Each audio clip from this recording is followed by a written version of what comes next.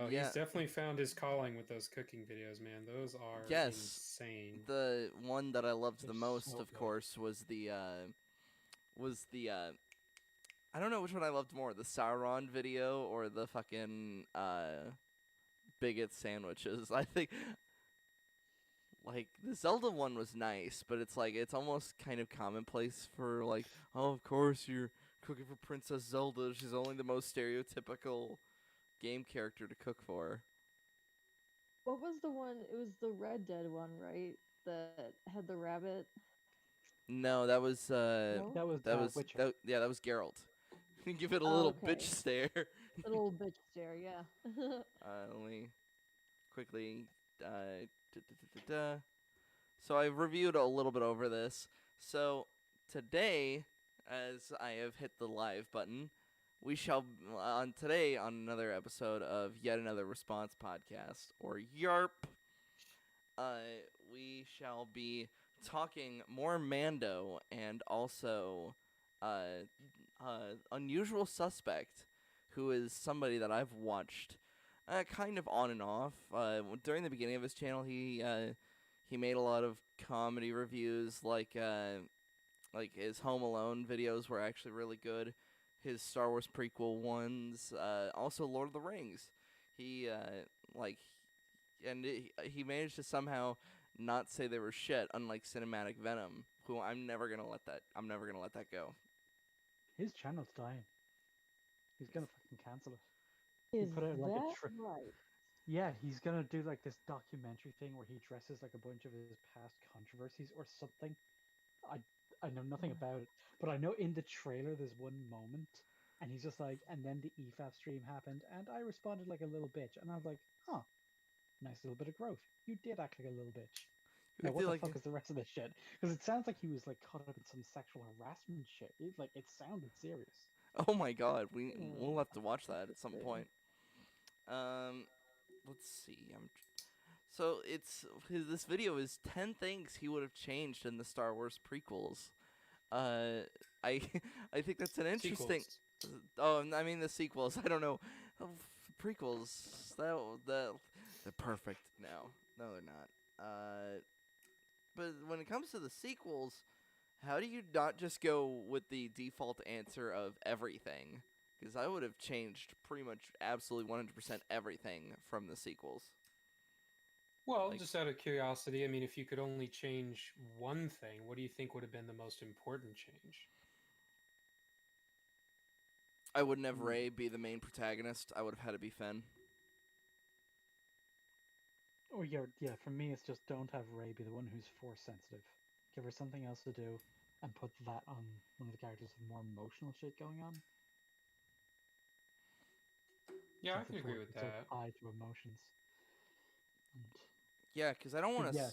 I don't want to be mean and say Daisy Ridley couldn't act, because it's almost like any of this stuff. It's not really her fault. It was completely like the director's fault. Like with JJ, he was clearly just trying to slap his Star Wars toys together, and with Ryan, he was just like, I hate Star Wars, so how do I destroy it?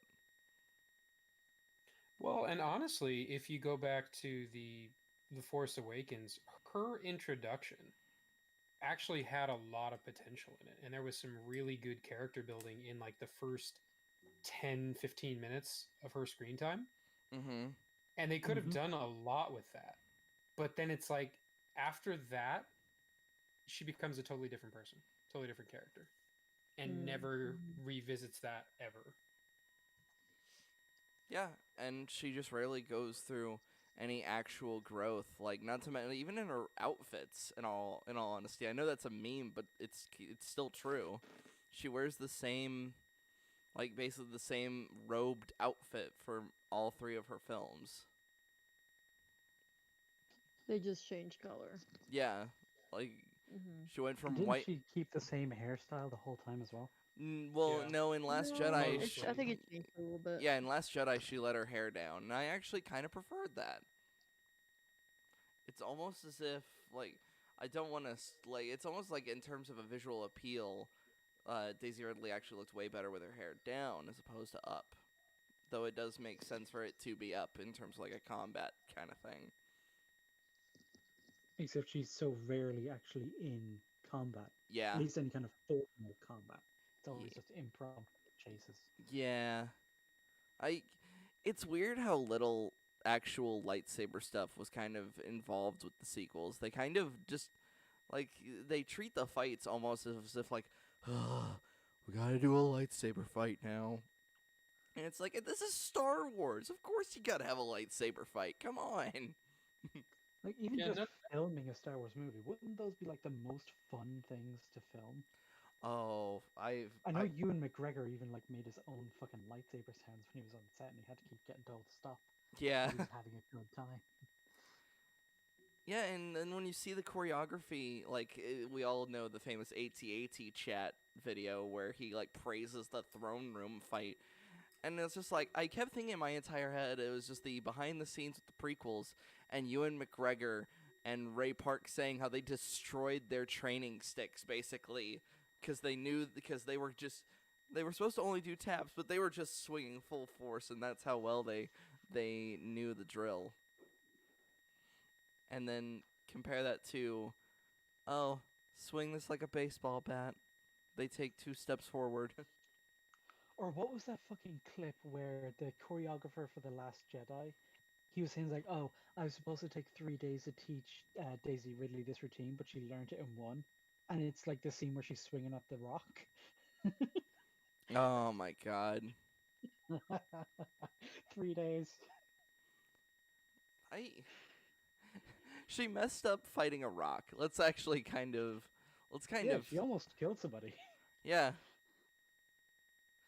Like kind of funny joke, but at the same time that's really fucked. I wonder if that'll be one of his 10. All right. Is everybody ready? Shall I hit the button that does the play? Allow me Let's do to it. pour a quick drinky first. It'll Oh. only take a moment. Oh, the Irishman going for a drink. How typical. You don't get to fucking talk, my friend.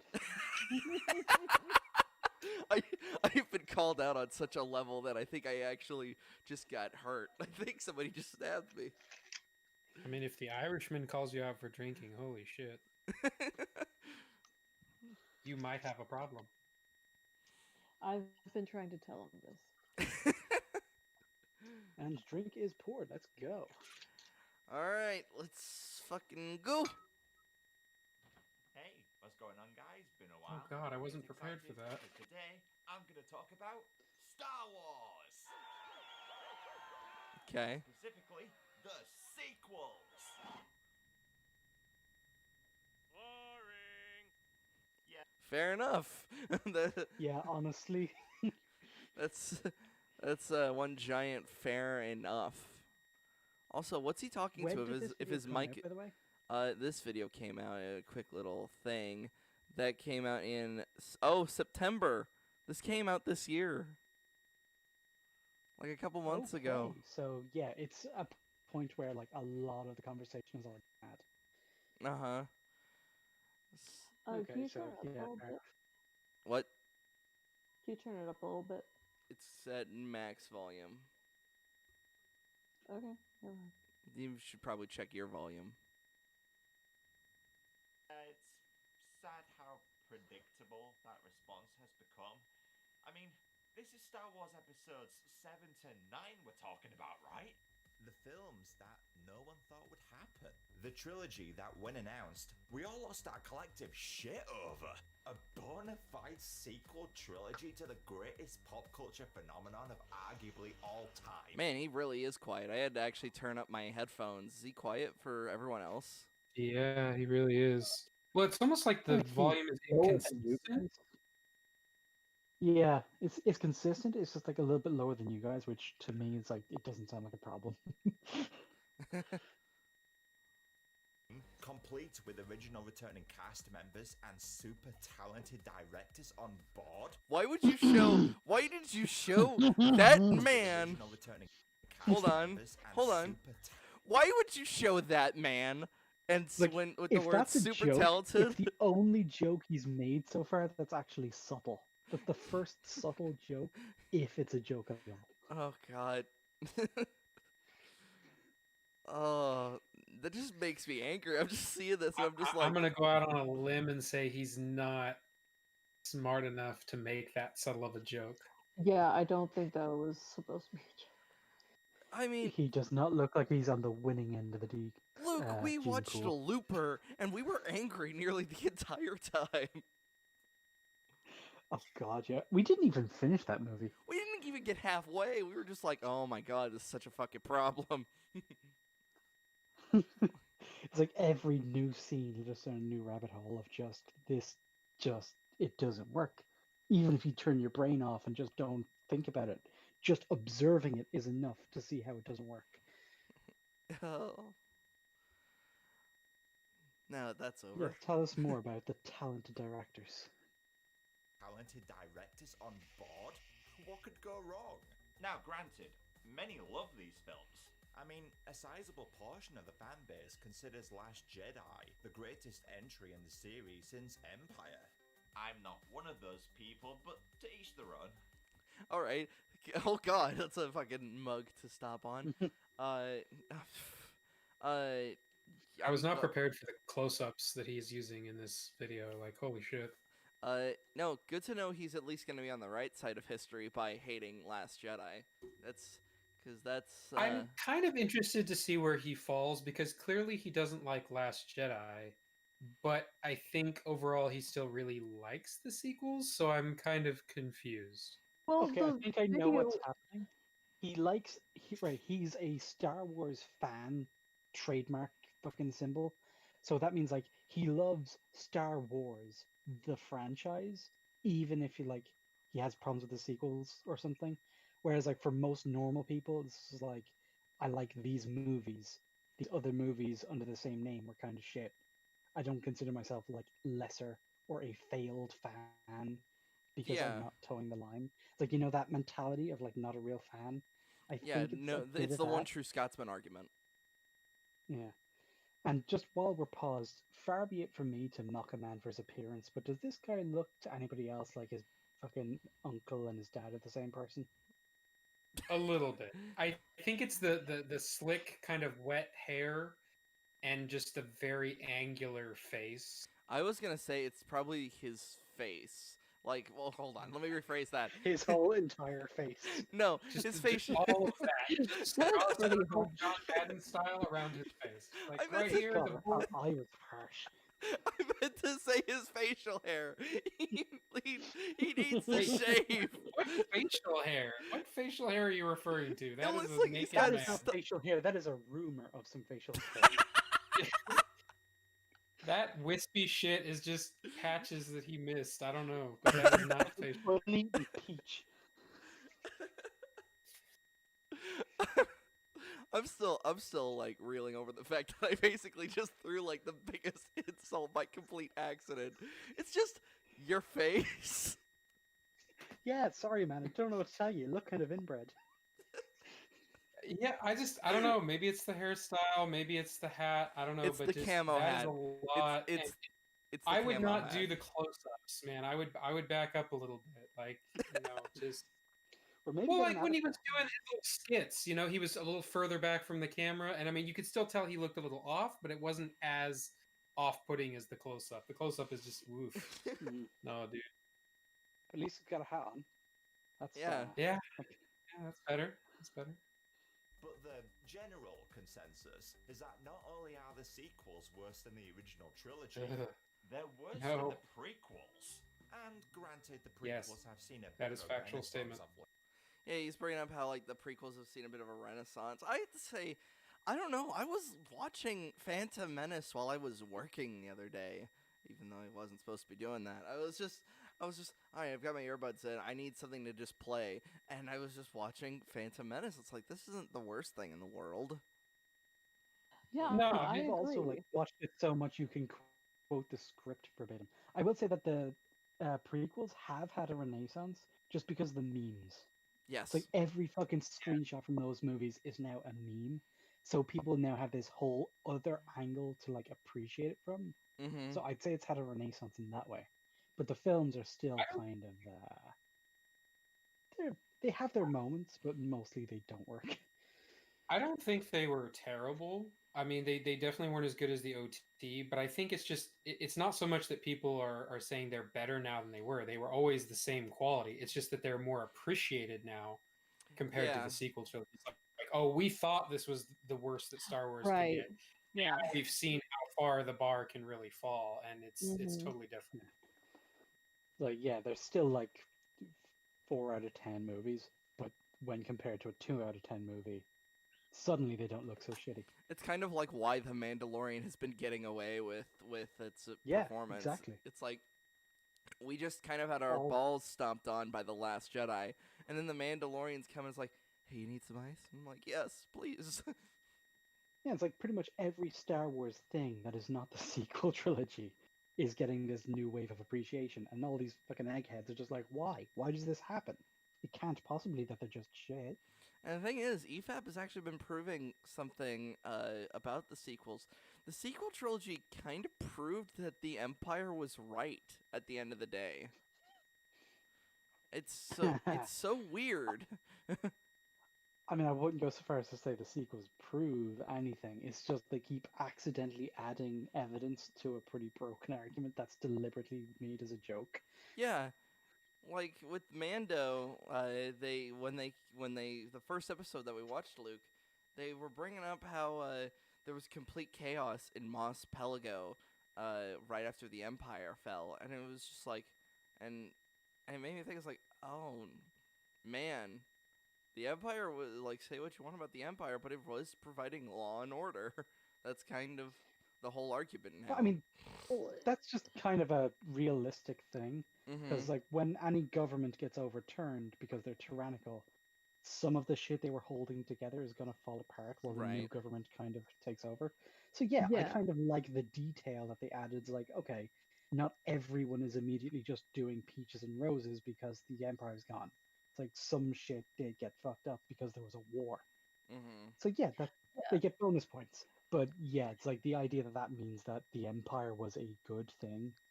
Yeah, it's a stretch.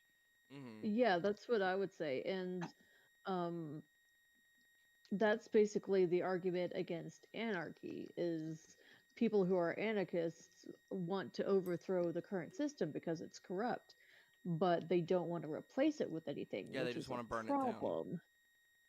Yeah. Yeah. So, I mean, and this is kind of what happened with the French Revolution. They tore down the monarchy.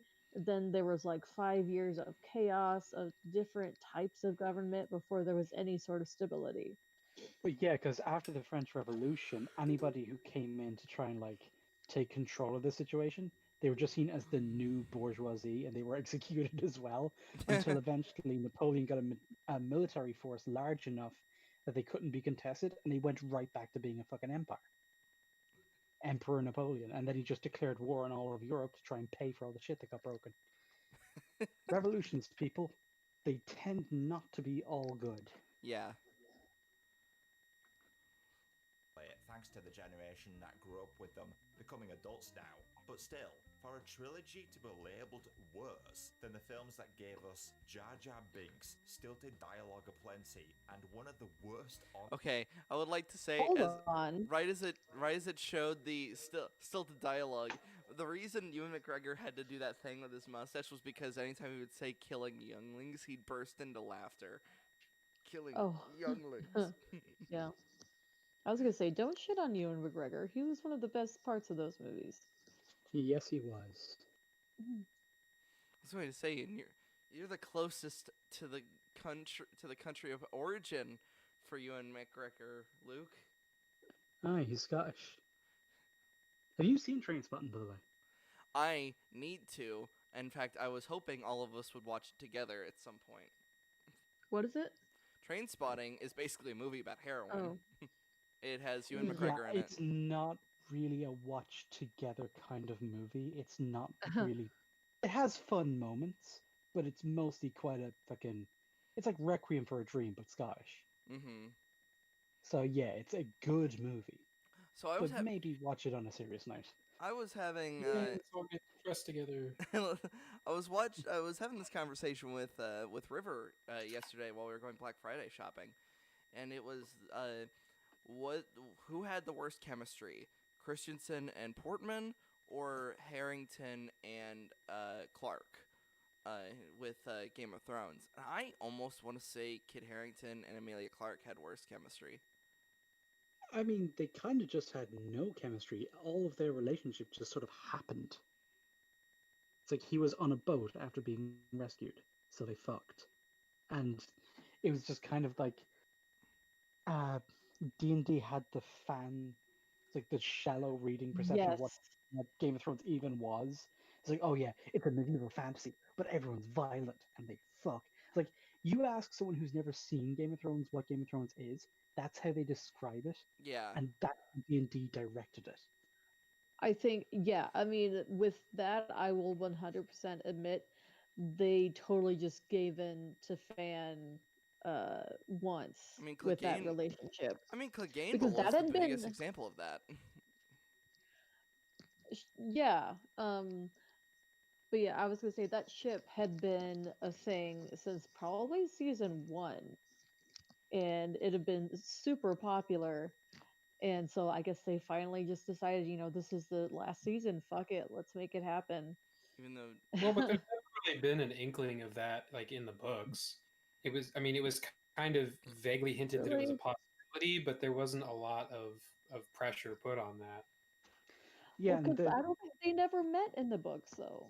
they No, they haven't didn't. they That's the have they thing. haven't Like met Yeah, every all of I their think that's why it relationships was was so implied. ridiculous. It's not. Hmm. but in the books, it's kind of stated that the Targaryens have kind of a history of incest because the whole yes. English Oh thing well, give the yeah, bloodline pure, Correct. but yes, Starks don't. In fact, I think Northmen are yeah, specifically mentioned as not doing that shit.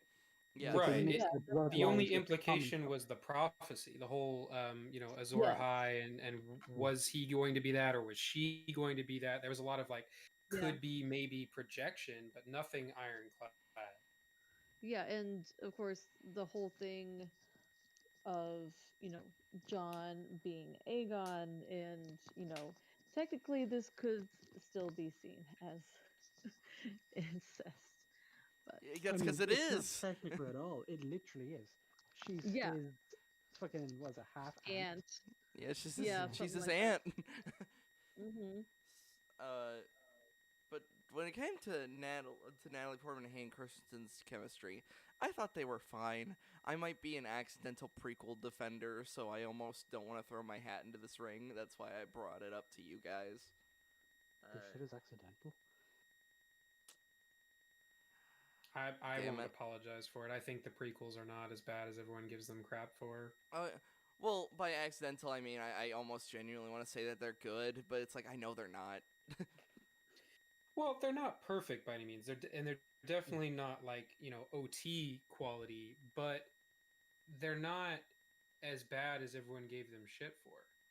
Mm-hmm. It is a cohesive story. Like, I would argue that the worst things about the prequel are there's some bad dialogue, and the CGI doesn't really hold up, on rewatch. But other than that, I mean, everything that happens for a reason. It's not like there's a bunch of shit in there that just doesn't need to be there. I mean, It's we kind of proved this last week when we went through that video. This is like, the guy is like, oh, why is this happening? Why is this happening? oh Why is this yeah. happening? And we had like very simple explanations for After every we were single done one. streaming, we watched a guy called Confused Matthew who basically just kind of without realizing it replicated the Plinkett response, and it was just like these movies are boring. Why everybody's confused, and it's just like if you just think about it for 2 seconds, you'd understand. Um, oh, On-screen romances in movie history is really saying something. But what's interesting is that the sequels. Okay, more the important romantic question. with Which visual. is worse? Fucking Padme and Anakin, or Raylo? Raylo, he's a fucking psychopath. Raylo. I mean, Also, yeah, he's if you really want to make that comparison, like worst, relationship in movie history, come on. No. I was about to what throw. relationship? That's kind of the problem. Well, I was about Yeah. to. As bad as the chemistry was between Christensen and Portman, it's like it was bad chemistry during scenes where they established that these two characters like each other. You didn't get that for Raylo. And then in fucking Rise of Skywalker novelization, they made it a kiss of gratitude. Not a like Oh my god, that was so fucking perfect. The kiss of a gratitude. kiss of gratitude. It's like yeah, last time yeah, and Well, and say what you Hey. want about the prequels, but I mean, at least the relationship kind of made sense. You know, why Yeah. these two like each other, why they're No, you around don't each get it, other. man. It was a blowjob of I appreciate you. That's what it was. Oh, there you go. yeah, That's no, Really the show thing. your appreciation there, Ray. no, yeah. And when I'm just like screwing in like parts of my desk, and I ask for the screwdriver, and River just hands it to me, I just gotta just shove my whole tongue down her throat. That's what happens, right? That's just how this works. You gotta show your You gotta kiss- appreciation. You gotta kiss the homies. It's not always appreciated. So, I was about to just fucking throw some just shade in a random direction as everybody was just talking about like bad romances, and I was about to just say Jack and Rose, and it's like, wait a minute, it's been so long since I've seen Titanic, I don't even know if I could accurately make that claim There's as a nothing as a wrong with I that. think it's other still better than- than Raylo. yeah, of course it is. Like, I mean, I honestly, think like the it's not that bad. It's just kind of fucked what happens in the end. Uh-huh. But Yes, it's a that's what fucked I up was gonna say. situation. But yeah, the Mhm. actual development of like their chemistry and liking each other, it's like they're both they're in their late teens, very early 20s, and they're both hot. Like honestly, there's very little explaining that you and need they're to do. and they're both hot. Yeah. And it's 1912, so they're bored as fuck. I mean, come on. And Yeah. they're trapped on a boat. Like you couldn't get more perfect. and there's a And car. plus, she's got that like auntie who's like egging her on to like get some dick. I don't remember that part I of the need to script, rewatch but, I Titanic. didn't remember I need that. to where there's just this aunt that's just like, girl, you get some dick. I mean, pretty much. I mean, Honestly. Granny's in 1912, everyone. Granny's old. She's just part of human nature. It's been 84 years since I got that dick. 84 years since I've had a good pounding. Oh yeah, there's just that thing where it's like, there's the people who are diving the wreckage of the Titanic, they find this really old woman, and they bring her onto the ship. It's like, okay, where's the treasure? And she just spends like an hour and a half telling them all about like an excellent lay she had 84 years ago. Yeah, it's basically the whole concept of the movie. And then he flipped me over and okay, moving on. He steamed up this car. And then he started reaching for the back door. Moving on, Grandma! Oh. People didn't like about the prequels. The acting is better, the dialogue is less wooden, there's a bigger emphasis. I'm sorry, no. The dialogue is shit in the sequels.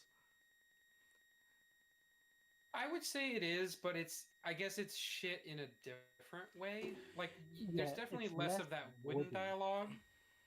But it's still like redundant dialogue. This It's is how we vague, win. It doesn't really explain anything. People are just saying shit to say shit. This is how we So win. it's bad dialogue. but Not it's by- acted better, I suppose. Hey guys, this is how we win against the Mhm. sequels. Not by destroying what we hate, but saving the ones we love. Yes, I agree. Bad line, 100%. But it doesn't come off as like wooden. It just comes off as ridiculous, especially it with the comes whole. across as it's definitely heartfelt. It's just retarded. Yes. Mm. Especially when you pair it with the visual behind her when she says the line and like things are fucking exploding and it's bad. It's like they But literally couldn't have any jokes in the movie that landed as well as that. Was priceless. Oh, I know that unintentional. You know, they're like, oh, it'll be so poetic to have things just being destroyed behind her, and it's like, no. No, it's horrifying. It makes the implication of her dialogue that much worse. We don't need to needlessly sacrifice ourselves. People have been fucking sacrificing themselves this whole movie.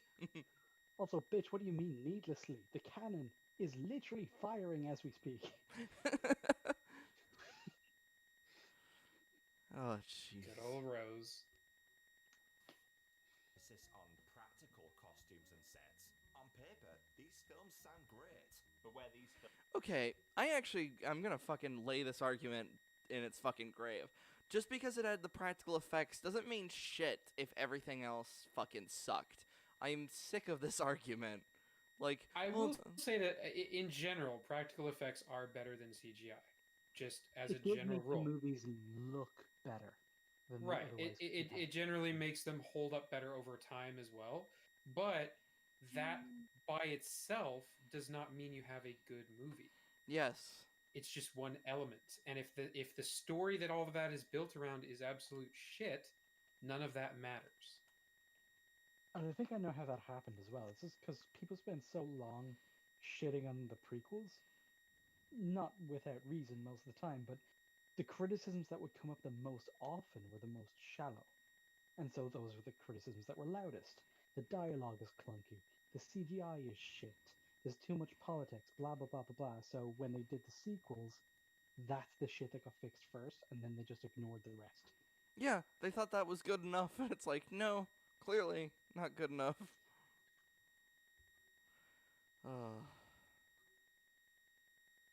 films faltered, for me at least. I mean, how much time have you got? The humor is hitting. How much time do we got? Well, we all Hey, collectively he listened to. made a good point. He made a good point. Oh my god. The humor is hit and miss. Yes, like I feel like I actually chuckled a lot during Force Awakens more so than like Last Jedi. Last Jedi was like a comedy graveyard to me. I mean, Yeah, I chuckled a lot during The Rise of Skywalker, but for different reasons. I was going to say we were all just laughing at it because we just we all just went into Rise of Skywalker just wanting it to be over. We're just like, all right, let's just get this over with and let's just have a good time Like- watching Star Wars burn. Imagine we've gotten to a point now where it's like, you have to clarify, like, oh my god, this movie's hilarious. But, like, no, intentionally, though. Like, you have to make the distinction. That it actually is funny and not because you're you're laughing at it. Oh. Many characters have wasted potential or don't behave like they should. The pacing of the story can feel slow and Holy disjointed, shit. and there's a million. He Pace- matched a visual to his dialogue. Hold on, the pacing for Rise of Skywalker is not slow. The pacing is so breakneck it's that you don't understand what's going on. It's insane. Pacing in Rise of Skywalker is absolutely insane. But I was proud of him. He said the characters, don't have a payoff, and he showed Phasma, and I'm like, good job. And then he said, Phasma was wasted potential. That's absolutely right. and then Yeah, he be careful said, about laying praise on this guy. He's going to ruin it. I know, but I gotta cheer for him when he earns it. I mean, hey, we're good not on even him on for the main matching a point visual to yet. his dialogue. we're not even on the main point yet. Oh. And different plot threads that make no sense, and what ones that do are just straight up lifted from the original trilogy. These films are entertaining enough, and I enjoyed all three on first viewing, but analyze them even a little, and you'll find they're a complete mess. But for me, Analyzing them a little, you put like the microscopic amount of effort towards analyzing these films, and they just die in front of you. And that is kind of his point. Yeah, I will say TLJ and Rise of Skywalker do not hold up on first viewing. Yeah. Like I could argue, I could make the argument The Force Awakens was good on the first viewing, but the other two didn't. I did not leave the theater as a happy camper. For sure. Little, and you'll find they're a complete mess. But for me, one of the most disappointing aspects of the films was how many times, when watching, I was like, oh man, if only they had done this, and they could have changed that tiny little thing, and we could have had this happen instead. Ah, look, the sequels had a fantastic setup. Yeah, they did, and Disney just didn't fucking roll with it. Oh, Rian didn't roll with it. Disney was the one who hired him. That's... I can't... Well, the original plan was that each movie was going to have its own director. Right. So, you had JJ for the first one, you had Ryan for the second one, you had Colin for the third one. I'm not sure why on earth that was ever the plan from the get-go. That just seems like a bad idea. It was probably just a contract thing within Disney I that think it these was because directors were already on the books. I was also gonna say I it could be the guess. fact that JJ said he was only gonna do one, and Well, then yeah, but I mean, as a company, doesn't that seem like a huge risk? Like, you know, you're setting out to make a trilogy, and you just paid $4 billion for this franchise. Do you really want to take that much of a gamble on it? Oh, People have been okay. waiting 40 years for these movies. Just a like weird devil's advocate thing. It's like, okay, you're Disney, right? You've sunk a huge amount of money into this franchise. Do you want to risk putting it all in the hands of one person? Or do you want to kind of like divvy it up a little bit? So if one of them's shit, only their movie tanks. It's like I Hmm. can just from see a your pure point. business thing, if you don't look at like how good movies are or how art gets made or how writing works, like if you're just looking at the business, I can kind of see how they got to that conclusion. But it's still like a weird decision for like of all the companies, fucking Disney to make it. How do you, what do you guys think if JJ had made all three? Do you think it would have turned out better? it would have been more You know, just Oh, for consistent. absolutely. continuity's sake, because then he wouldn't Yeah. have had to fix all the mistakes in Rise of Skywalker and like backtracked a million times and I'm Oh get yeah, do all it would have been more on par with the prequels, where I don't think everybody would have been happy with it, but it would have been cohesive from beginning, middle, and end. Yeah, I think Rise of Skywalker especially was bad because he was trying to do damage control, and he had to fit all of that in with what he wanted to do. So that's why it had such a ridiculous pace. There and was no time for anything. the question would that. have Right. been, however, would JJ have answered any of his questions as this would have gone on, or would he have just piled even more questions? Yeah, the more movies would in the trilogy he was given. Well, I think he would have put answers to his mystery boxes. They may have just not have been, the answers that we were wanting, but I think he would have put some form of payoff in there. The problem was that there was no way for him to pay off anything because Ryan left him with basically nothing. Everything that was set up in Force Awakens was killed off in TLJ. Yeah, Right. Yeah. it's why like most people make the assumption that when he was given the role, part of a part of us just thought like, oh, he's just gonna burn this down because he doesn't actually like Star Wars. Hence why I remember. even Mark Hamill was like, I fundamentally disagree with what you're doing with the character. It seems like you hated him more than anything.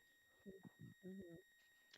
I remember after Last Jedi came out, I assumed that that was the last movie because I didn't know that there was gonna be. I was like, "There's another Star Wars."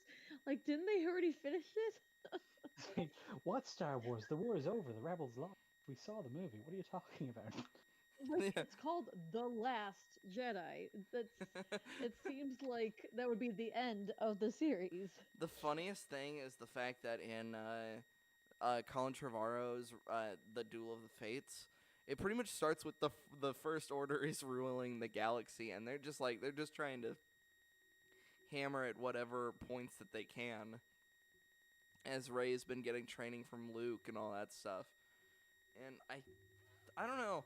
I think I would have preferred Duel of the Fates. Have you guys seen that leaked script? Nope. Oh yeah, you told me about this.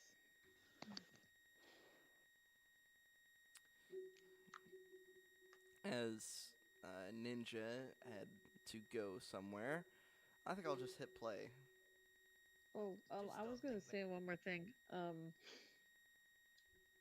One thing I will say about Last Jedi is that even though I wasn't as dissatisfied with it as you were, it definitely felt like it did not feel like the second movie in the series. Yeah, no, It that's it felt like the third. yeah. Everybody accuses Last Jedi of like you fucking ended Star Wars. Yeah, it wrapped up everything way too soon. And the thing is like Luke was just saying it as a joke, but in all reality, that's how the movie ends. Like, yeah, the war is over. The rebels have lost.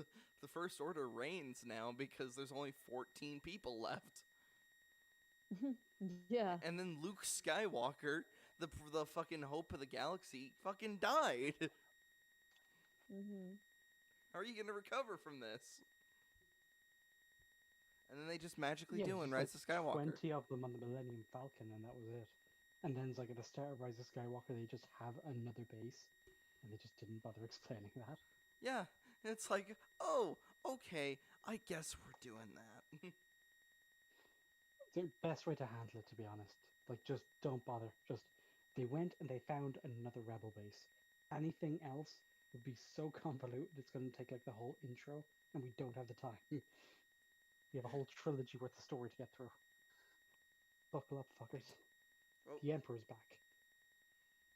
Took full advantage of it. They set in motion so many interesting twists, so many intriguing ideas, but they more often than not retcon them to appease viewers. If only they had been a bit more daring, if only they had taken some more chances, these films could have rivaled the legendary status of the original trilogy. So Okay, hold on, no. No, This is starting to sound like a subverted expectations argument. It's like, oh, if only they doubled down and subverted our expectations more, then it would be good. Like, I can think of one instance where that might be the case. And it's after the throne room fight when Kylo offers his hand to Rey, and like the general idea is like, all right, fuck the Jedi, fuck the Sith, you and me, let's make something new and take that in a whole new direction. Because that's what I thought it was building up to, and I was kind of hyped for it. And then when it didn't happen, it's like, okay, that was the last thing that this movie could have done to save itself. Mhm. And then the fucking Nut fight happened. So, you know. But yeah, that's like the one instance of like if they Yes. just subverted it even more, that was their chance. Double down, tell something new, take it in a whole wild direction. Yeah, and the problem, as I partially hear myself through River, you can let go of the push to talk. Thank you. Problem with them forming their whole new thing is that Kylo was a member of the dark side, and the dark side is inherently corrupting, and so it's like eventually it would have turned into the binary light versus dark argument again. But that's fine. Like if that's what they ended up with at the end of whatever they tried, Mm-hmm. I would be okay with that because we would still get to Yes, watch them try. That's And true. we'd see that be established in the lores. Like we could actually watch how the dark side corruption actually works in someone trying to get away from it. It would be like the One Ring's addiction thing, where you try to let it go and it just makes you want it more. Mm-hmm. Like that would have been so cool. Yeah, and I think that would have been interesting. I was actually more expecting. I was like, what if Rey just turned to the dark side and it was just Luke up against both of them, and that's just the end of it. It's like, all right, I gotta go kill both of them. I mean, that would have been a subversion too. I mean, it's almost as if Luke is the true hero of the Star Wars universe, and the story can't function without a Skywalker. Not the story, the universe can't function without a Skywalker. Oh, is that why they fucking did the Rey Skywalker? It's because there needs to be a Skywalker? Yep. I feel even... Like, did you not get that from the first view? It's like, he's the Skywalker now, and pretty much the entire audience just went, nah. I kind of just thought she was just going like, oh, because I like them so much, I'm going to use their name now.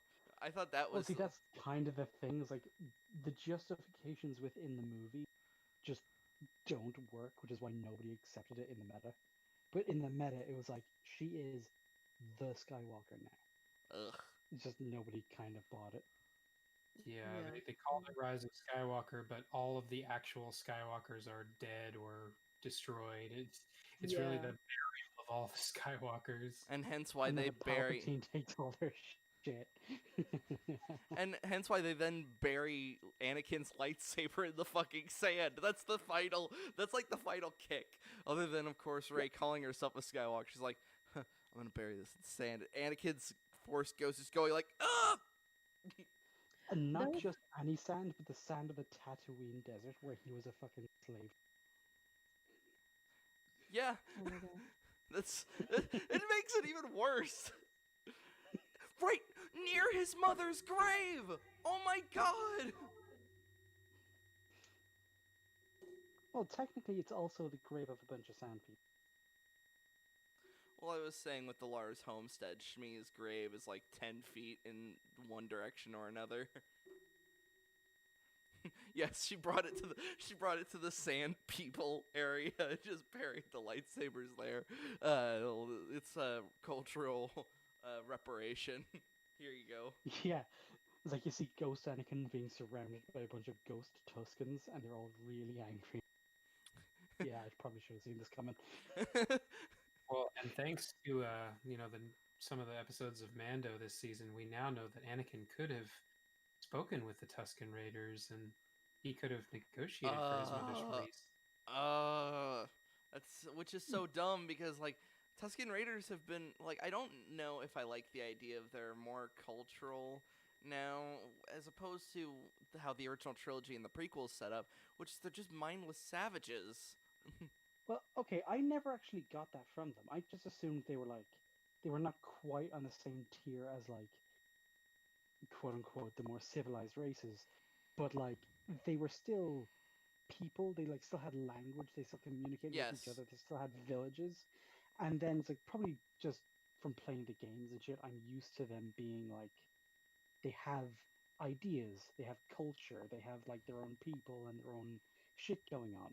So the idea that like you could, in theory, negotiate with them, and that's why it was such a fault of the dark side that Anakin just gave in and went fucking Whoops. Hulk on the map. Yeah, like that kind of sells that a little bit more to me. So I've never had a problem with Tuscan rights. Tusken rights. Tusken And lives matter. Yeah, Oh my god. I am Say I pro was hired as a TLM. script God damn it. I'm gonna go to Ireland. I'm gonna bonk you on the head. I'm gonna go back. I'm gonna go to fucking Kansas. Give you a bonk I guess too.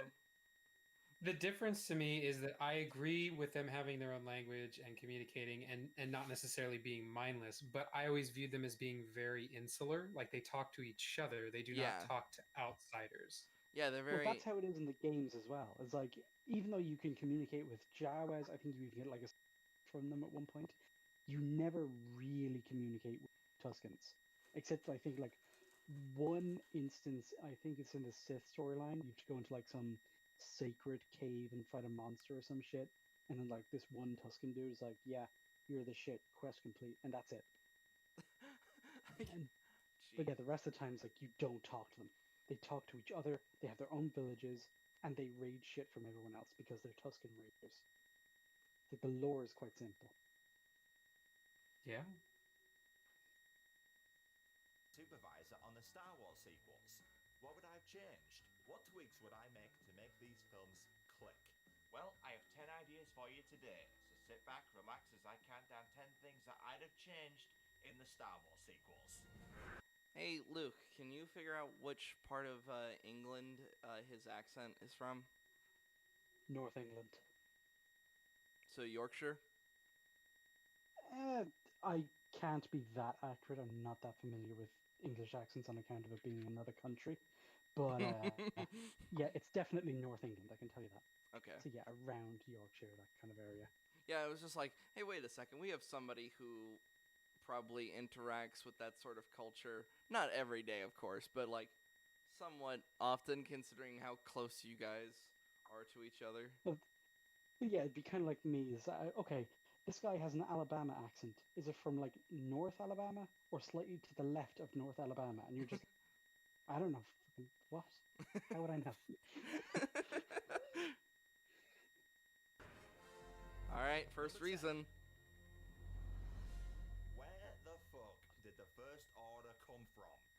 Okay, I realize this is likely explained in all the extended universe books and comics. No, it's actually not. This still hasn't been answered.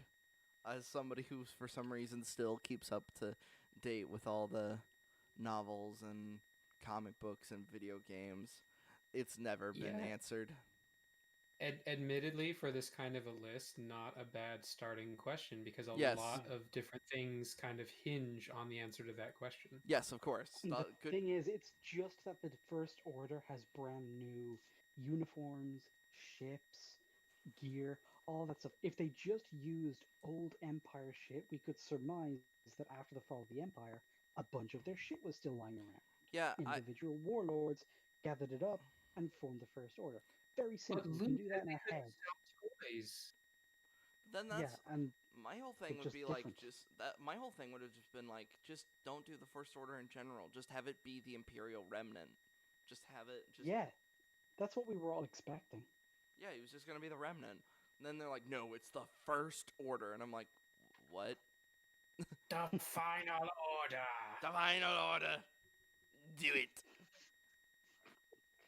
But something this vital should have been addressed at some point in these movies. Chronologically speaking, the last time we were in the Star Wars universe was Return of the Jedi. The Empire has been destroyed, the galaxy celebrates, the heroes have saved the day. Cracking. But one measly episode later, and all of a sudden, another Empire has come forth with a weapon that puts even the combined power of both Death Stars to shame. Who are these guys? Yeah, that is an issue. It's just like, what the hell?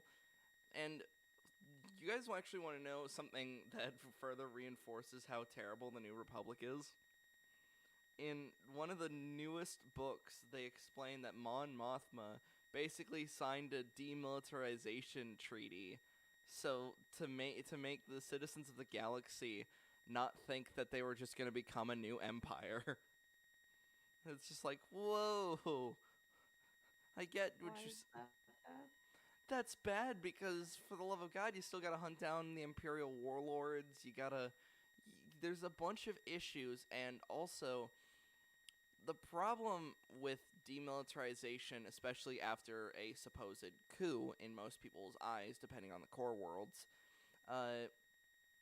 is it's you need to keep some level of certainty behind you, a deterrent. The Empire had its massive fleet, and then eventually the Death Stars. The New Yeah, it's Republic like had the the Clone Empire Army. falls, the Republic comes in and is like, okay, now we're in charge. And then everybody else who still has their guns is like, okay, why are you in charge? And the Republic's just like, please?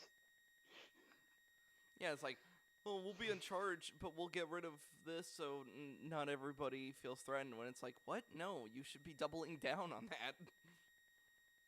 It's like, if you're gonna walk in and say, I'm in charge, you should pose maybe just a little bit of a threat. Just a little. Yeah. I swear, the sequels and everything related to it have just been doing nothing but shitting on like the aftermath of the Galactic Civil War. They've just been like, oh. Like, oh, we signed a treaty that means we're gonna slowly but surely demilitarize. Oh, we also actively shoot at distress beacons. We also just let a foreign government form with planet-destroying weaponry. Yeah, the world building for the sequels is just absolute shit. And so without that foundation, it's hard to build anything on top of them. Even if the characters were all good, it would be a really hard sell. Uh-huh. I think it What was are they go- ER pointed out towards the end, like, for me, this is like one of the last nails in the coffin of an all dead movie. But it was just, he was just looking at Leia at the end of the movie. How must it feel to fight your entire life for freedom and lose? Mm-hmm. And that's just like, wow.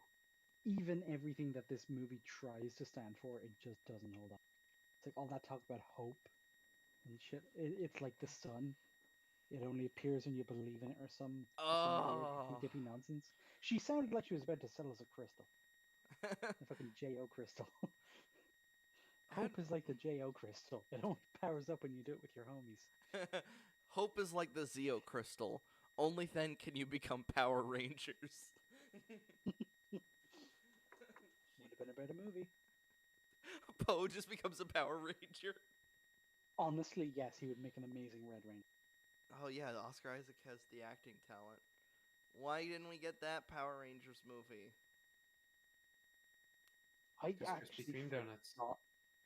Yeah, I completely forgot the fucking Power Rangers movie we ended up getting. Like, I know I've seen it. I remember sitting down to watch it, I and then there's just this like blank of nothing, and then it's like, oh, that's I, a rem- thing I saw. I remember showing River the Krispy Kreme scene where they just have such deliberate product placement for Krispy Kreme as like Rita Repulsa is just fucking grabbing a donut, sits down, and right as she takes a bite, Goldar just bursts through the ceiling with his fist. And it's just like they may as well have done like the Krusty Burger. I don't mind the taste. Hmm.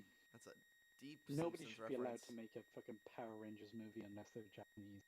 No one else has the weirdness. Oh, my god. actually, right, this is an absolute tangent, but at some point I have a movie that we need to watch. Either Y.A.R.P or the Geneva Convention needs to watch this movie because it is amazing. It is such trash. It is one of my favorite things. Oh yeah, we'll definitely whatever this is, it's got to be gold. So we'll definitely watch it. But back to the video. Oh we're yeah, on, that's awesome. we're only 4 minutes and 3 seconds in. We can do it. Are they remnants of the old empire or a new force altogether? How were they funded?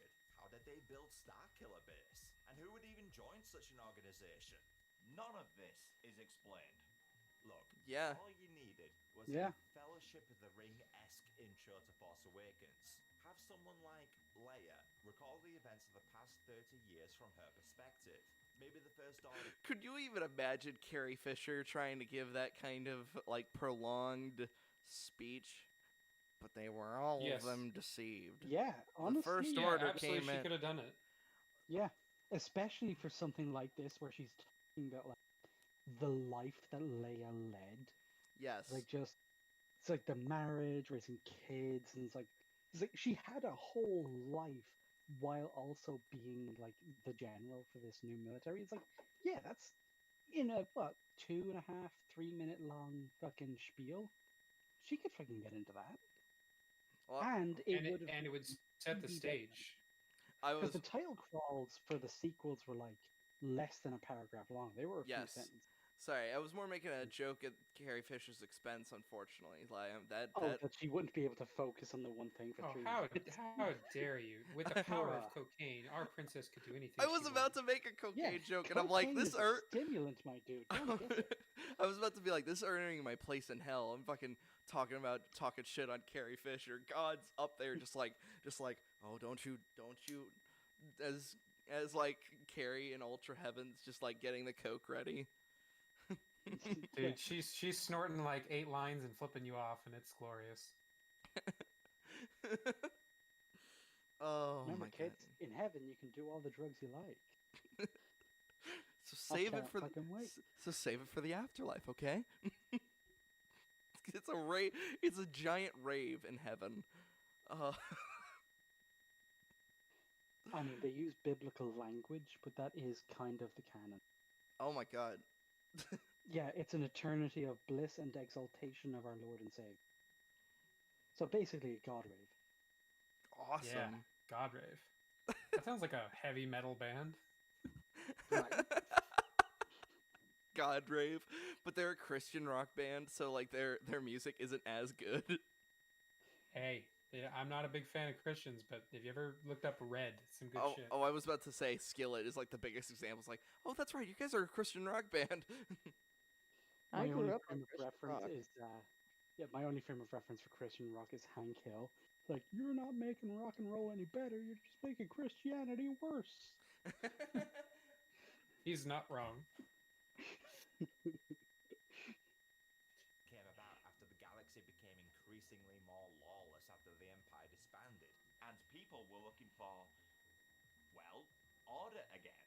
This is actually explored a little in The Mandalorian. The Empire improves every system it touches, judged by any metric. Safety, prosperity. Oh shit, I should probably fuck. I was thinking copyright, and you just see my hand just like fucking slam on the pause button. The I fucking mean, if he the got away fucking with it mouse. for his video, you should be fine. Oh wait, yeah. Wait, streams are, stream rules are different, my friend. I'm just imagining the fucking mouse just kicking down my door. Are you showing the Mandalorian? No, Mickey, I'm not. It's like they've got SWAT gear, Oh, but like toodles! gives you like this spray painted on. That'll be your The life mouse savings, Musketeers are on please. their way. He's got a Mousketool 12 gauge. So you get a fucking WhatsApp notification. It's like Bob Iger would like to know your location. No, Bob, no. Bob, what do you do with that shotgun, Bob? He ordered a soda at your premiere. You gotta pay for that soda. Bob, no! Oh, that's a deep-seated reference. Do you guys know what I'm talking about? Nope. During the first Not at all. Avengers premiere, it was either the first Avengers or it was Age of Ultron, he was getting mad at, like, the not test premiere, like, the critics watching it, and, he was getting mad that, like, some people were getting more popcorn than he was, like, technically allowing, and, like, more soda. It's like, oh, come on! It's a movie theater! Well, honestly, that just sounds like Disney. Yeah. Like, if you've ever looked into what the workers have to, like, the stipulations they have to, like, adhere to when they're on, like, the park grounds, Yes. that just sounds like business as normal for Disney. They are very focused on detail, which makes shit like this almost inexcusable when it comes to their movies. Yeah. Which is why people get so upset. It's 'cause, How- like, they've built a legacy on being the brand that gets this shit right. Yeah, how with all of your money do you fuck this up? And it's just you let an absolute cunt fucking try to run things. And she only has limited power now, but she's still trying to exercise that freedom. Isn't her contract almost up? Isn't that a thing? Well, let's not forget that last time that her contract was almost up, they renewed it for like 4 more years. We thought she was going to be out the door, but they fucking promoted her. Fail upwards, my friends. That is the corporate way. Because money does not always buy talent. Usually it buys the people who are next in line. Yep. Trade, opportunity, peace. It's something that would Okay. be I thought I was going to have to fascinating pause dive again. Because the Empire are bad, duh, they destroy planets after all. But there would be some worlds out there that thrived on What was your argument, Luke, when I was playing Squadrons and you were like I was having like this I wasn't throwing I was damn near throwing a fit. Well, it's like, why would somebody willingly work for the Empire? They destroy planets and or all this stuff. And I'm trying to remember what did you say? Hold on, you were starting to like stutter and cut out there. Could you say that again? I was talking about like when I was showing you Squadrons and I was playing on the Empire side, and I was damn near having a tangent about like, why would you willingly work for the Empire after they've been defeated? Like, they tried to blow up planets and they succeeded at one point. And I'm trying to remember what you said, like what you said back to me. Oh, yeah, I was just talking about how in like historical empires. Okay, Oh fuck! he just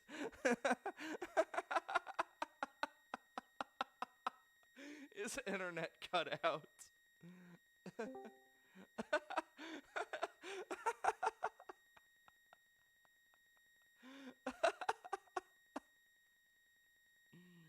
Oh, Luke, are you there? am I back? That could not have been more perfect for the fucking stream. Let me tell you something. Boop. Yeah, I fucking know. Okay, where was I? You were talking about like Okay. with actual empires, and then you cut out.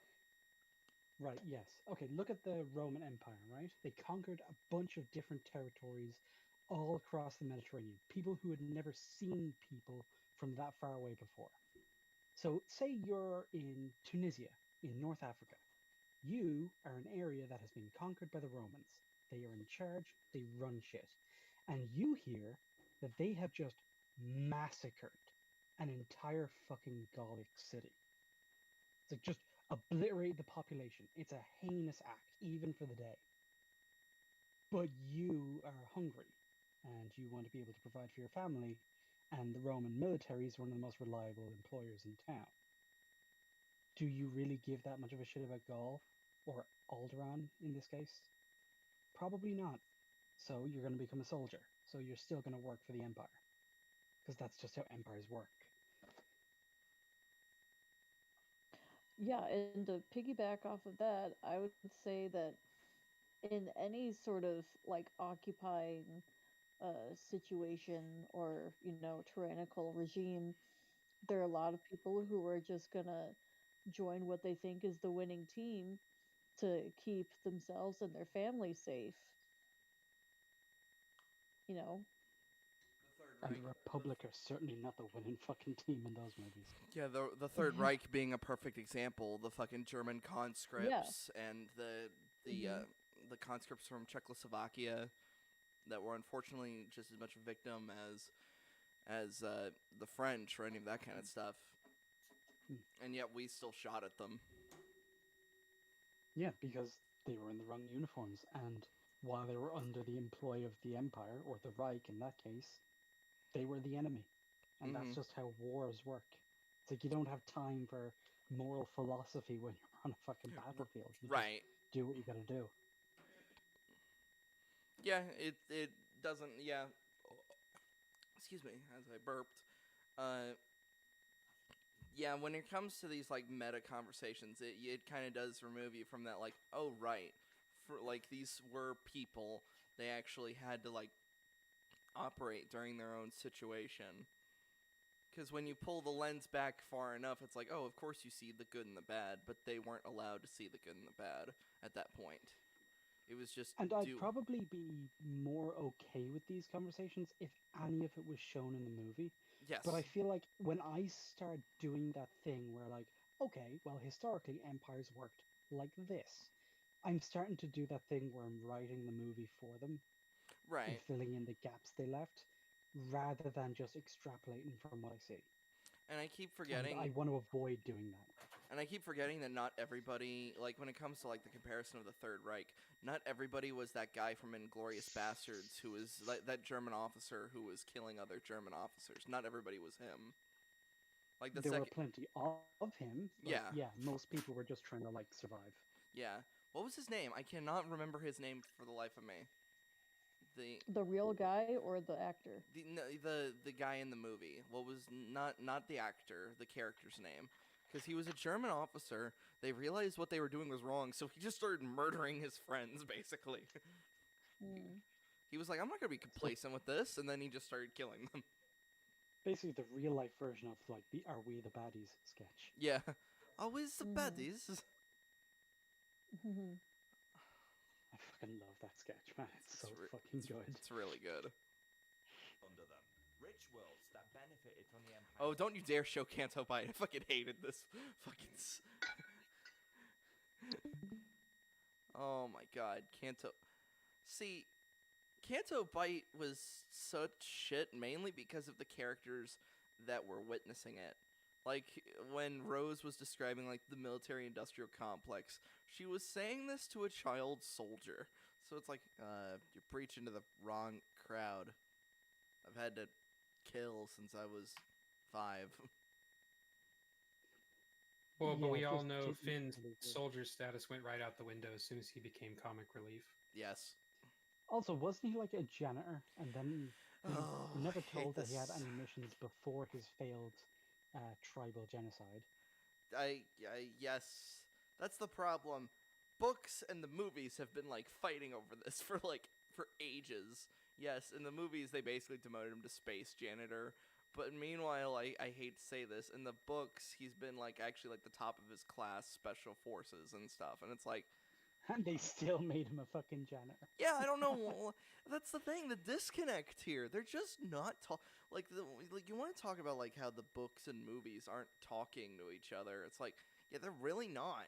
It's movies come first, of course, because they're the thing most people actually see, and then the books will just be like, let's try to explain. Kiss of gratitude is what Ray actually did. It's like, oh, I also, I see what you Imagine one fucking of them did there, died Luke. and they have to give the rim job of condolences. Oh my god. Oh. Willingness to enact law and order on anyone willing to rebel against their corrupt governments. So when a new empire starts gaining traction in the galaxy, oh shit, sign us up. But no, the First Order are simply portrayed as bad guys. And that's fine, but for an organization to show up Almost incompetent bad guys. That's the problem. Their ability to rule over the galaxy fluctuates. Like they lose Starkiller, and the next day it's almost not acknowledged as if as if it happened. Well, it's not helped by the fact that the timeline between 7 and 8 is so fucky. We don't Yes. actually know how much time passed between Starkiller and the attack on the rebels. But then again, it's like it's also just they didn't even try. They didn't establish how much power they have, how much control they have, how many how many planets they had power over. They didn't do any of that, so we don't actually know how competent they are. All we know is they destroyed the rebellion almost by accident because their commanders are shit. out of the blue like it does, you need to establish what makes them so appealing to the literally millions of people that follow them. Just would have helped us understand the villain's motivations that much more. Not just millions, billions. Like there was that one time they went over the specs of the supremacy, and there's like 24 million crew members just on the ship itself.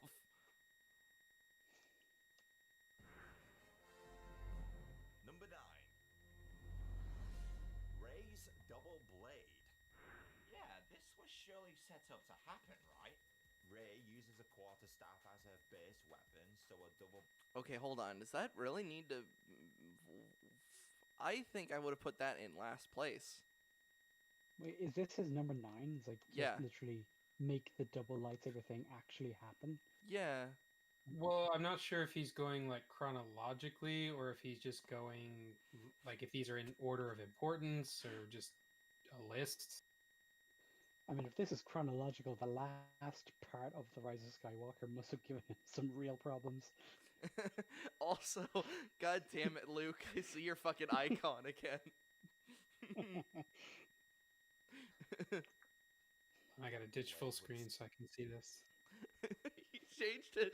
He changed it to his face.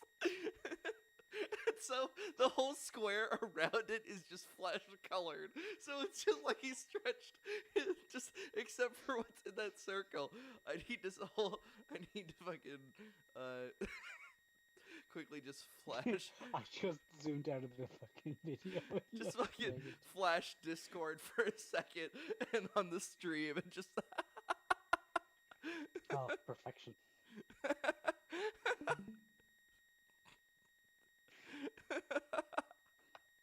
I just turned my head again as I put everything back, and I still see just the flesh circle and just everything else, and I got spooked for a second. I'm like, ah! Oh my god. Suits her fighting style. There's the training sequence in Rise of Skywalker where she's having difficulty with Anakin's blade, so she breaks out a staff-like stick to finish off the droid. There's Evil Ray, who's true. Right, you can just say stick. I almost wanted to say sword-like weapon. I mean, pretty much, yeah. She used what I don't even remember what the context was for who was saying the sword-like weapon. That was Yeah, I can't remember who exactly it was. I just remember the argument was that she had used a staff, which is long and cylindrical and is therefore a sword-like weapon, and then Shad lost his absolute shit. Yeah, because it's not true. And I can't even remember if Shad was like actually in the call or he was just in the chat because he floats around sometimes for EFAP. But yeah, he was not happy. Oh, he uses a double blade. There's Ridley's stunt double, Chloe Bruce, who clearly excels at this fighting style, and hell, there's God, even she has the concept tummy of the art. gods. Could we have gotten her instead of Daisy? God. Honestly, though, it's like I mean, I'd she take. looks like she does yoga to sleep. She is toned like a fucking Oh, instrument. that is God, the Dude, most I'm just saying, unfortunate you're not screenshot. saying anything that makes me regret that decision, though. I'm just saying that looks better than what we Oh, got. I'm Like, actually fully endorsing the decision. She looks great. yeah, let's do it. As I accidentally brought it back at the worst fucking moment with her mouth. Worst is very subjective, sir. This is a podcast of a bunch of guys and one lady. So just as all these jokes are just crashing into rivers, just like, okay, well, it's I okay. mean, mine wasn't really a joke. I was just saying that she's fitness goals, Oh which no! Oh no! I was is talking. completely divorced. But yeah, no, I was she looks talking. great. I was She looks no. I great. was talking about that face that she's making, and as Ninja Oh, said, that, that's yeah. that's entirely subjective on as to the nature of that face.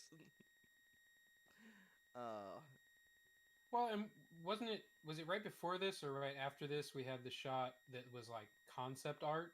yeah. Hold on. Clearly excels at this fighting style, and hell, there's even Yeah, that was concept from the Colin Trevorrow's The Duel of the Fates. That looks way better than anything we fucking got.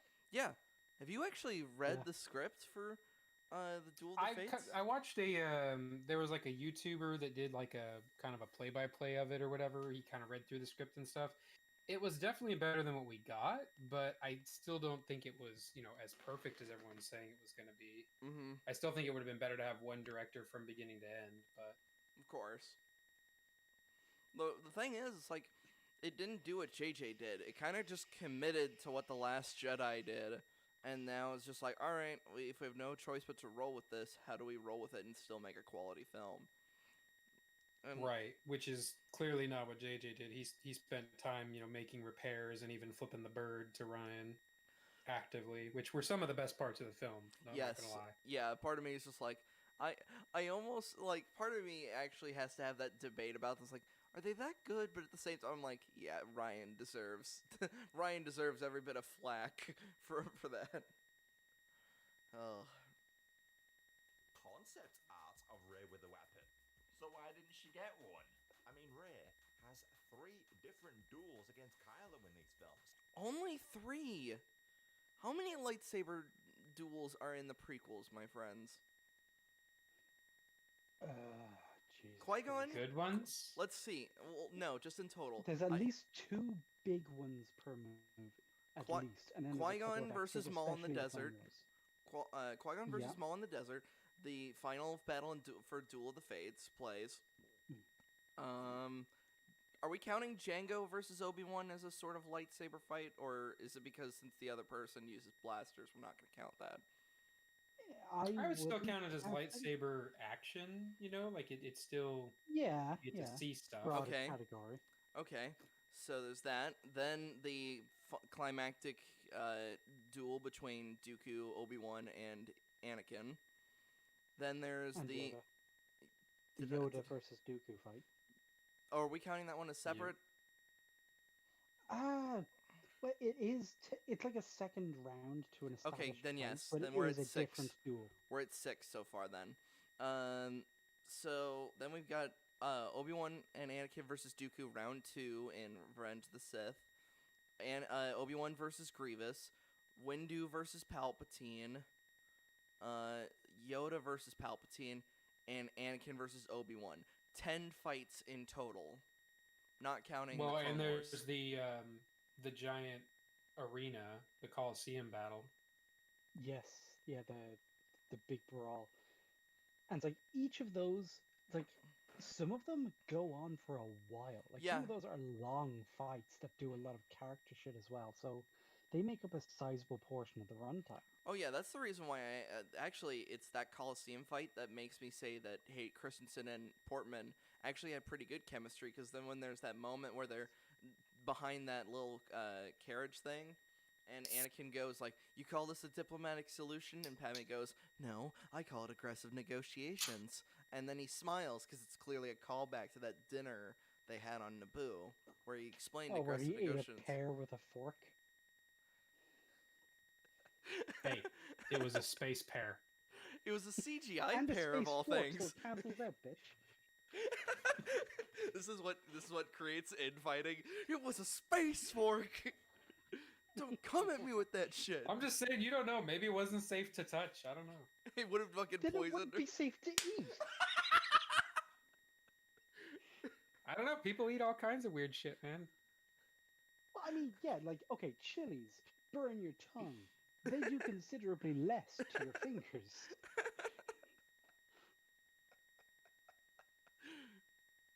Is this a grape-like fruit argument? I don't know. Some people do weird, monstrous things. Some people eat pizza with a fork. I think it's wrong, but they do it. That's what those fucking weirdos from Chicago do.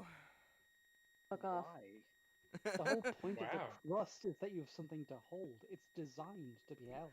No, Noah River knows exactly why I was making that dig is like the fucking Illinois native. Well, It's a casserole. It's meant to be eaten with a fork. it's pizza. I'm gonna grab it by the crust and eat it like a man.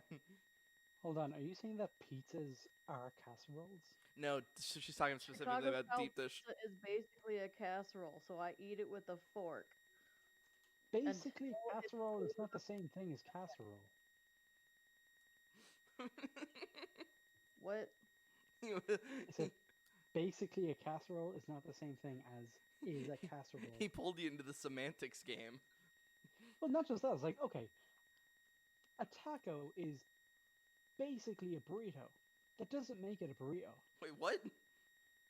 Tacos are meat, veg, salsa, and probably sour cream, depending on who you are. In a and maybe taco cheese shell.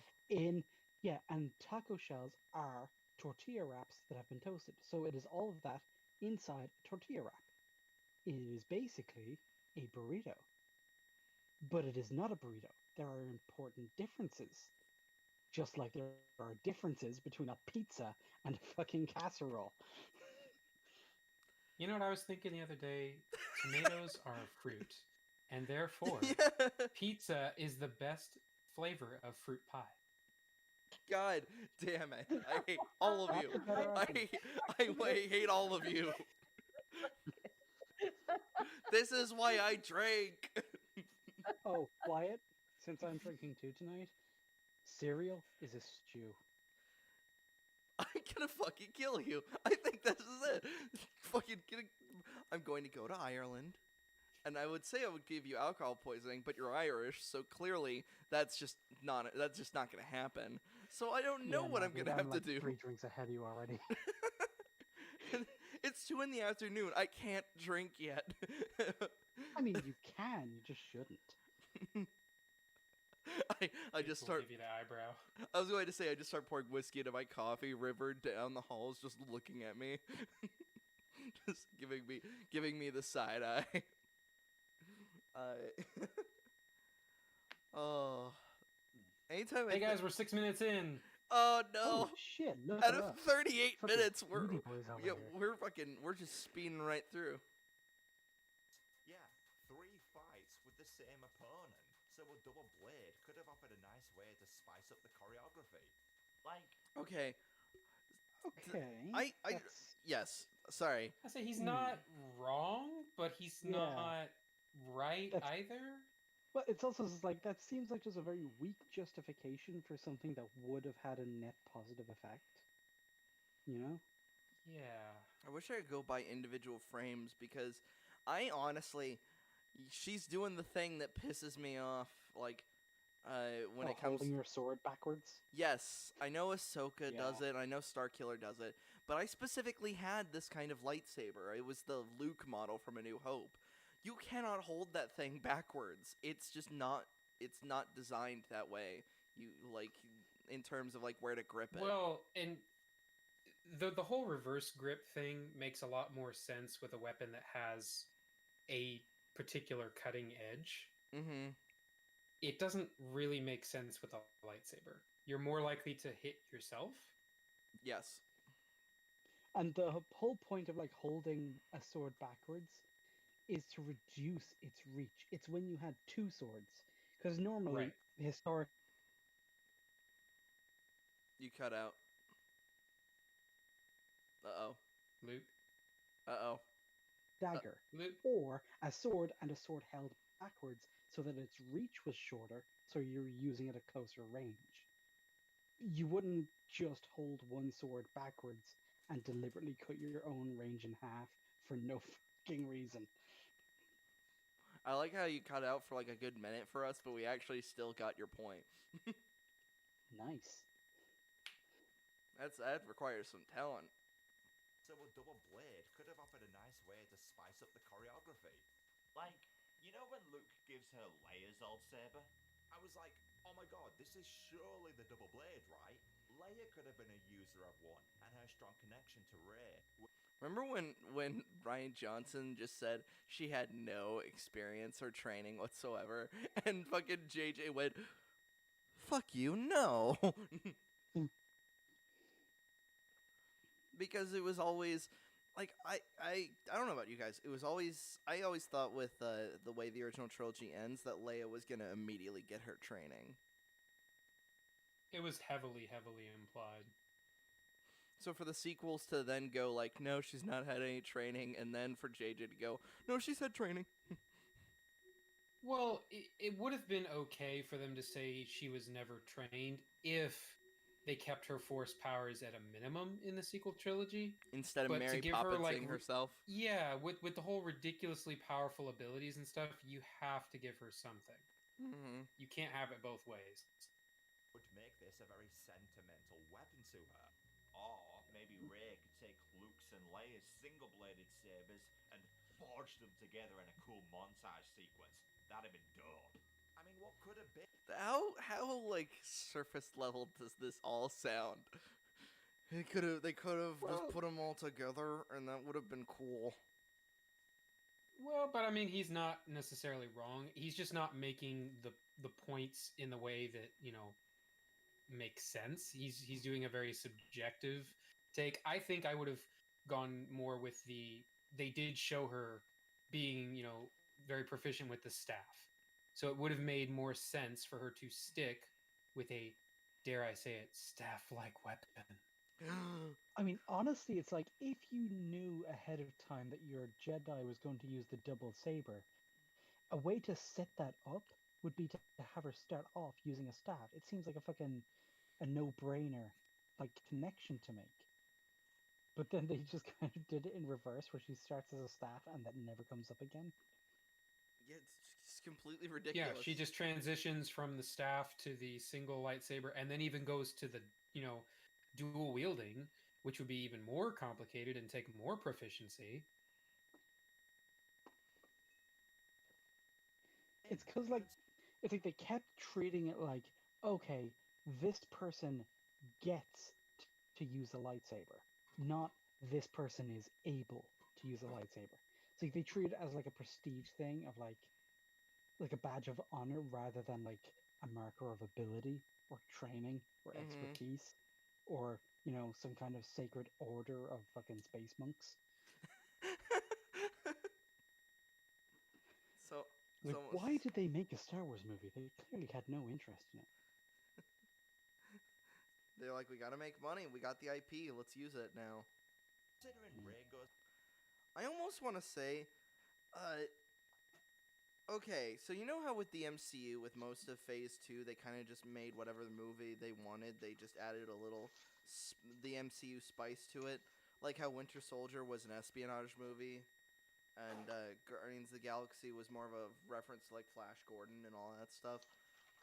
Could we have done that with Star Wars? Like Rogue One was basically a heist film. And then so was Solo. Could we? Oh, absolutely. Could The Star Wars universe is huge, and they could have done that, a similar sort of a layout for the Star Wars universe. You could have had all these individual adventures, and then you could have brought that all together in one big ensemble film. And yet they just didn't do it.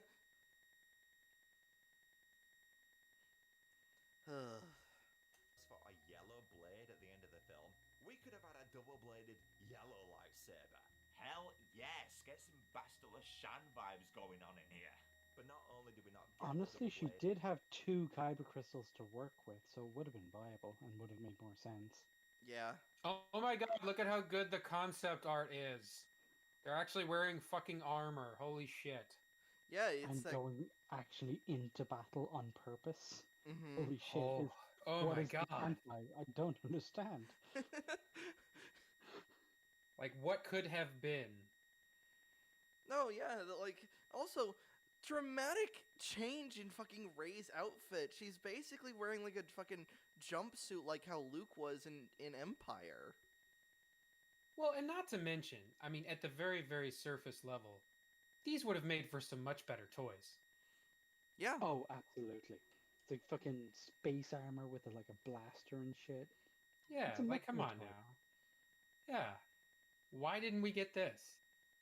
Oh, This is, I can't remember who made them, but there was some YouTuber who did a bunch of like videos about the merchandise specifically because he used to work yes. in a toy store or something, and he just went around and was like just showing, like, nobody fucking wants a Rose Tico action figure. Yes, and it was Bruh, like he went why into do I fucking need to Toys R explain Us. He fucking went into Toys R Us's and be like, yeah, they're all in the clearance bin. this? Ah, we don't even see I'm Rey surprised use that a dude never yellow became hood. Oh, more you outspoken in wanted the me to fandom use menace. this? Nah, I'm gonna stick to the one that was used to murder younglings. I feel at home with this one. Stupid. Number 8. Alright. Okay, the guy actually has some like editing skill to like just pull that out of his pocket like that. Just, oh, I can make it look like the lightsaber's actually activated in my hand. Even Just though for he's. this like throwaway gag. Yeah, and you can clearly tell it's a throwaway gag because it's like the fucking children's toy from like the early 2000s where the hilt is like the size of both your arms combined. Yeah, so he just masked like the actual blade on, put the sound effect in. It's like, yeah, it's simple, but I it's don't even know how nifty. to do that, and I know a lot of editing tricks. So yeah, kudos for that, I guess. Flashback to Luke's Jedi Academy. Yeah, when you do a 30-year time skip, a flashback or two would definitely help out. And for me, what seemed like a glaring occlusion in these movies was Luke's Jedi Temple. Like, what was it like? Who did Luke train? Oh, just that image of just a sad Mark Hamill for a second. Like, what was it like? Who did Luke? That's just my reaction to the entire sequel trilogy. Like, oh, how could you do this? I feel genuine sympathy for the man because he has essentially made his entire career on Luke Skywalker. And Joker. And so, well, yeah, but Yeah. the majority of people that meet him or that see him in person are there and know him as Luke. Yes, of course. He does a lot of voiceover work, but, you know, he's gone around the world and spread the love and joy that is Star Wars. And so to watch his legacy be burned Yeah, in fact, if into Jake Skywalker is just, oh, God, I feel so bad for the guy. I was watching The Killing Joke in theaters, and they started with an interview from Mark Hamill, and the first thing is brought up, so when I started Star Wars, and I'm like, we're not here for that, Mark. Oh my god, it's literally the fucking George Lucas music. Like, so I'm in Star Wars. I created Star get Wars. 2 creams to my coffee there, please? George, get out of here. Oh. Like, they actually have to shoo him out with a broom like he's a fucking raccoon. George, get out of here. You've had enough coffee today. Oh, I created Star Wars. George!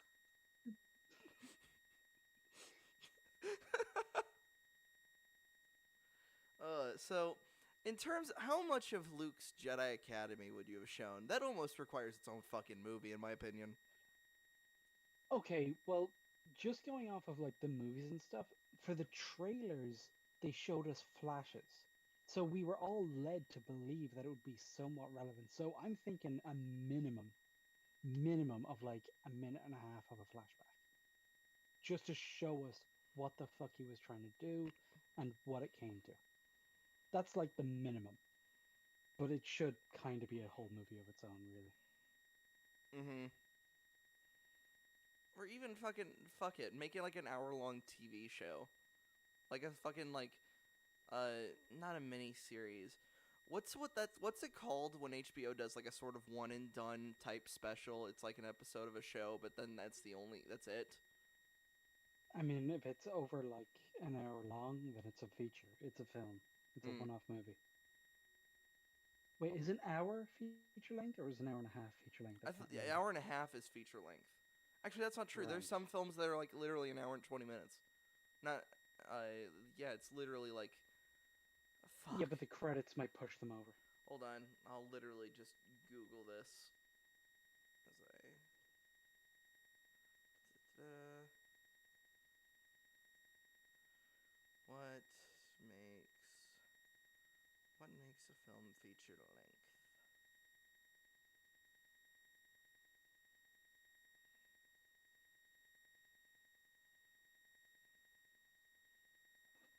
What makes a film? A fuck's sake, phone, come on.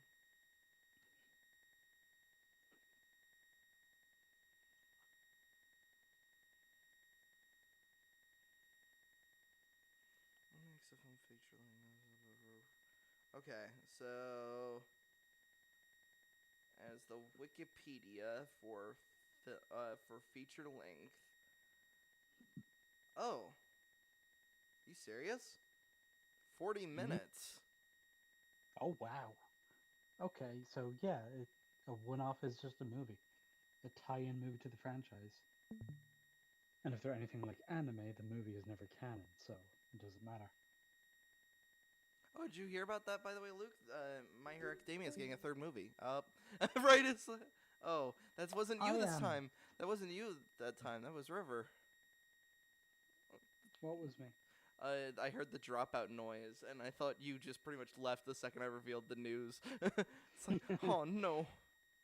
Honestly, does sound like me, or at least my internet. But no, I have not heard. Do we know anything about it? With pictures, you'll know the Three Musketeers, and it shows Midoriya, Bakugo, and Todoroki in updated outfits.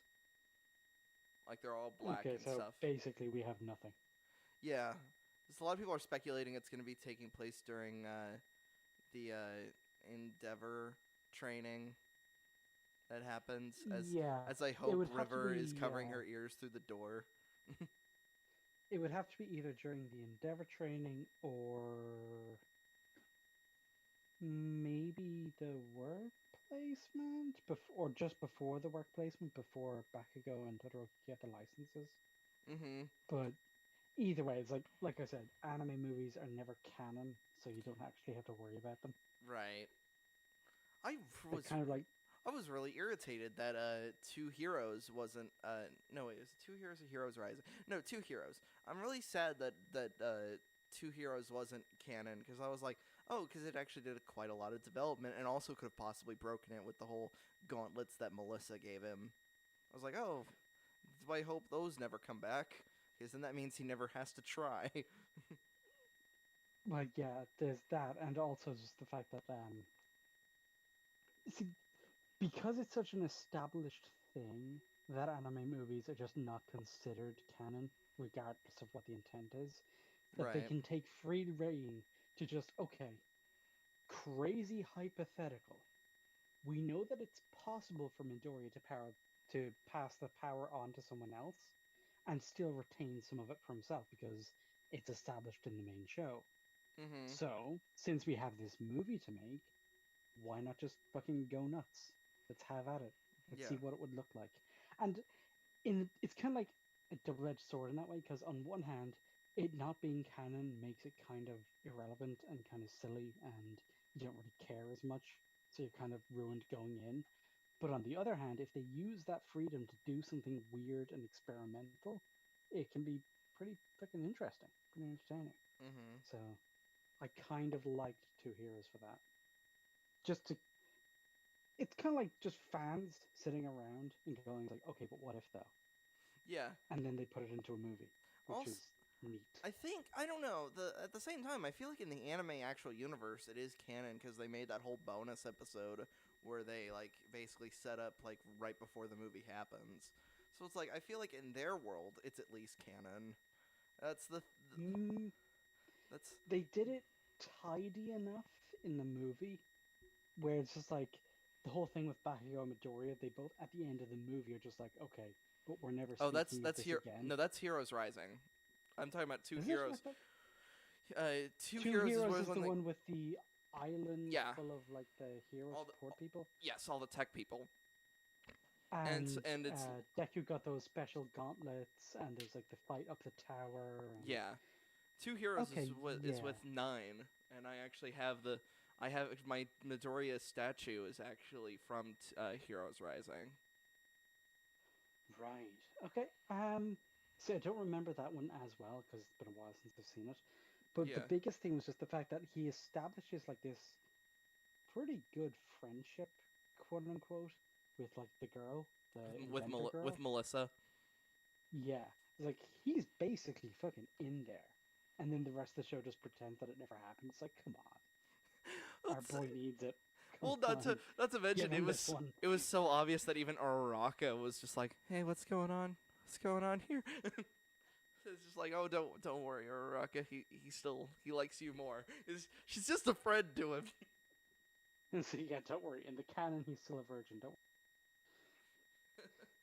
Oh my god. Ninja is just getting back and probably is like, what are these fucking weebs talking about? Oh, I didn't go anywhere. Oh, you just muted yourself? Yeah, I just muted so I wouldn't be making noise on the mic. But no, I'm fairly weeb myself. I haven't caught up with all the My Hero stuff, and there are a few anime out there where the movies are canon.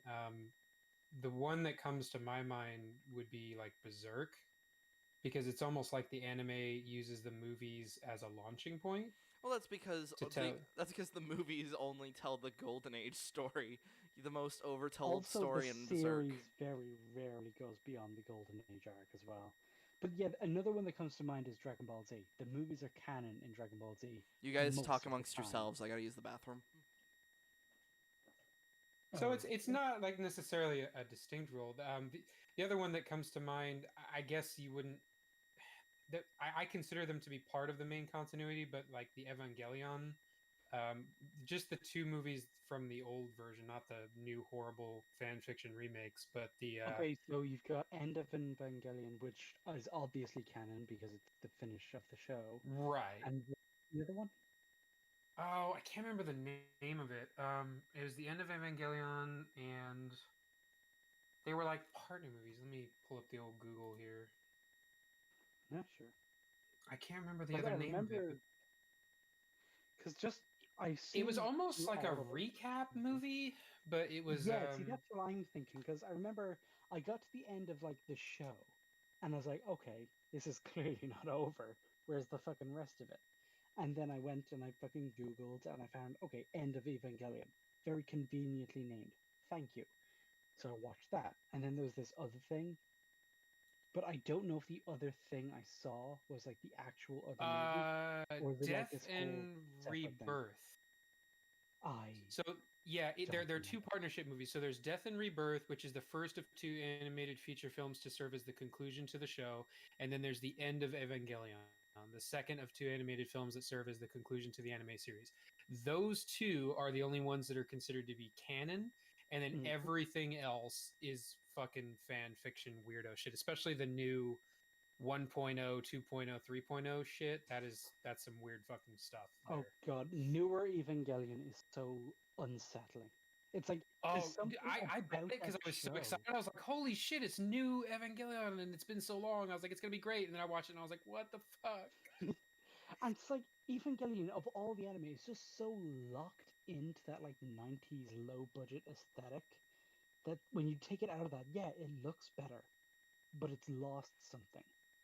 Like Yeah. some of that Well, like and a lot of this looks Evangelion wasn't about desperate how it feeling. looked. It was about its depth and its meaning. And they were like, "Let's forget all of that shit. Let's just make it about how it looks and about inserting the director's fanfic character, like this whole new additional pilot." And I'm like, "What the fuck is this? Get in Who the the fuck are fucking you?" mech, Shinji. Yeah, getting the Get fucking in the robot. goddamn giant robot, Shinji. I've No, never. dude. Yeah, No joke. Evangelion was my first anime. I went straight into the fucking deep end.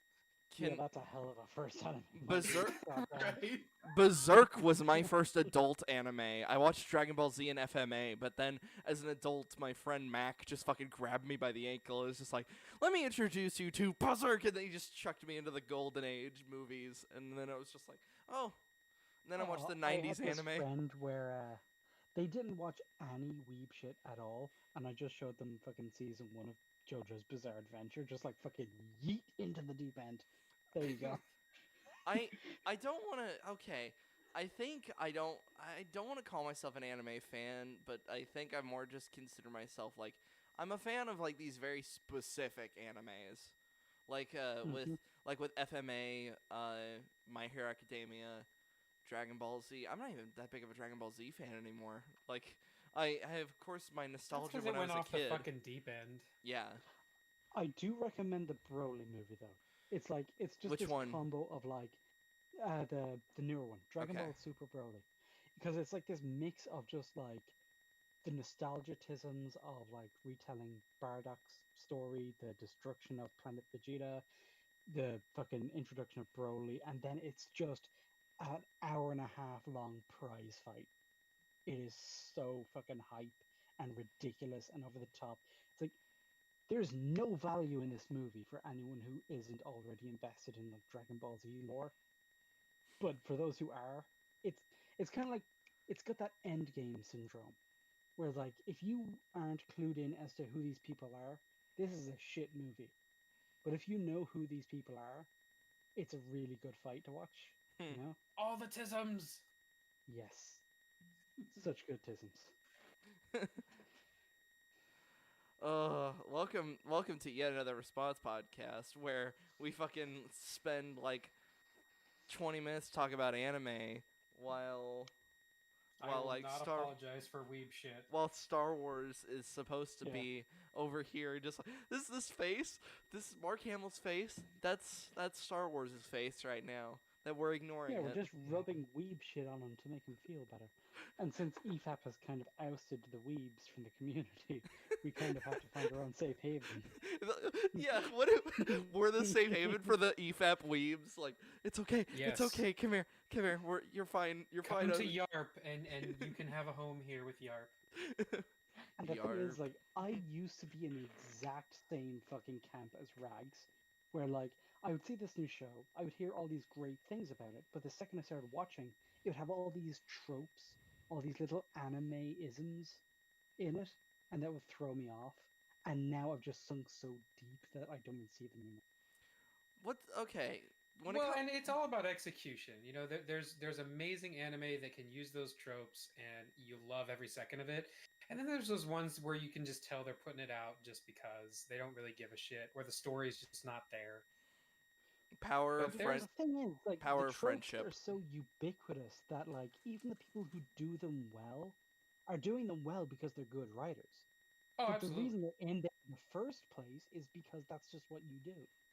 Yeah. So it's still got that kind of that niggling little annoying thing. Is like if you weren't making this as an anime, you probably wouldn't have done that.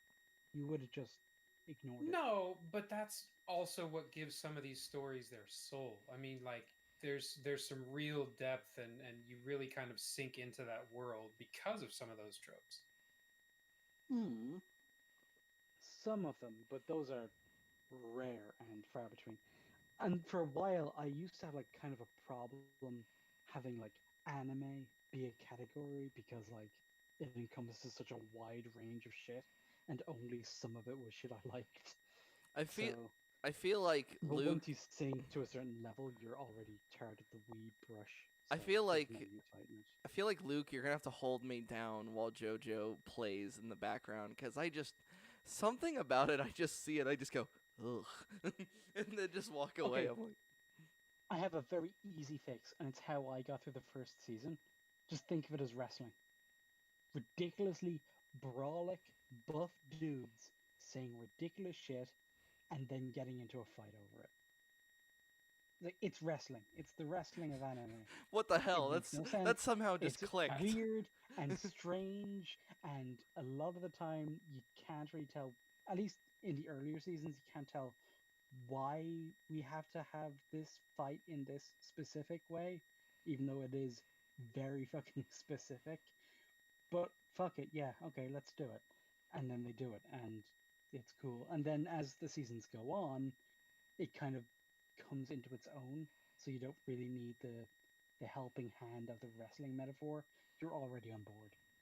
But yeah, as long as you're prepared for weirdness, it's like the show warns you. It's like this is JoJo's bizarre adventure.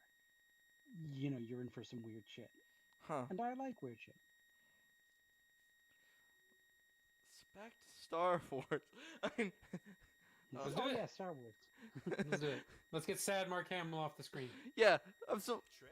He's about to cry, He's got okay? my icon He's for the last, like, 10 minutes. I know. You can just see that tear in his eye, and I just look over and I was like, oh, you just want to give him a cookie and be like, no, everything was fine. You were a great Luke Skywalker. Last Jedi didn't happen. You're not dead. Wait, I just realized that Mark Hamill sad was my icon for that entire conversation. You're just sad that you're talking about weeb shit. Did he teach the principles of the old Jedi Order, or once he developed himself? Fill us in a bit, guys. I mean, help us understand what the dude lost. He's a broken man in episode 8, but we don't really get to see what he's broken about. Dude, it's just a burning building. Get over it. I mean, yeah. Okay, Lost- he's He, kind he of was on the half right right. track for so long, and then he just had to hit that curve at the end. Like, It's like- what the Yeah, I fuck? think he just wanted to throw like a joke in there at the end, but like It's like, his no. point was fine enough already. Yeah, and that's why I almost wanted to say, like, he didn't just lose a building. His students fucking died. Yeah, they didn't give us a lot of information, but they gave us that much at least. He was essentially the only survivor. Yeah. Young Jedi die here, but note how they never show them outside of barely visible silhouette. It's not barely visible. I fucking can see that, no problem. In fact, it's like, yeah, okay. On one hand, I agree. They didn't actually show us what he lost. On the other hand, this shot specifically is clearly during the fucking daytime, and Yeah. they just Don't keep tell rained they out never- the fucking daylight. Let me, Outside. there we go. Yeah, in this zoomed out, you can totally just fucking see them. You can see the green of the fucking grass. That's how bright it is. Uh-huh. Oh, you were pointing out how this was one of those filmed in daytime, made nighttime. Yes, exactly. That's how clear the bodies are. It's like they're not barely visible, they're not anything. They're just fucking right there. It's like, wow, is that 15, 20 feet in front of them? Of barely visible silhouettes. I mean, Luke was literally responsible for the deaths of younglings. Like father, like son. This should have been made into a bigger deal. Don't show that. Don't show that. That was also a false comparison there. the Yeah. different 'Cause, context. Different. Luke did not actively chop down a bunch of younglings. Yeah, no, it didn't. Oh, I'm just gonna let that one sit. Okay. You could do some fancy de-aging work on Mark Hamill to have him look younger. Hell, you do this at one point, and then you could help us understand. oh my God, Leia just immediately beats Luke. I didn't like that. I was like, oh come on, it's Luke. Yeah, I kind of get that in one. So what was that, like 2, 3 seconds of like a flashback? They had to show that she had completed her training, but it was like, Then show Bruh. that. Then show it was a standstill and not him outright being beaten by her in 2 seconds or flat. just show us a few seconds of them dueling on equal terms. Yeah, because Like just like standing on a log between like two cliffs, just like fucking swirling their lightsabers like we're back on fucking Mustafar again. Like, yeah. that would have been sick. And the thing is I want to reference the old EU. They made Luke a complete fucking badass, and they make him like the top tier. Like, okay, if you're gonna pick a fight with somebody, don't pick a fight with Luke fucking Skywalker. Which one would assume is assumed after the fucking Death Star goes up and he defeated the Emperor. But yeah, sure. And then, like it's all assumed. Let's just say, let me just bring this into like in a practice fight against his own son. Luke beat his own son with just using the Force, and he took the battery out of his lightsaber. That's how Like the fucking battery. yeah, because lightsabers they have the little power packs and the crystal and all that stuff. He removed the bits that would allow it to turn on. Oh, So everything in there other than the Kyber crystal. yeah, so it just wouldn't have turned on. And so when the first thing that Luke did when he was fighting his son, I believe he immediately took Ben's lightsaber away from him, and he's like, "All right, I'll use yours." Click. Oh, dude, imagine your fucking lightsaber runs out in the middle of a fight. That happened. That's the reason why Obi-Wan was running away from those staps in episode 1. Okay. Wait, hold on, what? Staps, the His little lightsaber.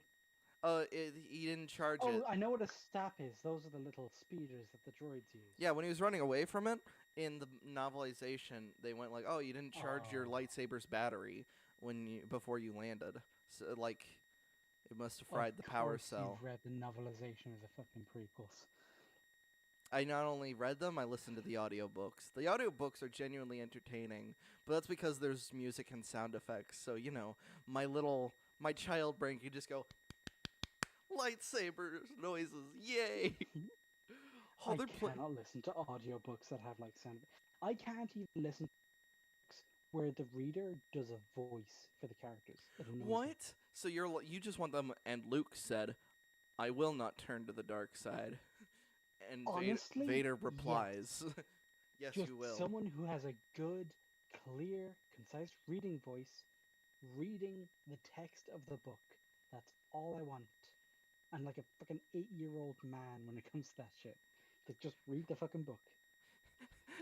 Well, that's better than being a 4-year-old man, which is me. It's like, oh, this lightsaber sounds. Oh, Duel of the Fates is playing. Oh god. And I'm just like, it's gotten so bad that it's like, I'm listening to the fucking Alien Isolation audiobook, and I'm like, where are the sounds of the alien just walking around, or like sounds of computer What? bits just whirling around? Well, you don't have those on account of it being a book. You're supposed to fill those in for your fucking self. Someone's already reading it to you. Cunt. Like how aggressive with that you got. You fucking cunt. Like, Jesus Christ, man. Be an adult and At just that listen point, to the man. just watch the movie. I think, when I listen to audiobooks, I'm working or something, and I need more than just a man reading, or I'll just kind of doze off. I need actual, like, sound stuff. See, Like, I listen to audiobooks mainly when I'm either like playing a game or I'm just walking. So just having the voice and just getting lost in the story with no sound effects, no music, and no silly voices to pull me out kind of gets me into that good state where I'm just going to keep playing or keep walking or whatever it is. I don't know. And I need the consistency. At the same time, I appreciate when they do the voices, because maybe a character is just of a different race, or they speak a different Well, way. okay, to be clear, doing a voice is not the same as like very but not necessarily subtly, but very elegantly doing an accent to indicate that the character whose dialogue you're reading is from a different place. That's not what I'm talking about. What I'm talking about is the Game of Thrones audiobooks. Have you ever listened to those? No, I haven't. Do they like flat out? Does he like flat out do like high pitched voices for like Sansa or something? Kind of, but worse. Okay, so what he does is he will do this like really crotchety old voice for all of the characters like who are older than 50, and it just makes their dialogue drag out more. And I'm used to reading quite quickly. So Mm. anytime like the audiobook is making the pages slow down and I feel like I could be reading faster than this, or So I could be reading significantly faster than this, it kind of makes it like, you know, the sense that somebody's telling you a story but they're deliberately dragging it out. It's kind of that feeling, Hmm.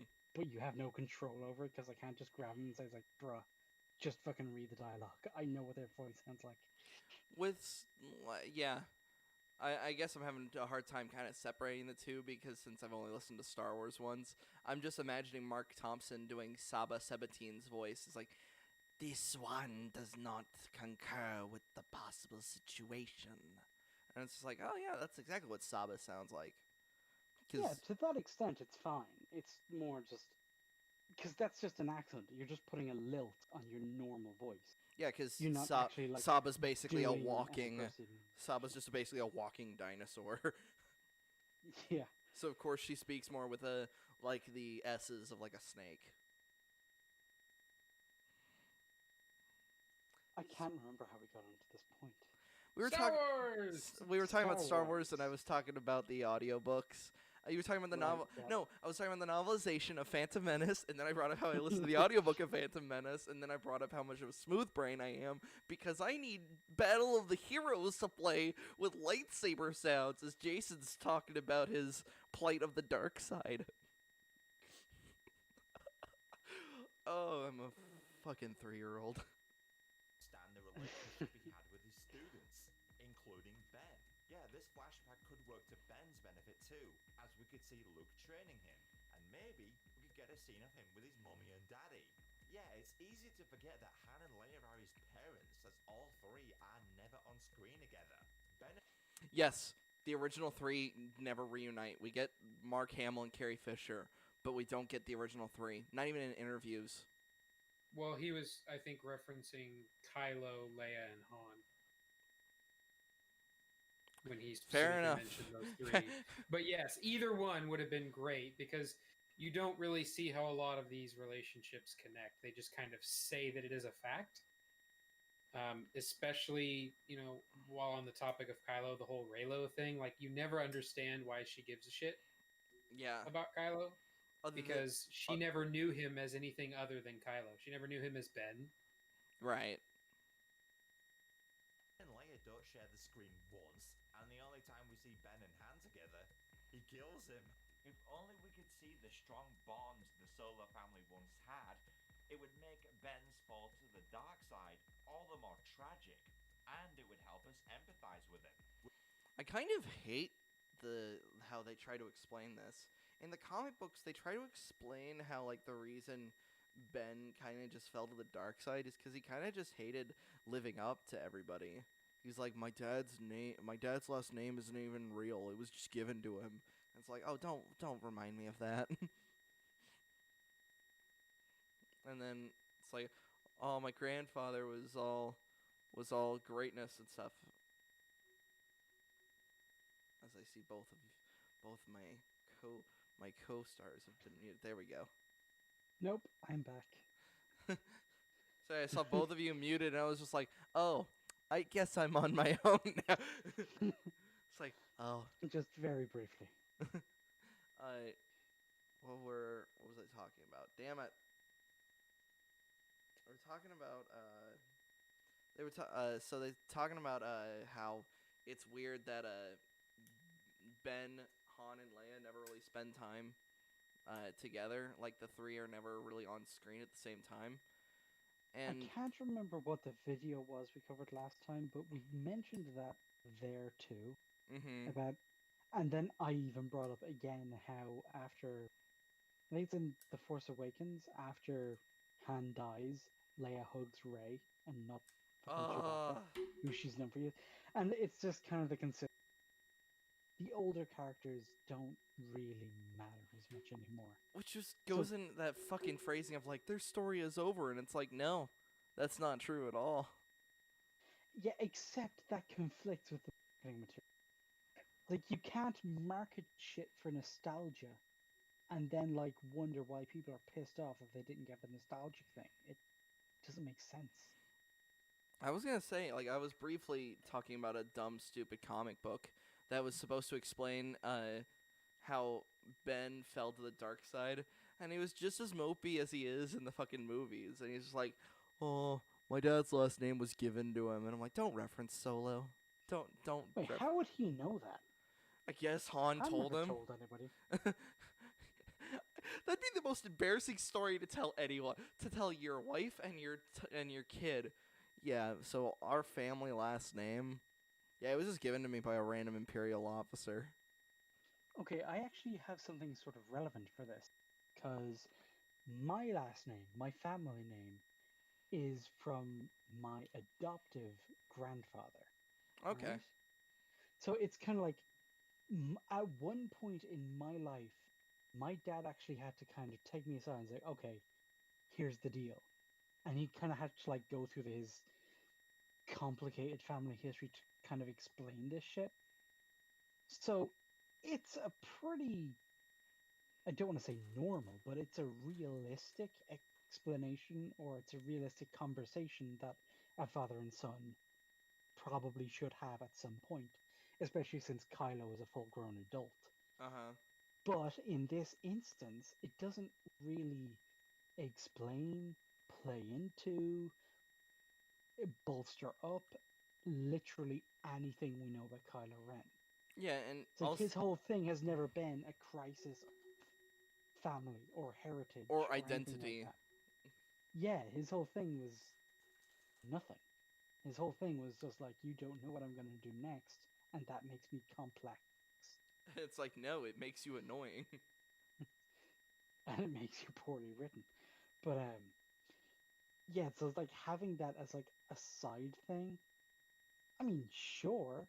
I don't know how much you think you're really gonna help with that, but sure. Yeah, it's really dumb. Which is bloody important to do, by the way, given his redeeming arc. You gotta get the audience. He threw his lightsaber away because it was. Okay, I would like to say how fucking. Have you guys seen the meme where the second Kylo does that? You just see General Grievous running past him and jumping into the water. Yes. Oh my god, I fucking love it. It's like another one fired one from like he the seconds before he hit the war. Yeah, Wasn't that there was also, like, really fucking stupid. Yeah, it's like you there was had a also weapon. background thing for like where Grievous came from. It's like you get to see what he looked like before he was an android or a cyborg, and like all this shit. It's like his story was so cool, and it was just like this hidden detail in all of the world building. And yeah, it's just that thing again of like the prequels, even though they were not very good movies. Once you sunk your teeth in, there was all this lore, there was all this explanation, there's all this shit to fucking dig into and learn more about, and eventually make games about, or comics, or TV shows, or whatever. But in the sequels, what do we have? It's like the fucking orange Yoda woman? Really? Oh fuck Maz Kanata. I Is got that it? so angry at the idea of Maz Kanata now. No, to me, what's hilarious is like look at the actress that played Maz, and even the actress that played Phasma, and in all of the like promotional footage before the movies came out, they talked about, oh, it's such an honor to play this character, and this character is so impactful and so empowering. And it's like, And then they oh, do fuck nothing. off, you know? Especially Gwendolyn Christie, because it's like Oh, she she had had to this struggle so hard. script she was given by Disney about how like Phasma's this strong female character defined by her actions, not her Yeah, looks. yeah. And then she doesn't do any actions, and nobody gets a look at her anyway, so she's completely fucking irrelevant. You're just a walking And toy. Yeah, #1 selling sequel toy. That's all you are. oh god damn! And that was only off the Force Awakens. Oh my god. Nobody was buying action figures of her after the fucking Last Jedi. Oh my No. god, guys. We're almost at the 10-minute mark. Holy Woo! shit! Quarter of the way through. Look at us go. Would have helped We should Rex probably character pause arc. more. We're going to do this a bit quick. What a pause. Damn it! I did it as a joke. Yeah, I can already tell. I can like hear the fucking intensity of Luke's mouse just fucking moving. Oh, come on. Do you think I'm so predictable, so debased as to pick like my new profile picture from this nonsense? I like to imagine. Really? I like to imagine as you're saying that it's already there. Oh, come on. That's just not fair. 1 and 2 and done. Number 7.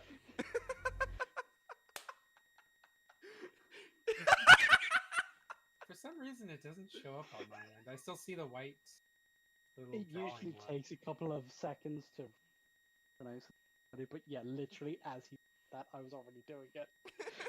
God damn it.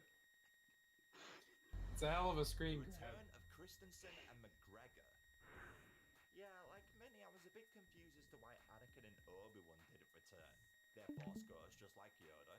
So where the hell were they? I mean, just shoving these guys in here for the sake of it wouldn't be a wise move. But Anakin certainly has a good reason to show up, given... Yes, he does! This Very entire... good point. It completely... Yes, this is a fantastic... No, I've seen this video like months ago. He makes a lot of great points. He's just gonna go fucking crazy at the end, though. Oh god, I can't wait. I mean, we've dragged what, like a couple of hours out of just like 9 minutes, 3 seconds. Yeah, Those last we few are at minutes, two- man, they're gonna get us. they're, But yeah, that's a fairly good point. Yeah. Anakin has way more reason to show up than Yoda does. Obi-Wan has more reason to show up than Yoda does. So, what the fuck? No, just imagine as he's about to, as he's about to try to burn the tree down, Anakin, Obi-Wan, and Yoda show up, and the first things come out of Anakin's mouth is like, "Son, what are you doing?" And he's just like, "I just can't do it anymore, Father." And it's just this heartfelt conversation between father and son that they didn't really get to have much of. Honestly, some kind of father conversation between a much older Hayden Christensen, for some reason, Ghost's age, we just won't ask too many questions about it. But yeah, an older Hayden Christensen in like full get up, talking to his much older son, and having one of those conversations like, if you've ever like, I'm currently heading towards 30. And anyone who's like at 30 or past 30, at some point there's been some what are you doing with your life conversations with your dad. Mm-hmm. So just something like that for Luke and Anakin. So just to have his redemption is complete. This is who he is. This is what he cares about. And this is how our story continues. And this is how our continued, or how our, how our characters continue after the point that we last saw them. It's like Luke had this great victory. He thought he was hot shit. His life was together. He built this school, and then it all fell apart, and he's a broken man. And just like Mark Hamill said in the interviews, a Jedi doesn't give up. A Jedi might take some time to recuperate, maybe heal from the emotional wounds, and a part of that would have been getting in touch with his loved ones through the Force, because he's a fucking Jedi. Like, even just that one thing would have elevated it all so much. And they just didn't even think of it. Yeah, and the It's idea a of fucking tragedy. And the idea of Luke shutting down after a great emotional trauma, it has happened before. It's what happened after Mara died in the old EU. He was basically he wasn't functionally Luke Skywalker for a good few months because his wife had died. His best friend and wife had just been killed by his nephew. So he was out of it for a while, and it took his son to basically get some anger out of him to kind of be like, "Hey, you're just shutting down. We need you in this fight." and then it finally had this moment like, and we see Luke return back to how he always is. He, like, it was this very powerful moment. So yeah, just imagine like Hayden Christensen, Force Ghost, is just like, "Son, I know you fucked up, but let's get it together. Let's get it together, man. Come on." You know what's really weird is a lot of the sequel trilogy gets flack for focusing on the emotional payoffs that aren't earned. But there were so many emotional payoffs that they could have had with those existing characters that they didn't even shoot for. Mm-hmm. It's weird. It's like they want to have those emotional moments, but in the wrong way, with characters that no one gives a shit about. When it's like, man, all of the groundwork was already there. You could have had plenty of emotional depth in these movies. You just chose not to.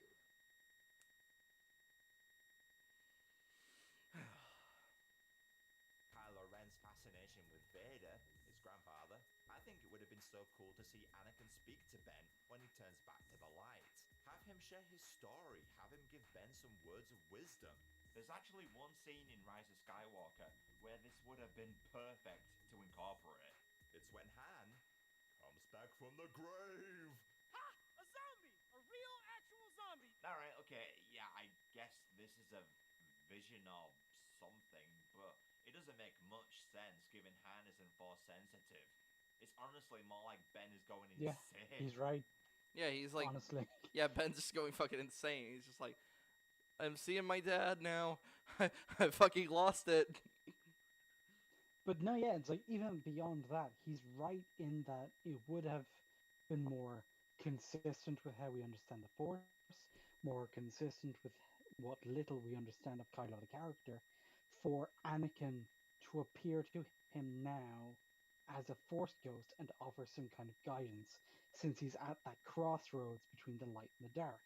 That's kind of what they Exactly. do. Yeah, he's almost the whole exactly thing. where he was, like at this point of his life.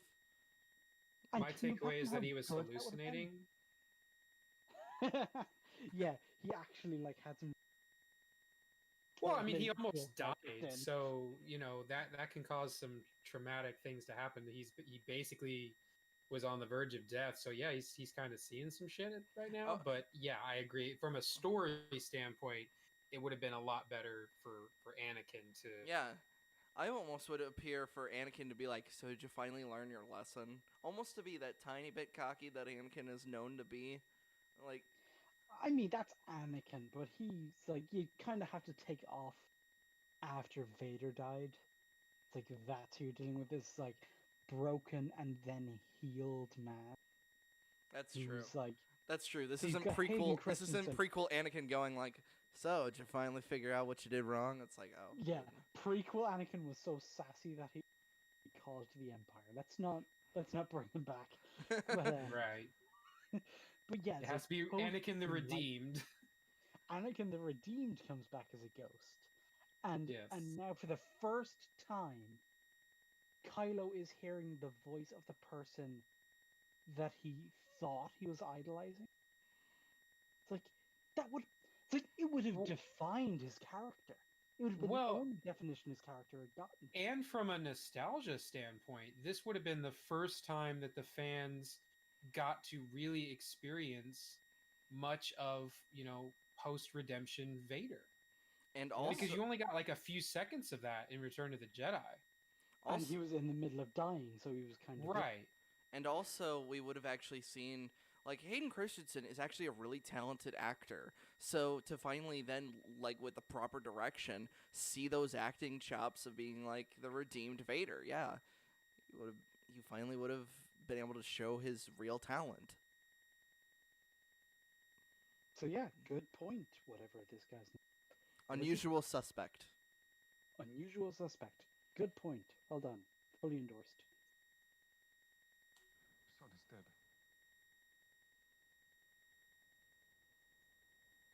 It's too late.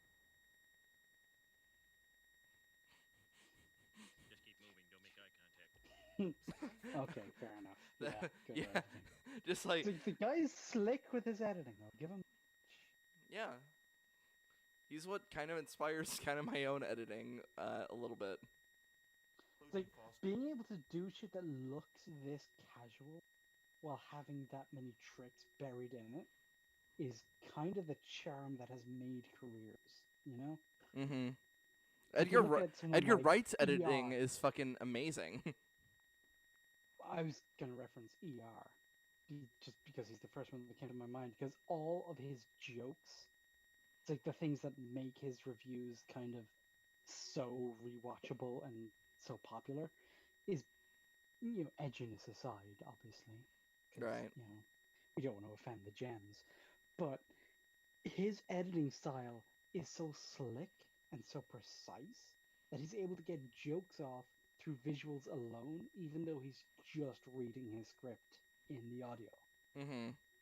I was. So it's like, yeah, being able to get to that point, it's kind of like one of those, like, when you look at the work of a master, it looks easy only because they make it look easy, you know? Right. Right. I was gonna say I don't really like because you kind of slipped it in. I kind of just like ER's video kind of bugged me only a little bit because he has just such that vitriolic hatred for Steven Universe that it's seeped into all his other stuff, and I'm like, I've been thinking about it, it's like, do I have that? Do I have such a vitriolic hatred that I bring it up in other stuff? And I'm like, I would say how much I really don't like Ray kind of does that. Like when we were having a Okay. conversation about Midoriya, I brought up Ray. I've tried to bring up a fucking gif of her. Well, you kind of made the point that I was about to make, which was just like, he's using that because, like, that one franchise that he sat down, analyzed, wrote a script about, and then made a video about. So when it comes to the next thing that he's looking, that's kind of going to be something he refers to because it's something he has a very large knowledge base about. Okay. Whereas for us, that would kind of be The Last Jedi because we all, despite our protests, we know that movie very fucking well, scene by scene, Well, it's because dialogue by dialogue. well, it's because we hate it so much we somehow just memorized it through sheer vitriolic hatred. We're just like, yo. Exactly. So when it comes to, like, okay, we're talking about, I don't know, say there's a new Trolls movie. We're going to look at the main character, and it's like, okay, everybody loves her, everybody wants her, everybody needs her. She's very good at everything she tries. What's the first example Ray. you and I are gonna come up with? So Yeah. yeah, it's just Mare-su? Marisu. But yeah, it's gonna be that first thing that we're very familiar with. So to me, that's just kind of what he did in the continuity of his own videos. It's like he just refers to the thing he's very familiar with as like a very good example. I think I just need But to Well, take. and when you're did trying to you get someone to understand something, you want to use an analogy that a lot of people are going to be able to instantly connect to. well, Mm, that's going to be my next point because Steven Universe is something that was very popular among my social group, who are kind of very how do I phrase this without gay. bad mouthing my own friends? Yes, a very large portion of my Everybody. friends are some Everybody. flavor of rainbow. No. Here's the thing. When it comes to bad mouthing your own friends, keep in mind I'm about to badmouth my best friend on live stream. That my Eli does not understand film words. He doesn't like film technique words and that kind of stuff. He just ignores them and thinks they're just part of like some sort of agenda, like things like coding. Coding is when you associate a thing with something that we associate with real life. So the gems aren't actually female; they're rock people. But then the coding in your brain works like, then why do they look like women? Like they like Yeah, and they're they coded as female. Yeah. Yes, he just dismisses that. He's like, no, and it's like, no, that's how that works. This is an actual like thing. And then I've described him visual shorthand for things like Hercules when I watched Lindsay Ellis's video, like how he gets on his knees and all that stuff. It's like, no, if he was really praying to Zeus, he would have brought a goat or any of that kind of stuff. But since it's more the Christian Okay, understanding is that they you get on their knees and all that stuff. accidentally just walked into like a hole for me, which is that I did. You But you're that's a cutting in whole. you're cutting in and out. Am I coming through clearly now? Testing. Yes. Five. Perfect. Okay, so yeah, the Disney Hercules movie is like a huge role for me because like it's one of those movies when I was about like 4 years old. I just watched on repeat because that's what kids that age do. Uh huh. So I know that movie Yeah, very, Toy Story very was fucking that for well. me. Same. Toy Story, Hercules, and Snow White were that for me.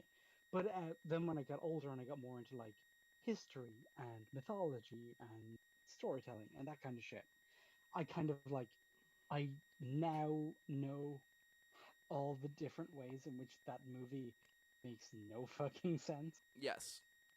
So yeah, it's a whole entire But thing. yeah, We but should probably talk about at some point. But in relation to this, and just bad mouthing our own friends, my friend group, I'm probably like the least woke among them. So I always kind of have to like course correct. It's like I'm very used to like that mentality. Because like half my friends are like actually trans or okay. gay or bi or like I said, some flavor of the rainbow. So I'm used to, at least in the beginning, not making any of a certain kind of joke until I kind of feel them out first. Mhm. It's like my best friend in the world is a trans guy, and I can make any joke around him because he knows me personally. And he Mhm. knows that even if I'm making edgy jokes, it's not because I actually hold fucking edgy beliefs and that kind of shit. So when it comes to like Steven Universe, which was a thing watched by both of us, often at the same time, and often at the premiere of the episode, he followed that show that closely, and I did as a consequence. Every episode, we would end up in the same back and forth debate over Steven Universe, the character. Steven is an But awful character. I'm gonna say that now. yes, he fucking is. He is absolutely terrible.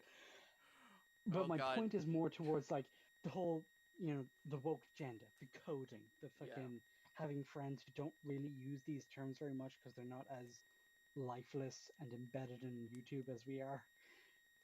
It's like they're just not used to having to frame everything a certain way. So he's just looking at it like, oh wow, this is a cartoon. And it shows people who are just like, rainbow, that's neat. And that was kind of the end of his analysis. He's like, okay, yeah, I get where you're coming from. But there's some other shit going on, mainly just basic writing fundamentals, that the show gets really fucking wrong. And Yeah. it just Yeah. turned into this value argument of like how progressive and how many good ideas can a thing have before it just outweighs how shit it is. And to me, the answer was never. If your idea is shit or your execution is shit, your show is shit. But he didn't have the same perspective, and a lot of people don't, which I think is kind of like the core of the argument between like the objective and the subjective crowd, the pro TLJ versus the anti, the fandom menace argument. Is like it all kind of centered around the value we ascribe to different things. Right. So it just it turns into a semantics argument and turns into like a value argument, and eventually you're just left with, okay, but is the story good though? And that question kind of kills the argument, because once you get to that question, you're just like, okay, well, we need to define criteria, and once you define criteria, you're into objective criticism Yes. already. You're already there. You've made the journey. You might as well just go on it at this point. It's like when I And hate once you get everything. onto that, It's like when I hate everything finally just admitted that The Last Jedi was shit. yes. Oh my god, the catharsis of that moment. But yeah, so just once you get onto it's just like, okay, let's remove the things specific to me. Let's remove the things specific to you. And just let's look at the sequence of logical events. And do they connect? No, they do not. It's probably shit. So yeah, it Oh. was just this whole rabbit hole. And you and I, at least maybe off of Y.A.R.P's stream, so nobody else ever has to watch this, but should look at some Steven Universe content because that is a absolute Oh gold mine God. for these kinds of debates. part of, part Have of me you is like, watched any of the show? By the I way? have, and I've watched all of the sequel show, and I'm like, I fucking hate this. I hate it with all my life. Steven is There such a are shit parts. character. There are parts of the sequel show that were like almost okay. Yeah, You know, the the sequel parts where they show. shows like he's grown, he's done with this. It's like he's actually developed as a person. And he's kind of Okay, experiencing like good shit. PTSD from like all the shit he had to do as a kid, and it's just like, oh, Yeah, glad and you're discovering finally it's like, acknowledging the problem here. and finally dealing with the fucking trauma that was discovering that his mother was a war criminal after being like revered as a saint for most of the show. It's like, yeah, it's good shit that they addressed that. It's bad shit that they did it in like the sequel series in the last few minutes and without it really leading to anything relevant. Yeah, he turns into a fucking monster, and then they just hug him. They just hug him like it's like that's the solution. It's like I know what they're trying to go for is like at the end of the day when somebody's going through trauma, all they need is a helping hand. But the thing is, like, I don't know, like it's a dangerous line they're walking. Well, it's not just that, but it's also just the portrayal. It's like, okay, someone is going through trauma. They don't need to be punished. They need help. Okay, Exactly. I can get behind that. That makes sense. So, show us what help looks like. And all they have is just like a group hug because their episode is 10 minutes long and doesn't really work.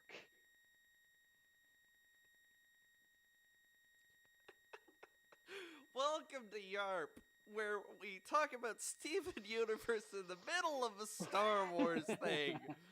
Hey, we're just setting up the plausible deniability so that the unusual suspect can't say we bitch shit about him for like 4 hours straight. I would love if somehow Isn't that how this works? I would love if he somehow sees this. He's the one who fucking gets us traction. It's like everybody's like, my look God. at these long goids. Oh, He please. just fucking. I've never had Twitter drama. There's just like the Y.A.R.P account. Yeah, you can run the I will Y.A.R.P literally account. do nothing but shitpost. I promise. You're But, probably better Ginger, You're probably. Ginger, have you seen any Steven Universe, or did that whole conversation just kind of go over your head? I've caught little bits and pieces.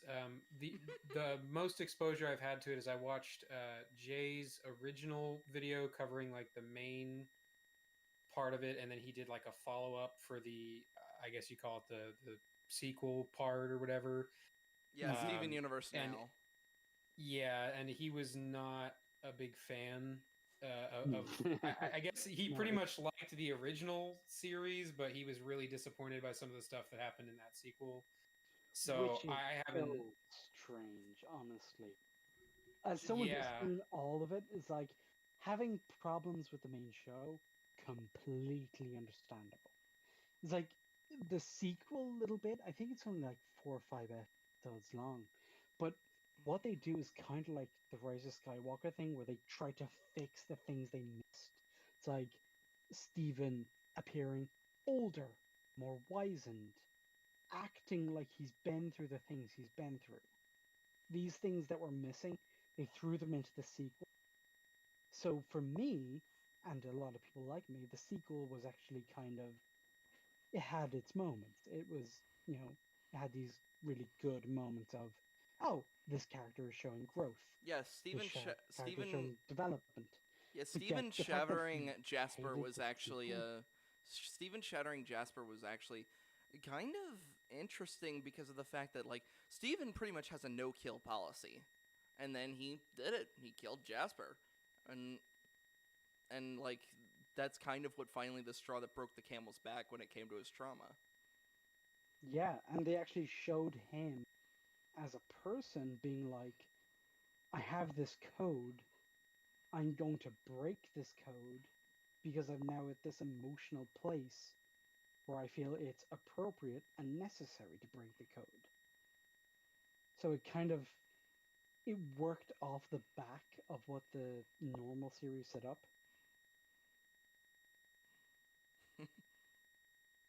Star Wars. Star Yay, nothing but Star Lesbian Wars. Lesbian Anakin rocks here who would have made have much children more and sense. fuse. And would be far more interesting. In fact, there is an edit of this very concept online from YouTube. YouTuber called Mario y Luigi 64, so it's clear this is a fan favorite idea. As for Obi-Wan, well, he doesn't have as much of a connection to the new cast, so he wouldn't have as much of a role. But to see him alongside Yoda in that scene on Act 2 would have been amazing to see. Obi-Wan was as much a mentor to Luke as Yoda, so his inclusion here would have worked wonderfully. Not just Obi-Wan, like all three of them. No, don't. You can't pussyfoot around this. It would need to be all three of them. They could have gotten away with having Yoda and Obi-Wan here for Luke if they had done the scene with Anakin for Kylo. Okay. Like, I agree that all three of them would have been emotional for Luke, but as long as they had gotten, because the whole Kylo Vader yes, thing of course, was a that strong part. setup, so that at least would have been a payoff. But would I have liked to see all three of them here for Luke? Absolutely. Especially since they've changed how important and vital Force ghosts are now. Right. You kind of can't get away with not showing them because it just fucks everything up. I just want to say, I love how they say, like, this Yoda puppet was made using the original mold, and I want to almost say bullshit, because that looks nothing like the original Yoda. Yeah, it really doesn't. It looks like a video game Yoda. Yeah, Ryan Johnson made this whole point, like, we used the original mold to make this puppet, and it's like, no, you didn't. Shame we'll never see it. So uncivilized. Number 6. Luke lives.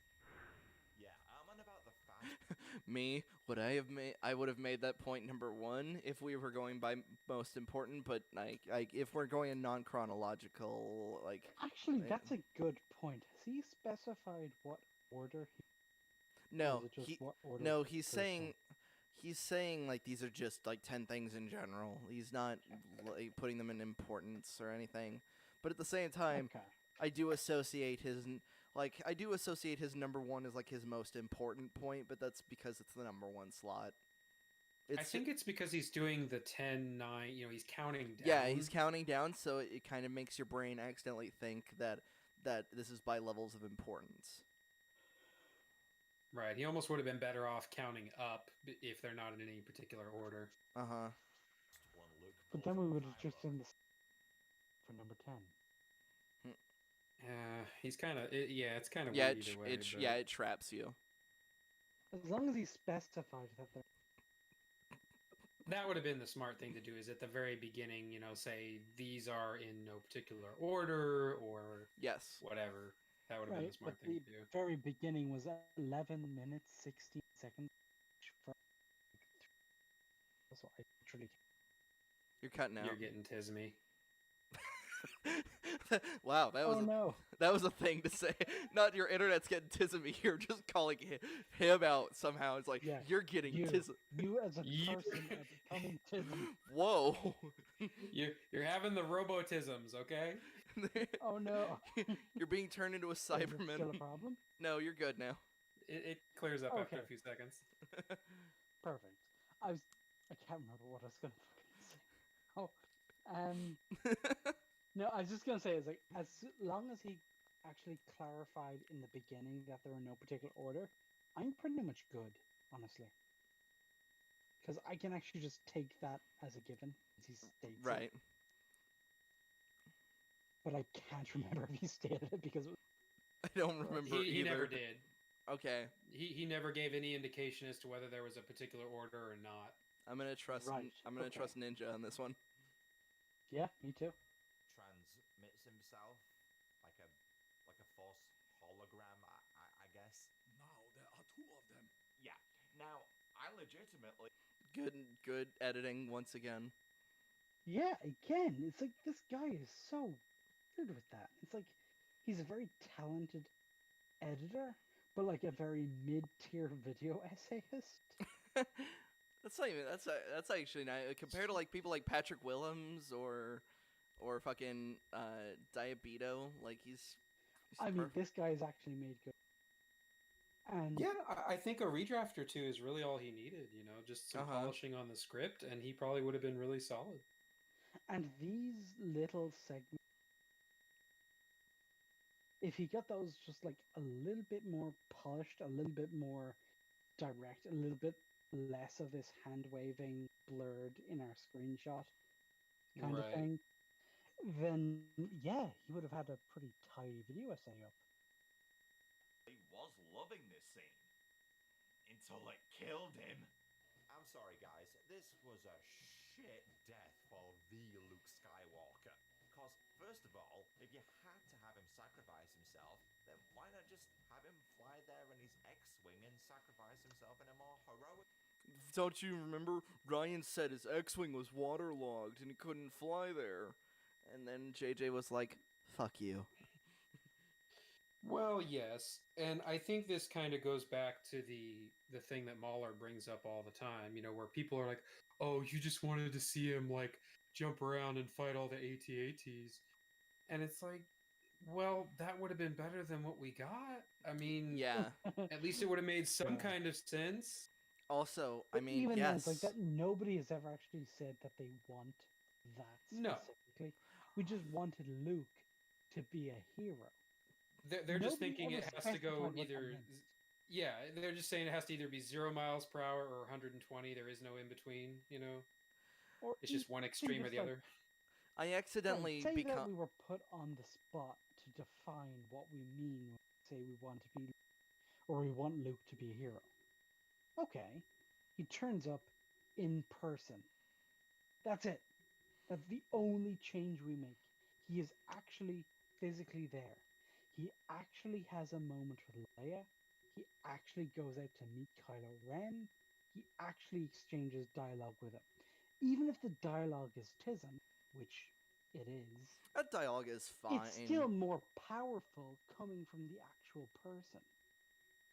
And that's it. I That's don't know. the only change you would have to make. It's like he actually Maybe dies there.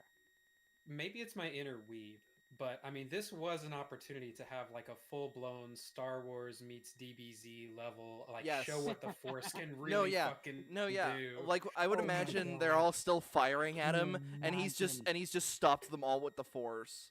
Like his hand isn't even And Or fully. just like all picks back. up a fucking AT-AT and crushes it with the Force. I mean, just something like Make that. him I Star mean, just- Killer. Oh Just- God, yeah, he's But just yeah, like, size matters not, and yeah, just fucking show what a real Jedi Master can fucking do. Like, holy shit, you know? No, yeah. so yeah, even if if you're you gonna turn the go volume big or of go it home, up you to know? the maximum and turn it to like maximum weeb shit, it's still better than what No, we yeah, got. I would have done that. They all fire him. He stops them all, like a callback to The Force Awakens when Kylo stops just the blaster bolt. But except from AT-ATs, he flings them all back. And just like, they take... Wait, and... What? is the AT-AT on the right facing backwards? No, No, it's just a it's smaller facing one. forwards. It- It's okay. The middle eye line where the pilots are, it's not lit up for some reason. It just looks no. weird compared to the other three. I Yeah, guess. it looks like it's facing back. I'm like, Jerry, Yeah, we're it facing the looks like wrong it's way. Turned off. Yeah, it's It's like, and it the looks pilot distinctly is a new guy and smaller he than the hasn't other quite got ones. it down. Yeah, it looks like it's a classic AT-AT. It's just there for some reason, I guess. No, and Although then... in the wider shot, were there normal AT is behind the Gorilla AT, or were they just the Gorilla AT? I can't remember. Apparently, maybe there was three big ones, and I want to say there's probably another one of the regular AT-ATs on the left, but it's just out Okay. of frame. And What was the name of the salt planet? Crate. Crate, Crate. which I thought was Okay. stupid. Yeah, because, like, really, Fancy. you named it Google after a I dragon. go. So, okay. So after he flings them all back, maybe he then reaches out to the Force and then just brings Kylo Ren's command ship down. Yeah, I mean, any of that kind of shit. I mean, I know people would have been like, oh my god, that's not Star Wars, but I'd have been like, that's more Star Wars than what we got. I mean, holy shit, Yeah. that would have been fucking epic. It basically would have been like the Okay, shit that Star Killer was doing, but live action. No, like, okay, this is Sorry gonna to sound... interrupt, Go ahead. gentlemen, but I'm about to post something in the chat. Oh, And Jesus. this Let's see is what we why got. Googling this battle is irrelevant, because Oh, this is what dear. comes up. Battle of Crete was fought during the Second World War on the Greek island of Crete. It began on the morning of May 20th May 1941 when Nazi Germany began an airborne invasion of Crete. Greek and other Allied forces, along with Cretan civilians, defended the island. Sorry, Ryan. It was already done better. So that's You- what came up when I tried to. This is Google how it so I you can spell see. that. Come on. That's how you spell come on. Crete. Kyrat? Yes. No, that's wrong. Crate dragon. Think of it. That's how you think about it. Okay, I'm gonna type it in. Battle of Kyrat. No, wouldn't that be Krayt? I might have some of the lettering I might have it actually like honestly, arranged. Battle of Kyrat sounds somehow more Greek, and apparently it's a Far Cry 4 thing. No, I guess I misspelled. And by misspelled I mean I rearranged the words. I do know that's how it's spelled in terms of the letters used. Okay, Well, yeah, I'm gonna I think just I'm gonna put into the Discord chat what it is that came up when I googled that, so you can just know what it is I'm dealing with here. Weird. Where's the? Put in It's crate. a Far Cry 4 Put in thing. put in Crate Dragon and just see how that, because that's what it was named after. So Okay, Crate Dragon. yeah. I'm pretty sure that's this. Yes, that actually is. Thank you for rearranging the letters to how it actually is. I like the second I saw it, I was like, that's actually how it is spelled. I'm pretty sure. For Because some odd here- reason, though, I never made the connection between Crate in the sequel trilogy and the Crate Dragon. I did that I don't know. immediately. And then pull up a little picture. I hated what Mando did with the fucking Crate Dragon. They were just like, oh, it's just a fucking Yeah. Tremors, and it's like, what? No, Crate Dragon's actually like, we all played Knights of the Old Republic. We know what a Crate Dragon is.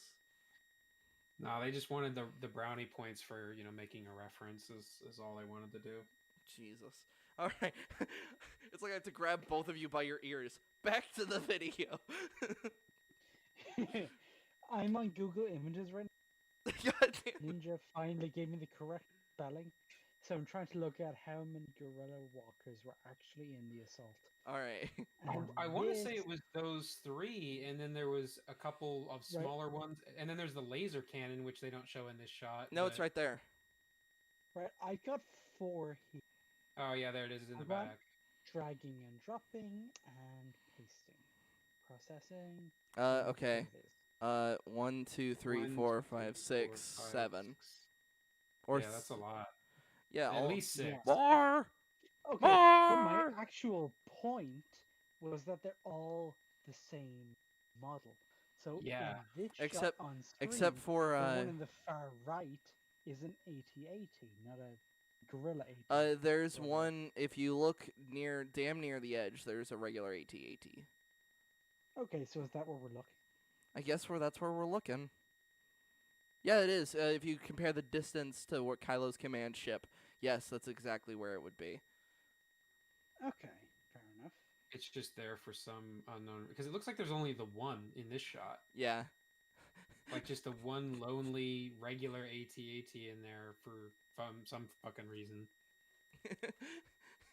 This is like whoever in the new signed it. Everybody else gets new AT Gorilla T. Oh man, it's like you're giving Ford. What was the Ford Pinto? It's like you're being Yeah. given the Ford Pinto while everybody else is getting like the fucking Ferrari. I hear. Honestly though, I've been working in IT 2 weeks. If a new guy comes into the hospital, he's getting the shitty old HP laptop. I don't give a fuck. So yeah, that checks out. Somebody drew the short straw. Yeah. Yep. Have an awesome moment of him coming in hot in his X-wing and have him single-handedly take down a few walkers like fucking Levi making his way through a row of titans. If he could take down one 30 years ago, then imagine his power level now. Okay, he kind of is saying, like, you just wanted Luke to flip. Yeah, he kind of advocated the same thing. He's like, let's do some weeb shit. And I'm like, all right, I'm not going to say that's a worse thing. I'll admit, as an old Expanded Universe fan, yeah, just do it. Just fucking engage in the DBZ level shit that they did. They had, in one story, Luke fights like 6 Rancors, and he's just jumping around and fighting them with his lightsaber. And it's like, I'm fine with this for some reason. Well, and say what you will about anime, but man, when they do send-offs for their characters, I mean, fuck, some of them go real big. Or just epic moments in general. Fucking All for One versus All Might is actually the last, it's the last bit of his power, and it's just fucking just rocking out. I probably should stop talking about that because I don't want to spoil it for you, as I just spoiled it. Fuck. Braved. We wanted to see Luke as a badass Jedi Master. 30 years ago, he bested the literal Chosen One. So 3 decades of training later, he should be a god. But all we see him do in these movies is put himself in 2 places at once. And that apparently is enough to kill him. Look, just have episode 8 be Luke's redeeming arc and have him kicking ass again in episode 9. I mean, Luke's last words were, See you around, kid.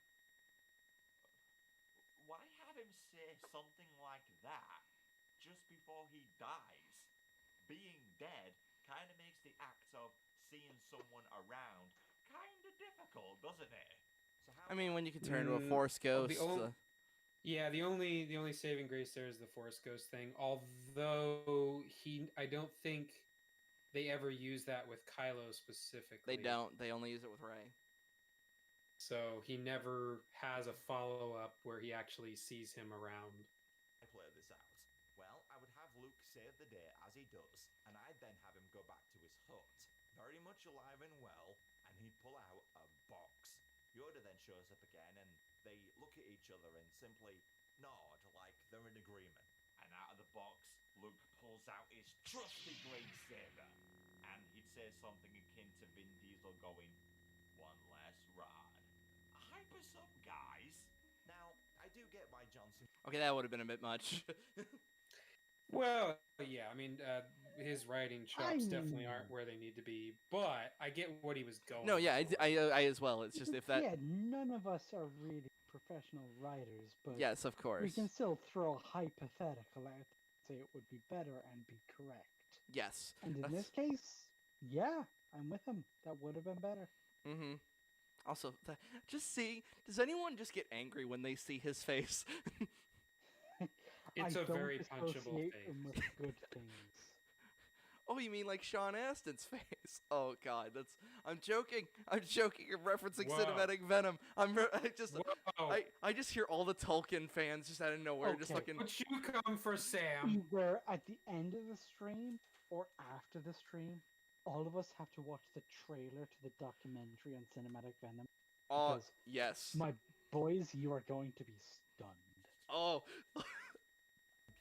No. Remember, so what I was referencing, in case anyone in the 7th millennium fucking sees this, cinematic Venom called Sam Wise Gamgee, the real hero of Lord of the Rings, said that he had a punchable face, and it's just like, oh, Oof. oh. If there's a lad you don't want, Samwise Gamgee. My girlfriend's best friend is like man amongst men. My girlfriend's best friend is like an uber Lord of the Rings. I'm gonna do a fucking just a Y.A.R.P of the 3 of us watching of just me and her watching her friend react to the cinematic Venom video. It's gonna be fucking hilarious. Oh God. Imagine if Luke survived. We'd be like, oh, Kylo won't stand a chance against him in a duel. Where would the tension be? This is Rey's fight. If she had a badass Jedi Master on her side, then it'd be 2-on-1 and incredibly unexciting. And I agree. So to fix this... Then here's what you do. You make Rey evil, and then 2-on-1, and Luke is the underdog, but he's still super powerful. Well, or even if it's too good on one bad, you can do that. You just need to have your bad guy not be a little bitch. Yeah, Darth Maul is the perfect example of this. Just 1.5. So you have Raylo versus Luke, but Ray is kind of uncertain. It's like, okay, I signed up with you to do this whole we're not Jedi, we're not Sith, we're this new thing, blah blah blah. And you're still trying But to kill Luke. now we're fighting this guy who my entire faction regards as like the fucking savior. So I'm having doubts. So it turns into like a character thing where it's not really about who's more powerful. It's about the motivations of the people involved. You know? Right. Issue. Stick around for my number one pick, as We it'll keep certainly writing give Luke this a movie. big reason to stick God around. damn. It's just a fucking habit with the sequel trilogy. It just Honestly, hard the not to. amount of writing I've done for the sequel trilogy, I could have actually finished own that I'm actually working Yeah. on. I'm- Swear to God. I'm The writing mouse it. owes me a paycheck. I'm writing basically a kind of D&D that's basically in this combined universe that's just basically Star Trek, Mass Effect, and Star Wars. Yes, I'll definitely admit this is like fan fiction of like the worst possible caliber. Well, yeah, it's a D&D campaign. We're Yeah. allowed. But the character of this that I would be playing, his name is Kalen, and it's in the setup of this, the Jedi and the Sith, they fucked off to the unknown regions of space 50 years ago. A fucking peacekeeping mercenary faction called the Iron Knights, which is half Mandalorian, half the remaining Jedi that decided, like, no, there needs to be people to protect the galaxy. And then there's my character Kalen, who's a half biotic, half Force user. And like the whole idea is like, oh, he's supposed to basically be tackling like this overwhelming power that kind of works in opposite. In terms of magnetism, they're almost complete opposites. One of them is a very metaphysical lifeline of the universe, while the other one is literally just dark energy, like dark matter from space. And when he tries to use one, it almost ends up exploding into his face, because when you tap into one, how do you not activate the other? So it introduces that personal struggle and that kind of stuff. And it's like, that's the thing. When you write these things, you gotta not make yourself the Mary or Gary Stew. Like, that's it. Well, you just gotta. It's not even that deep. It's just a Uh-huh. very surface. As a writer, balancing yourself out, making sure that like the powers that be on the board are always equal enough that it could potentially possibly go either way. Like, that's the bare minimum requirement. It's like when Tolkien wrote the Battle of the Two Towers, he had these two factions, and he had one that was like all but predestined to lose.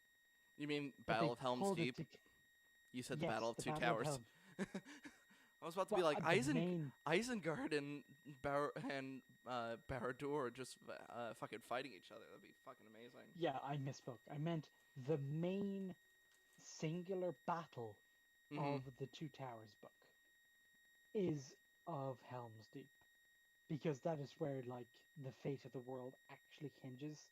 It's like the entire map changes depending on who wins that fight.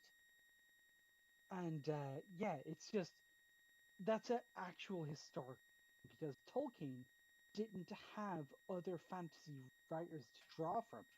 He just had himself, his several degrees in linguistics, mad lad, And his And- experiences in World War One. his experiences in World War One, which actually, on review, don't play a huge amount into it, other than maybe the moment-to-moment things, but that's a separate yarp. Well, I was gonna But say it kind yeah, of developed his experience theme is of most friendship. as a scholar of Norse mythology, because lately Norse mythology is kind of the thing I've been reading on trains to and from my new job. So I've kind of actually noticed all of the names that he borrowed, the locations that he borrowed, the mythology that he borrowed to make the Lord of the Rings, which is the foundation of modern fantasy. So yeah, when you see all of that shit at its roots, you kind of get a good, clear through line of how it led to the Lord of the Rings.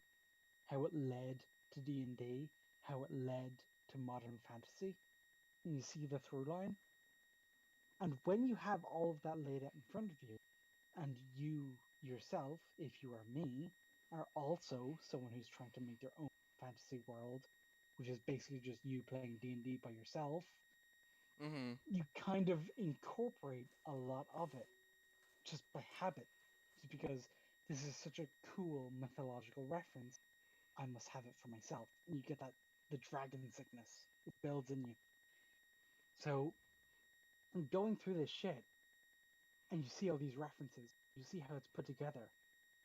You see, most importantly, why it's put together. Why he put these places in this place. Why it centers around rings. Why it centers around a broken sword that must be reforged. Why it must do this, why it must do that.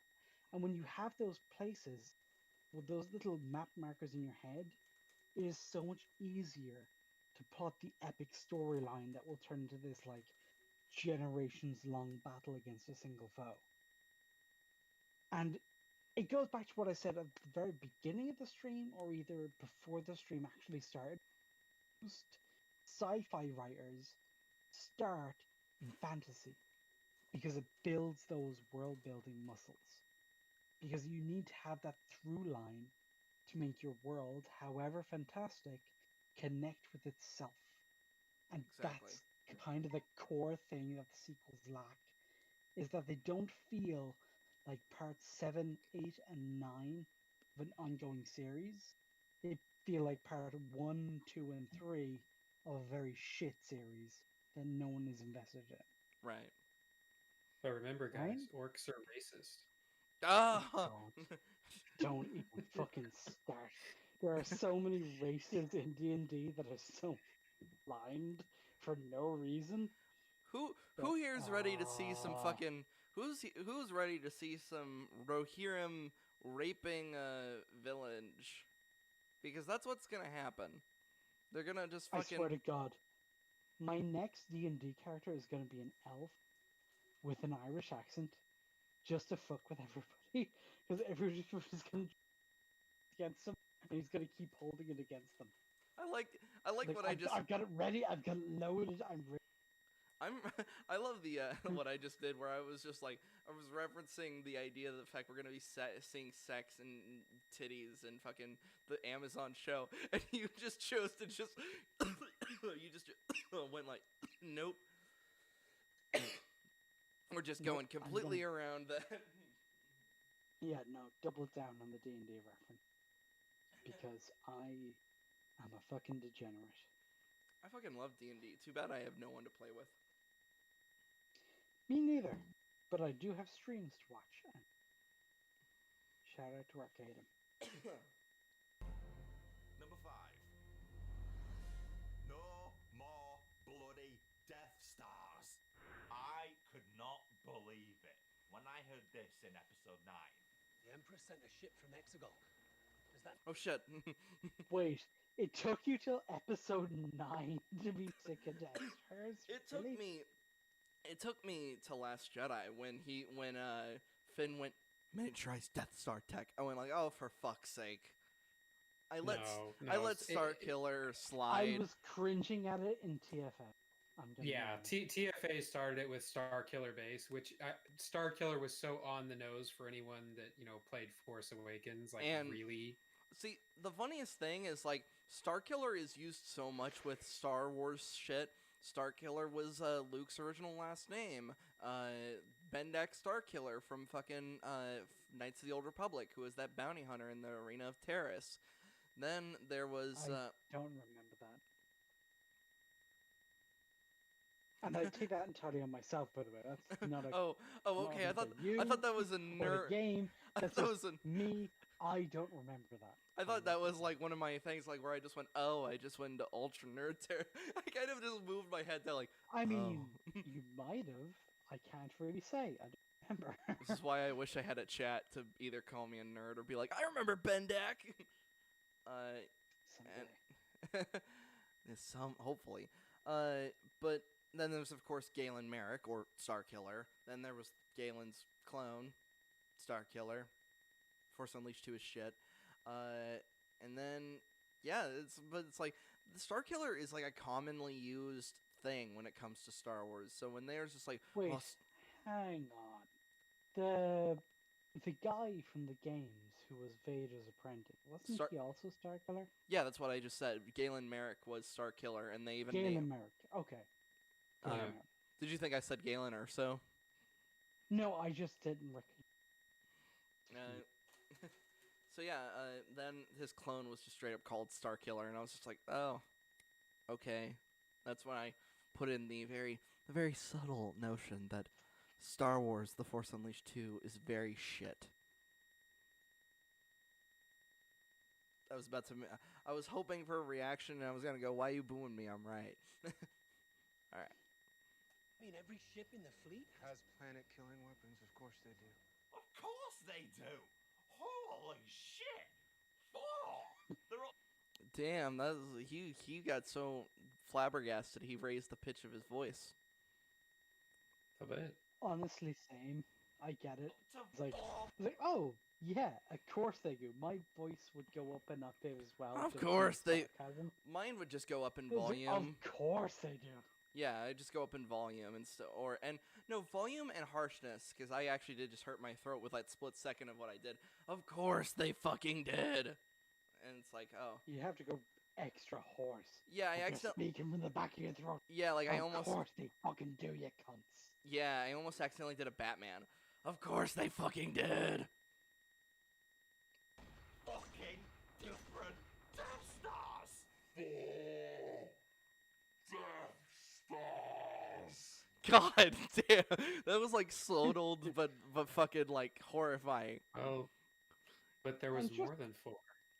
Well, I think he's counting the entire fleet as one example. Also, it just kind of harkens back to the ER thing of like, more, more, more. It does, and I think JJ is supremely guilty of that. You know, Yes. in everything that he touches, he's Yeah, always got to Star make Trek the is stakes ridiculous. Yeah, Star Trek is the biggest Oh, example. God, Into that man Darkness. should have never been let anywhere near Star Trek. Star Trek is too clever for him. He shouldn't. I will Like, say there should this. some kind of IQ barrier. I'm probably about to get slapped on the wrist for this, but as just entertainment, his movies are fine, except for Into Darkness. Into Darkness is just straight up trash. But the first Star You, Trek, my friend, are wrong. no, I'll admit Yeah, it's very wrong. intellectually fucking bankrupt. That's what I was totally admitting. Like, it's to turn your brain off and just look at the flashing colors. When you actually think about it as Star Trek, it's the biggest piece of shit until you then see Discovery. I almost want to say Discovery is worse than fucking Kelvin timeline rebooted Trek. I fucking hate it. See, I barely even remember them well enough to tell them apart. I just remember one of them had like the red antimatter. The red ball the red thing. matter, in which was used to originally get rid of the Hobus supernova after it had destroyed Romulus. I hate this is why my girlfriend Right, accuses so me that of was having the an first one where Vulcan got destroyed. Right? yes.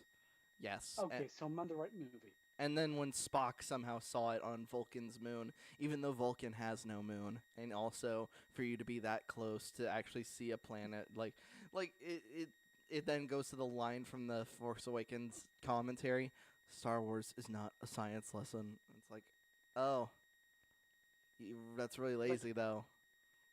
Yeah, it's like we know it's not a science lesson. Condescending cunt.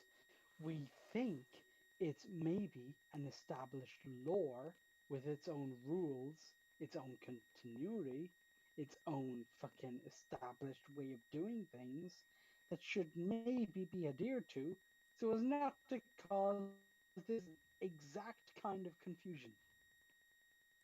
The thing, Well, and I feel like the people who liked Trek, you know, were always that, you know, Star Wars was more of the emotional side of the coin, being a space opera, but Trek was always that sort of smarter sci-fi where yes, it wasn't, I don't want to use the term realistic, but it kind of followed, it was more grounded.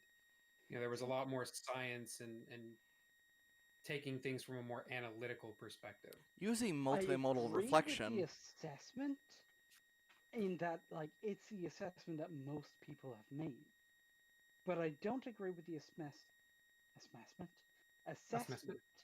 Assessment. Hidden I subtleties? don't agree with the assessment as far as it holds up to like actual analysis. Because when you look back and rewatch The Next Generation, which I did at the very start of quarantine, thank you 2020, but I rewatched all of The Next Generation. And one thing I noticed is that emotions, especially the more like esoteric, philosophical kind of, these are not so much emotions as embodiments of what it means to be human kind of thing. Those aspects of not necessarily the script, but at least the ideas behind the script were so powerful and so strong and so consistent throughout the show that to hold Star Trek up as being like, this is the intellectual one, and then this other thing, that's the emotional one, it doesn't really hold up. Not really. So I Because was Star Trek is very emotional. In fact, they hold up emotion as one of the core things of being human. It's like Commander Lieutenant Data I was is actually about to bring up. I was going to ask you something.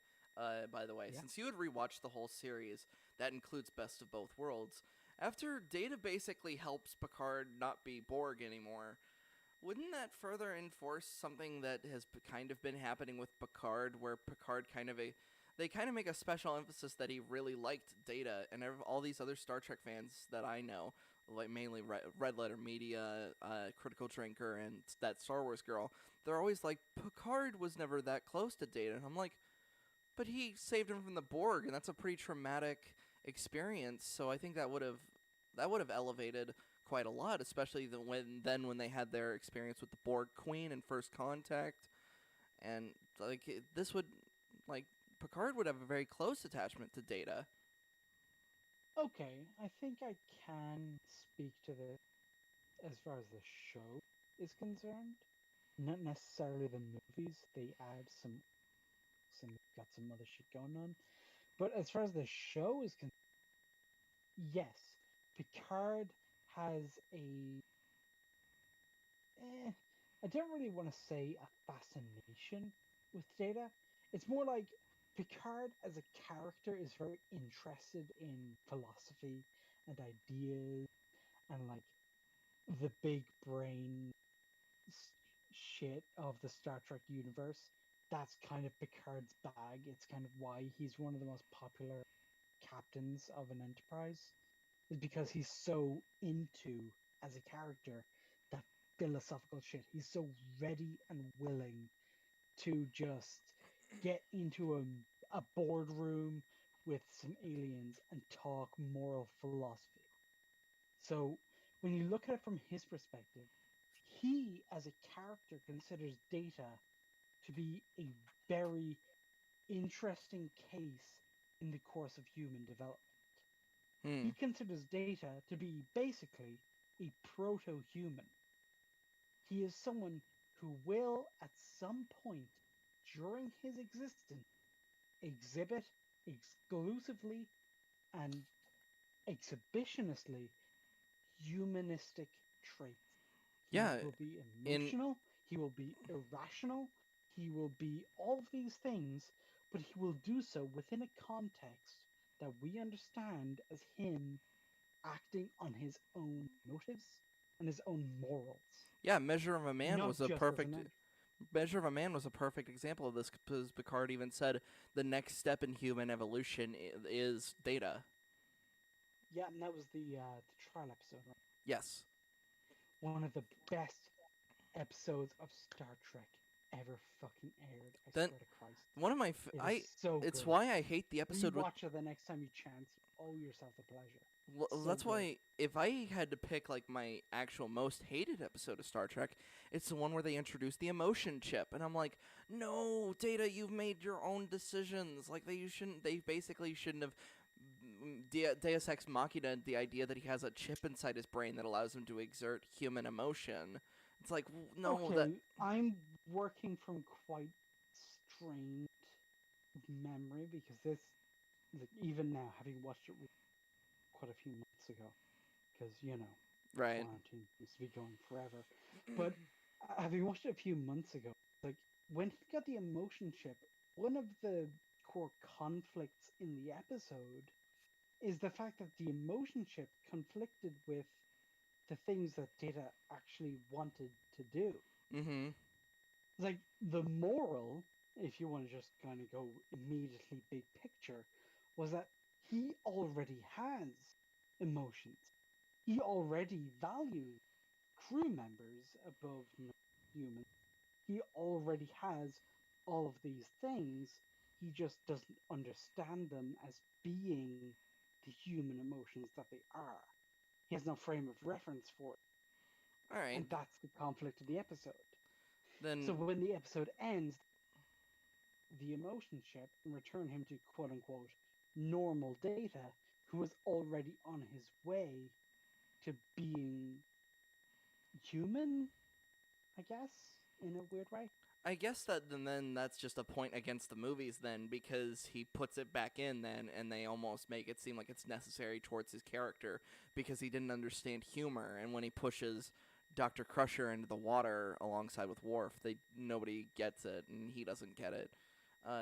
So he's like, put the emotion chip back in me, and it becomes this like thing of like struggling to deal with emotions, and it's like, Data, that is absolutely a fucking point again. Holy shit!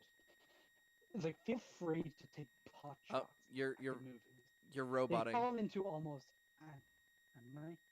Yeah. Okay, I'm now talking continuously. I am talking continuously. There we go. Yeah, there we so go. Let me see where my voice comes in clearly. Well, the Are we problem I was okay? gonna say, yeah, we're hearing you. I think you just Perfect. your internet just hiccuped for a second and turned you into a robot. Yeah. Ninja's just sitting here, it's just like, yes, I've heard of this thing called Star Trek. Yes. Well, I'll be Yeah. honest. My Star Trek knowledge does not, is not as deep. Ninja's just But, turning into ER for this episode. Let me just sit here. I'm just here. I'm just taking a video. I was about to say I'm just taking a video. Yeah, just taking a video. But Okay. I will say is like, okay, Star Trek: The Next Generation. Watch the show. It is not that long, but it is so very worth your Goes time. on for like 9 seasons. What do you mean it's not that long? And each episode's an hour long.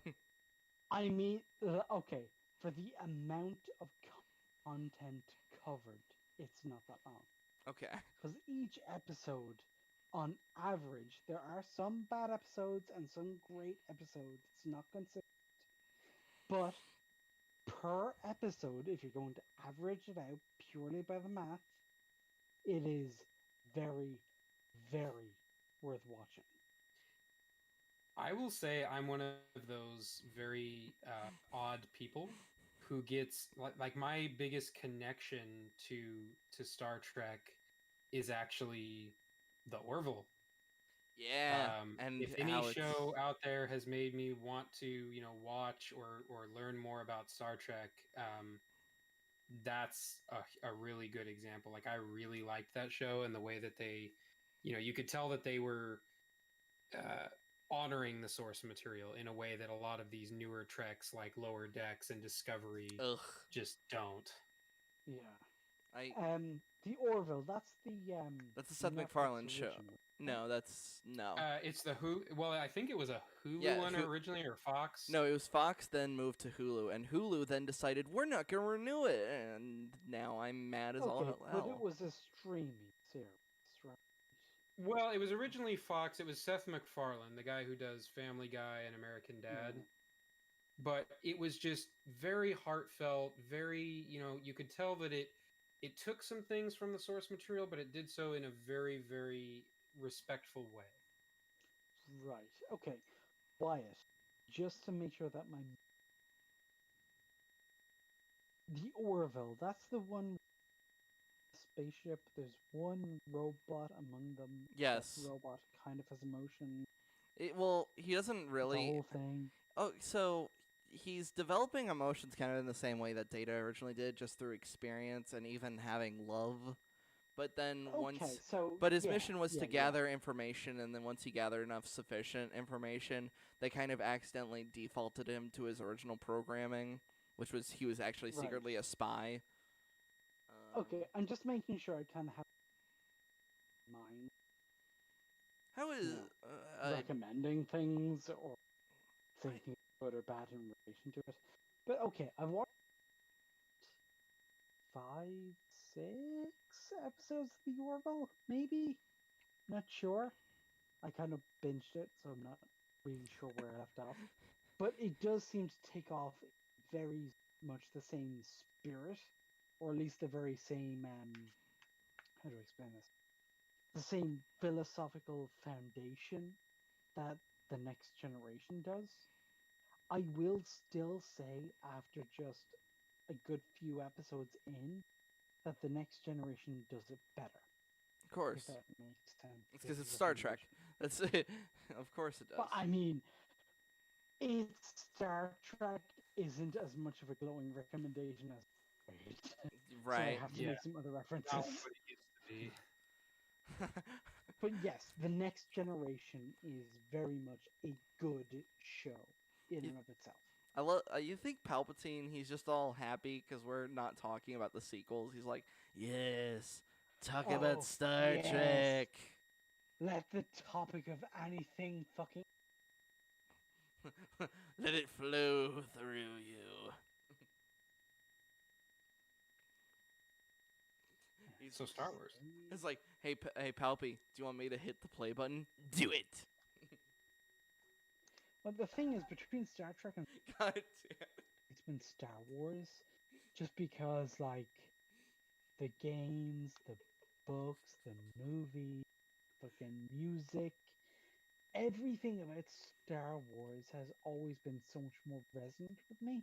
Even though when you look at like content for content, Star Trek has been a bit more consistent. For some reason, and I can't really explain why. It's Star just... Wars is just the thing that draws me.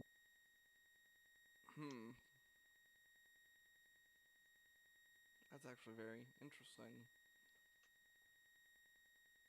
Look, I realize you wanted to give the bad guys a big new threat of a weapon and you wanted to up the stakes, but giving them over 1,000 Star Destroyers, all with planet-destroying capabilities? It's a bit much, don't you think? Imagine after all... Yeah, it's a bit much. All that effort... Agree. Very good point. To destroy the Death Star. This guy, he makes good points occasionally. I like him. I'm just waiting till he hits us with the crazy thing, and we're all just like, whoa! See, I'm still waiting for the crazy. Him over the radio. Well, one down. 1,079 ago. No! So what should have been done? What would be a big new threat that's intimidating, but not completely ridiculous? Something that the First Order could do untold damage with, but wouldn't be yet another planet-killing battle station. Well, what about the Starforge? This was seen most prominently in the Knights of the Old Republic video game. It's a giant Death Star-esque station, but it doesn't destroy planets. It instead uses the power of a nearby star, something the First Order has experience with, along with the power of the Force, to create massive armadas of ships. This would still be intimidating as hell for the heroes, and it would have... Yeah, I was originally thinking, like, I thought they were going to do that in the first place. I was like, oh, I wonder if they have access to the Starforge, and that's how they created such a massive armada so fast. Okay. I actually kind of dig where he's going at this point. Yeah. It's like, we have an established thing in the EU, which is now decanonized and therefore free for plunder. We can say, okay, so somebody at some point can, around some star, erect this base. This base draws power from the star. This means that what we, the writers, decide they can do with extraordinary power or extraordinary efficiency. So who do we give this to? And the first thing that makes sense is one of the Moffs.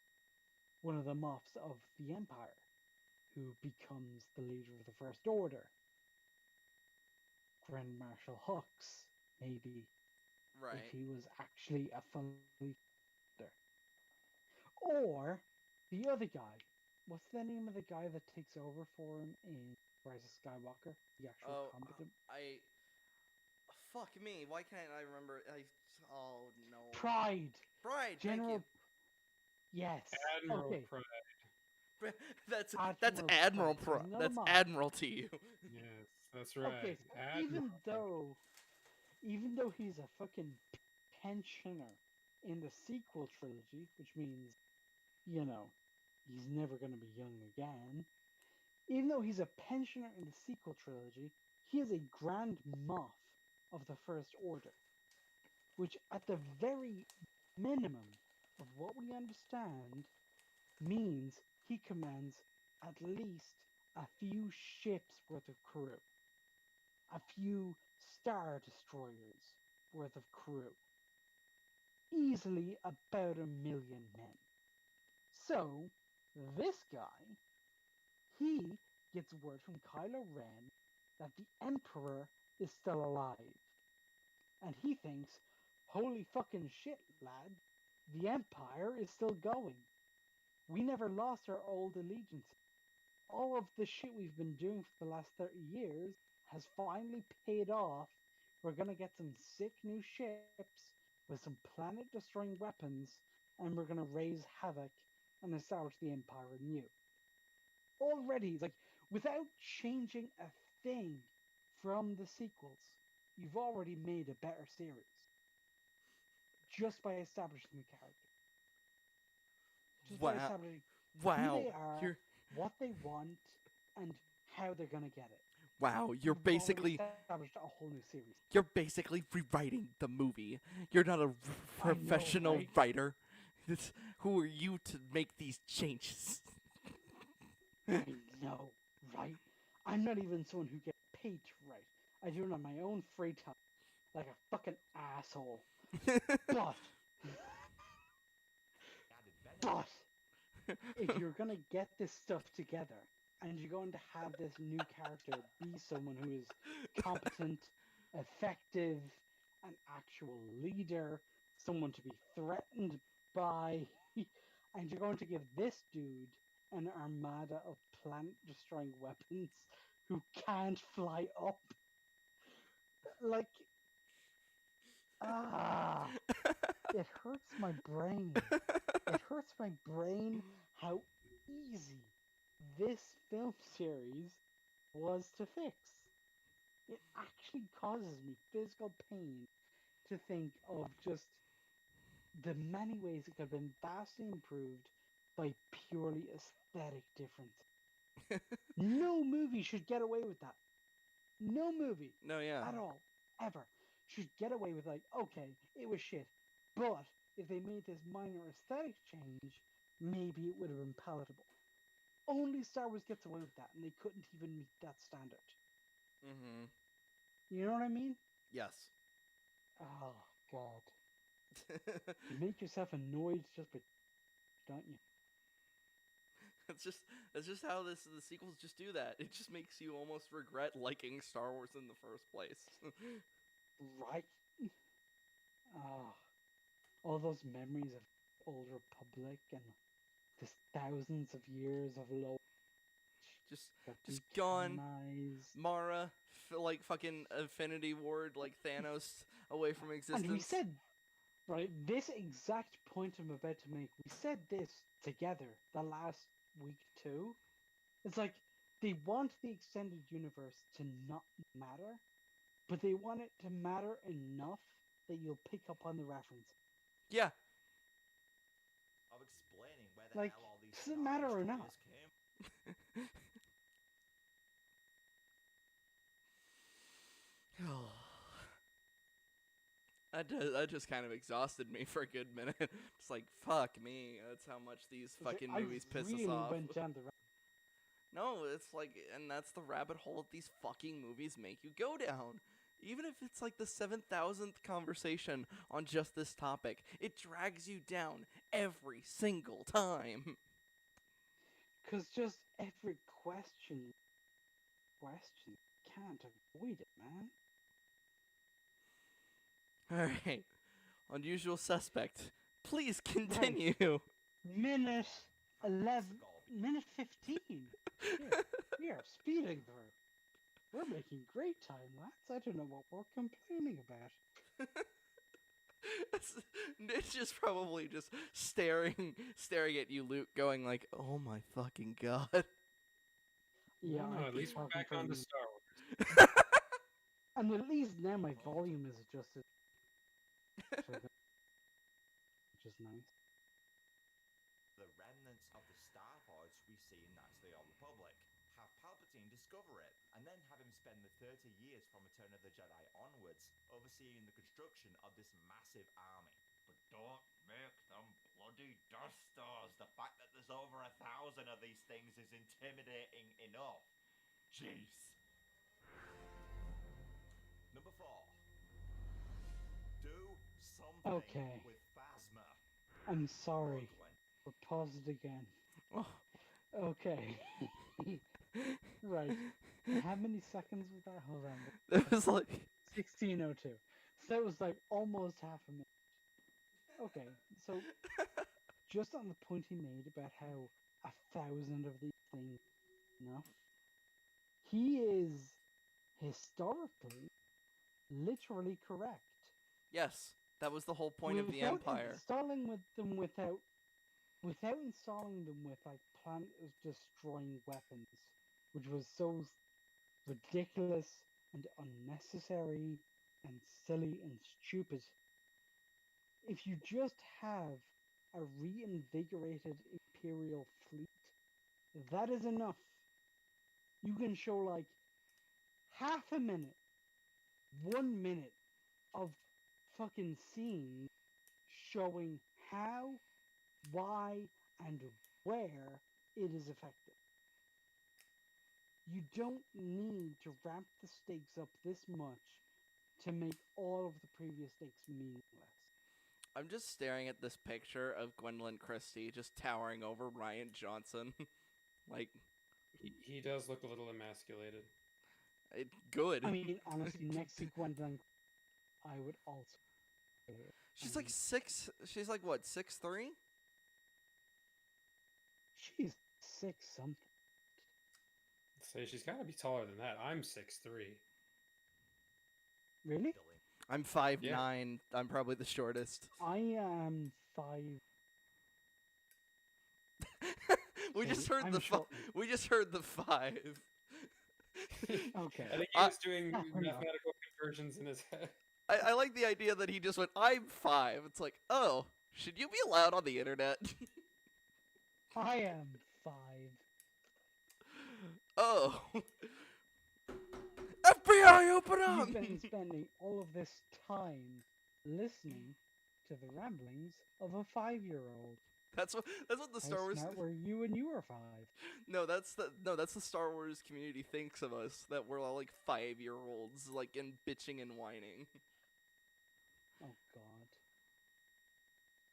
Christy, when I heard she was going to be in these films, Jesus. I was stoked. She's like giving like look at the stare she's giving to Ryan. Oh my god. Hey, somebody's got to do it. Fucking. Oh. Ryan, you're full of shit. And now it's my picture. I was gonna say, and now it's like when you had that picture of 3PO just looking at stuff. Oh God, yeah. That was just last week. Yeah. See, I've gone through so many profile pictures on this stream, even before it was a stream, that now it's just kind of my. See, wasn't there a while where my profile picture was just like that sex scene from The Last of Us 2? You did, God damn it. She was amazing in Game of Thrones, and to see her cross over into Star Wars as a villain nonetheless, I was so on board with that. I could care Finish less. given nothing to do. I just You don't mean you get it. couldn't You surely care can't. less? I couldn't care. I couldn't care less. Like, cause here's the thing, I know people are just gonna compare it to Boba Fett, and I'm just like, don't talk shit about the Fett man. Well, she could have had a lot of potential if they had actually done something with her character, especially Yes. between like her and Finn. Yes. Mm. Especially with Finn, especially because like she was established first being the person who oversees how well the clones or quote unquote recruits are dealing with their adaptation into the rest of the military force. That's Like, true. Right. she's the tradition one who presents that report to the commanders. She's in charge of it. It's her responsibility. When Finn takes off his helmet, she is the one who calls him out on it. Like, she's established as being important. She's set up as if she's going to be important. Well, and they It's have just that that then big she never fight. is. Yeah, they have Yeah. that big fight as if that's somehow earned. Like that was the When arc it's- all along was when that it they were wasn't. inevitable that they were going to clash, and it's like, well, but you never really set that up. Yeah, you didn't set that up for Yeah, shit. it's like they relied so much for them that they forgot that whatever we wrote inside our head isn't actually canon, and we still need things to happen on screen. So in our heads, we were like, okay, so Phasma is the one in control of the troopers because she's the one who gives the report. Makes Well, sense. So she's the one who calls Finn out not having his helmet on. Makes sense. She's the one in charge of controlling new troopers. So in our heads, that's established as being her role. So when she steps out of that in the Jedi, we just don't know where to go. Well, Like, and we don't know giving what to think. Disney if I was to give them the absolute benefit of the doubt and say maybe they shot those scenes, but they ended up on the cutting room floor, that was still a bad decision because you essentially cut out all of those building blocks that made that big battle between Finn and Phasma relevant in the slightest. Like when they fought, I was like, I don't give a shit about either one of these. I just don't care.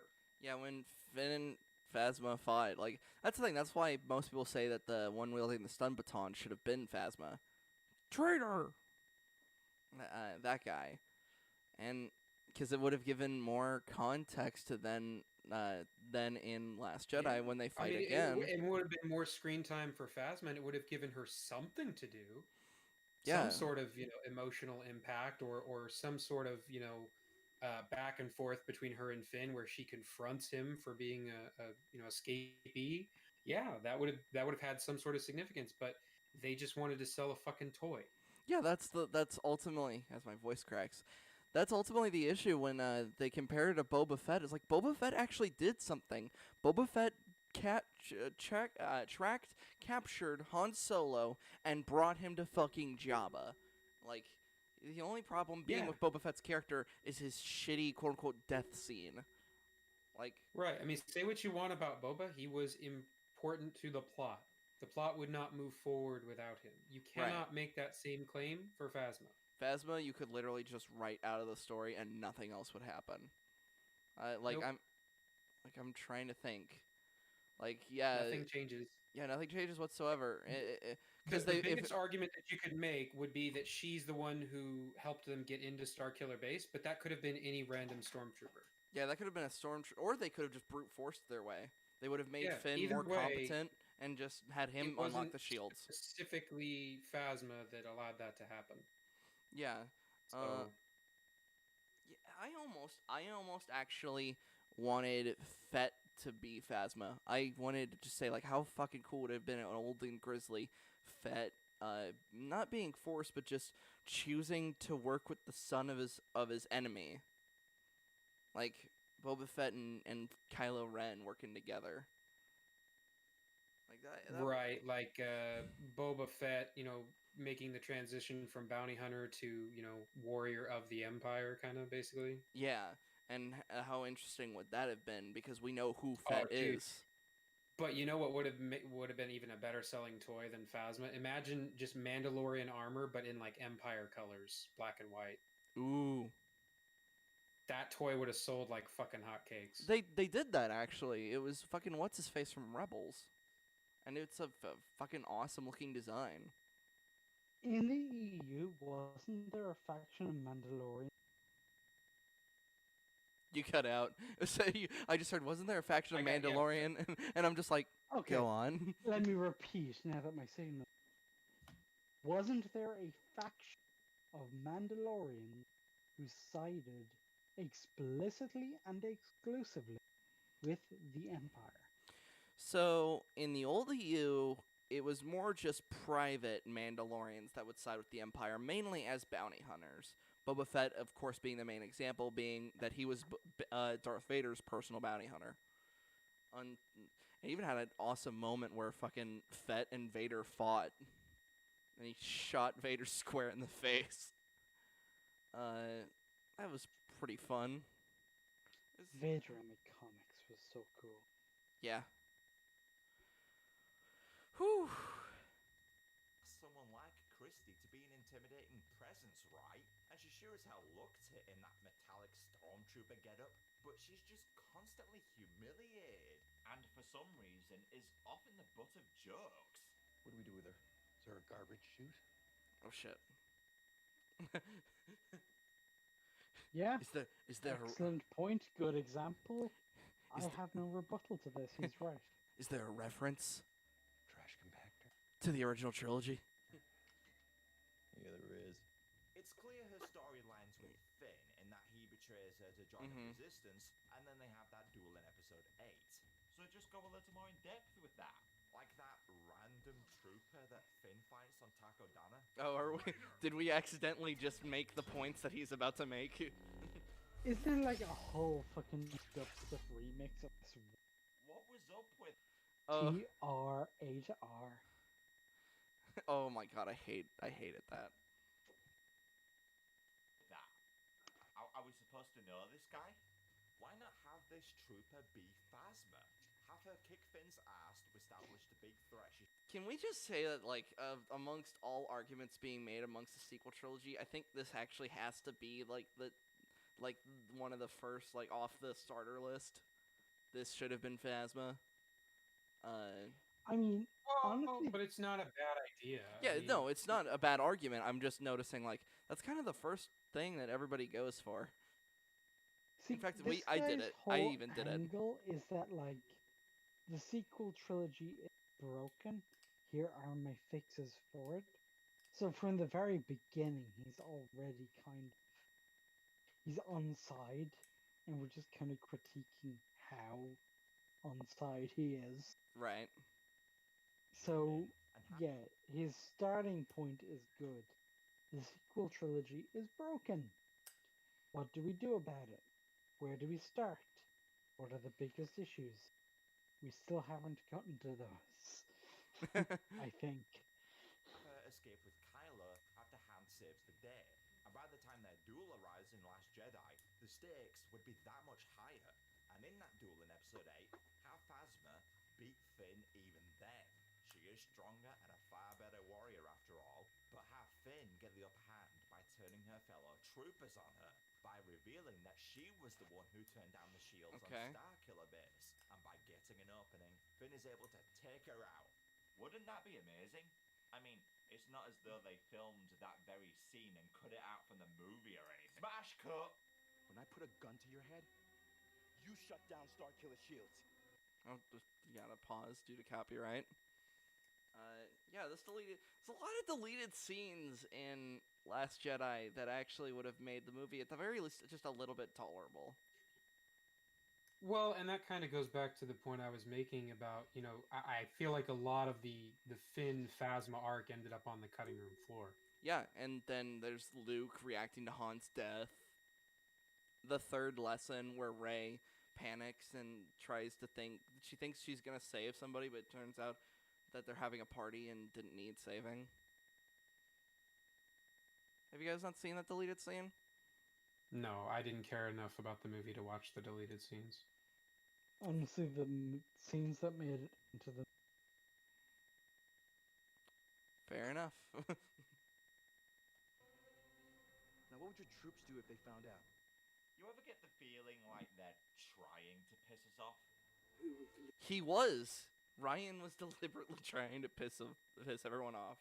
it's called subverting your expectations. Number 3. Oh God. Palpatine's master plan. So, Rey's parentage is a big mystery in these films. It's definitely what everyone was theorizing the most. Is she Luke's daughter? Han and Leia's? Obi-Wan's?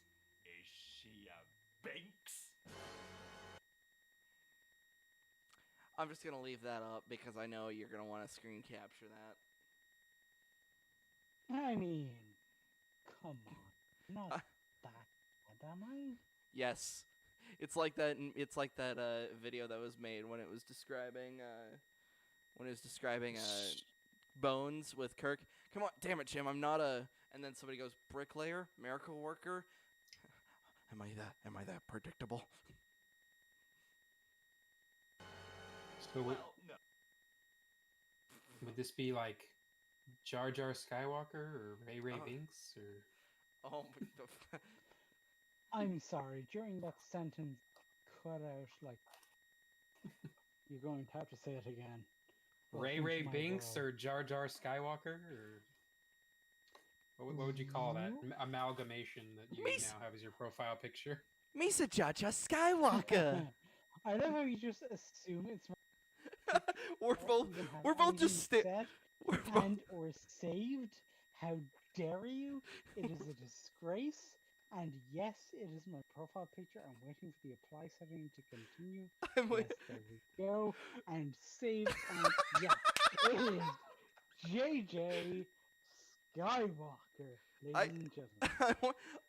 if I were to make an animated picture of this, it'd be like as you're transforming, you're saying this. It's like making this like the stretching sounds of the thing. Just how dare you?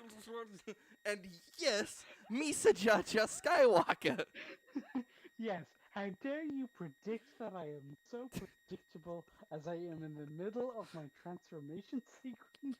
How It's just- dare you? It's This just is a disgrace, and I am done. Thank you.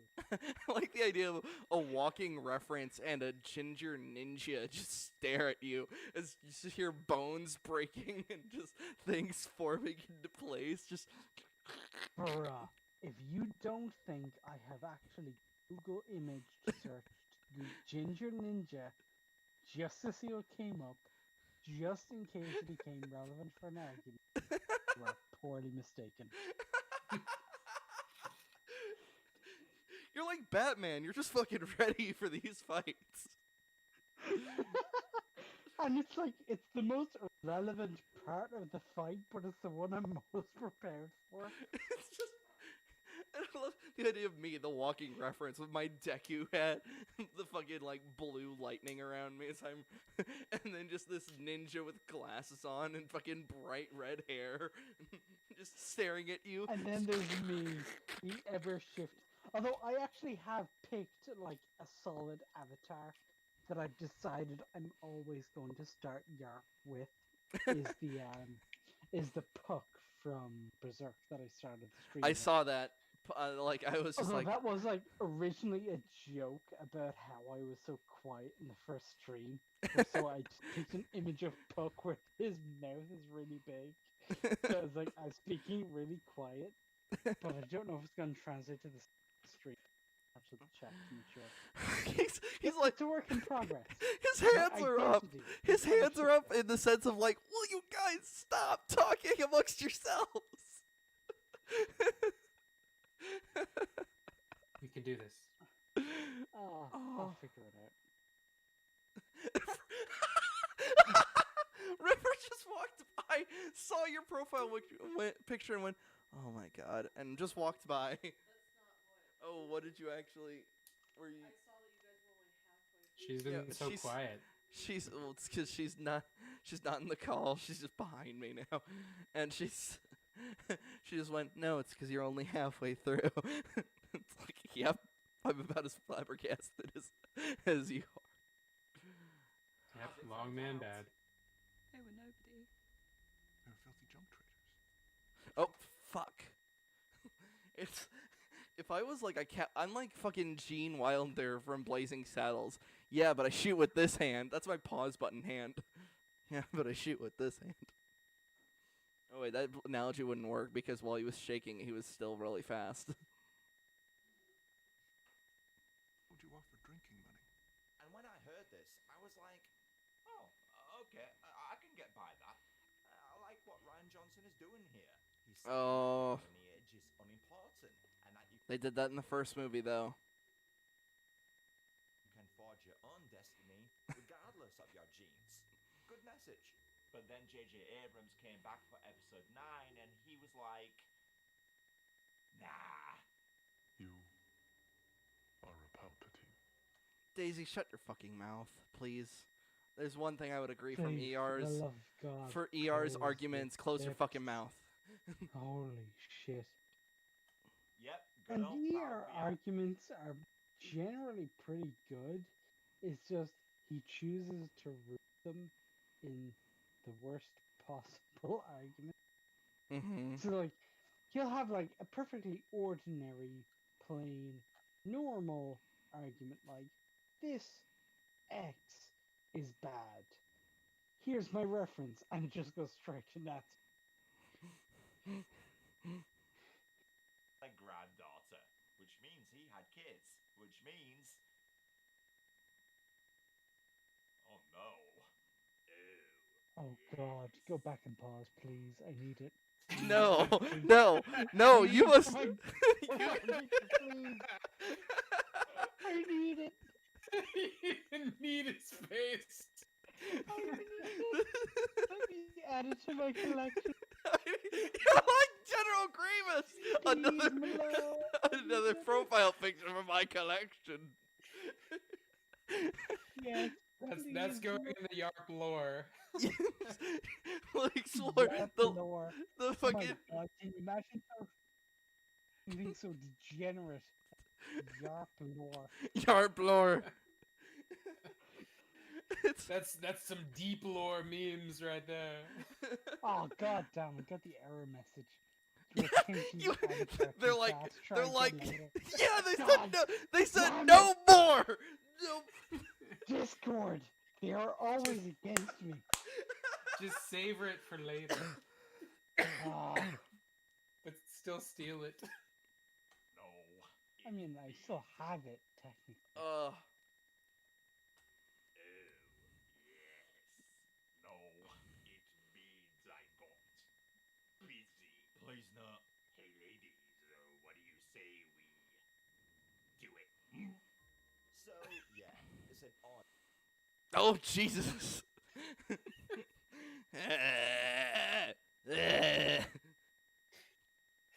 I don't know why I was doing. Creamy sheave. Yeah. Oh, creamy sheave. Although, here's like, just to go back to our weird thing where I reference real world human history. In actual history, rulers like kings and emperors and all of that shit, each one, as like a career move, would have a harem. Yeah. Didn't Like, just- didn't Caesar have And it like a wasn't- bunch of bitches? Yeah, and it's like, it's not even like a bragging thing. It was purely practical. It's like, okay, I'm an emperor. I am in charge of pretty much all of the known world. It is important that my head is focused, that I'm not getting distracted with these hoes. So I'm just gonna like have like a harem. And everybody just went, yeah, that makes sense. Okay, fair enough. And nobody questioned it. And it was the same for like most rulers of the ancient world, where a harem was just a thing you had. You were weird if you didn't have a harem. But how much booze would the bitches that he had? how many would they have? How much booze would have to be in their systems to be like, yeah, that's a face I'm gonna sit on? Like, Zero. We get Because he's fucking Palpatine, he can just mind control them into doing whatever the fuck he wants them to. I mean, well, that's true. Shinja is right in thinking power and money are very, very fucking attractive. Oh yeah, look at some of the Even if richest you're, guys like- in the world. Yeah, they're old as Yeah, hell yeah, and they look like ball exactly. sacks. So if you look at like a Roman emperor, to our modern day beauty standards, he looks like a fucking ball sack with legs. But like in the ancient world, he was tantamount to a fucking god. Right. So if all you had to do was suck his dick and your entire family was able to eat for the next year, you were sucking some dick. That Well, was just the end of the conversation. right.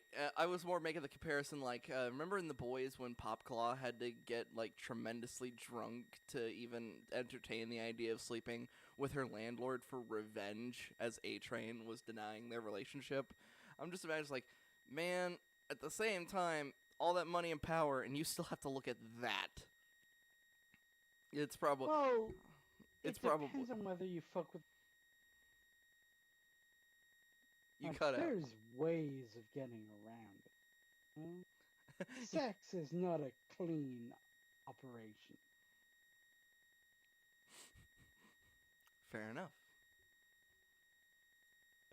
But I honestly don't have too much of an issue with it. I'd have just changed one little Let me open the skylight. Rey, not be Palpatine's And let's fuck. have her be his literal creation.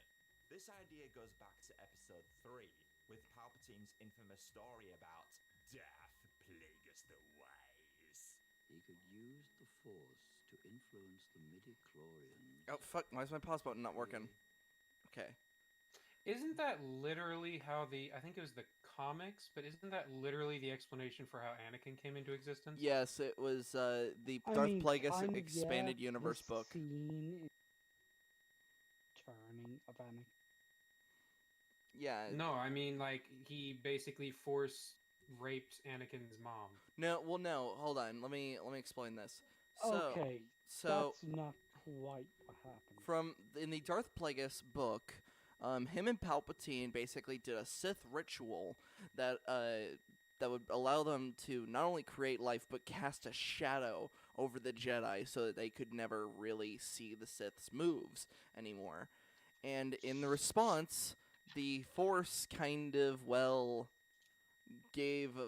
got Shmi super preggers. I forgot what it's called. God damn it! What the thing with Jesus? What's it called? The The Virgin Birth? Immaculate Conception.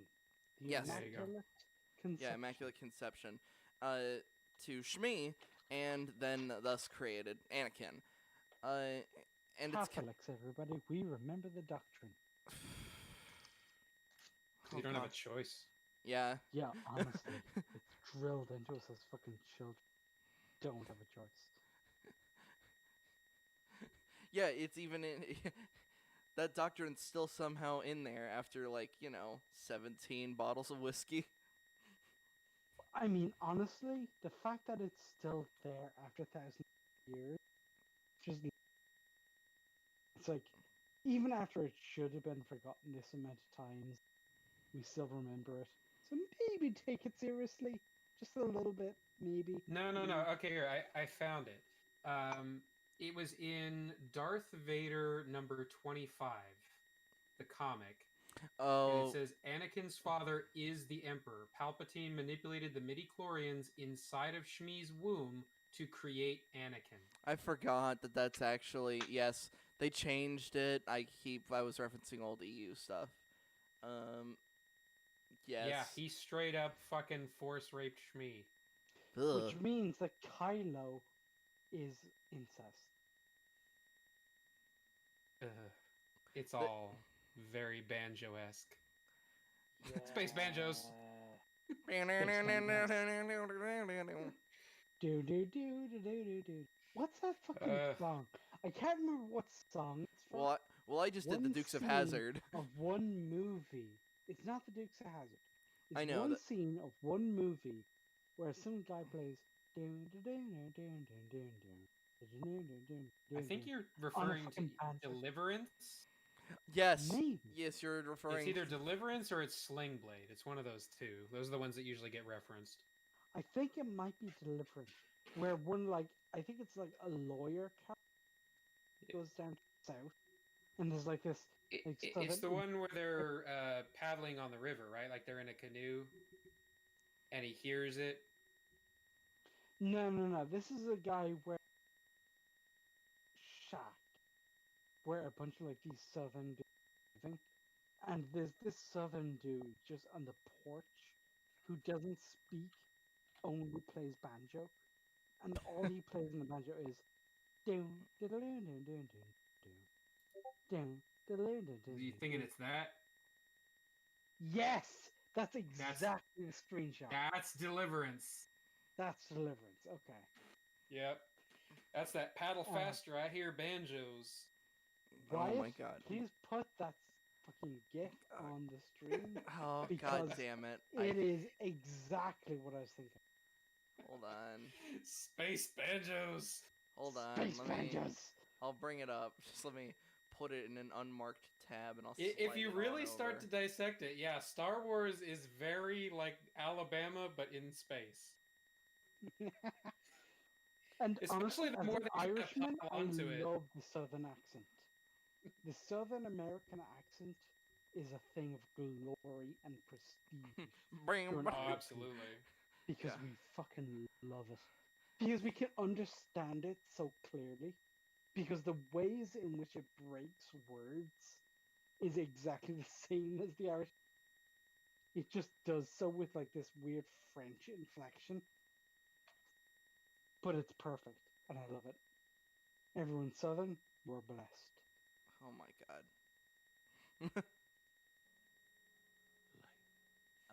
And I'm assuming that as I said that, the GIF was playing in stream. Yes, it was. I just now took it down.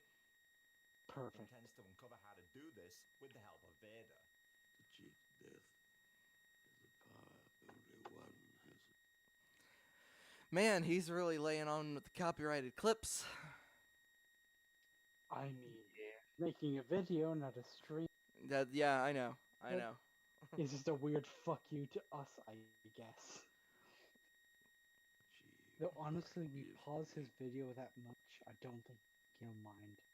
No, yeah. Together, I know we can discover. Well, the pausing isn't for him. It's so Disney doesn't break down my door and make me fucking throw me in the fucking communist prison camps to watch Mulan for the rest of my life. The Mouseketeers will send you to Gulag, my dude. You don't want to fuck with them.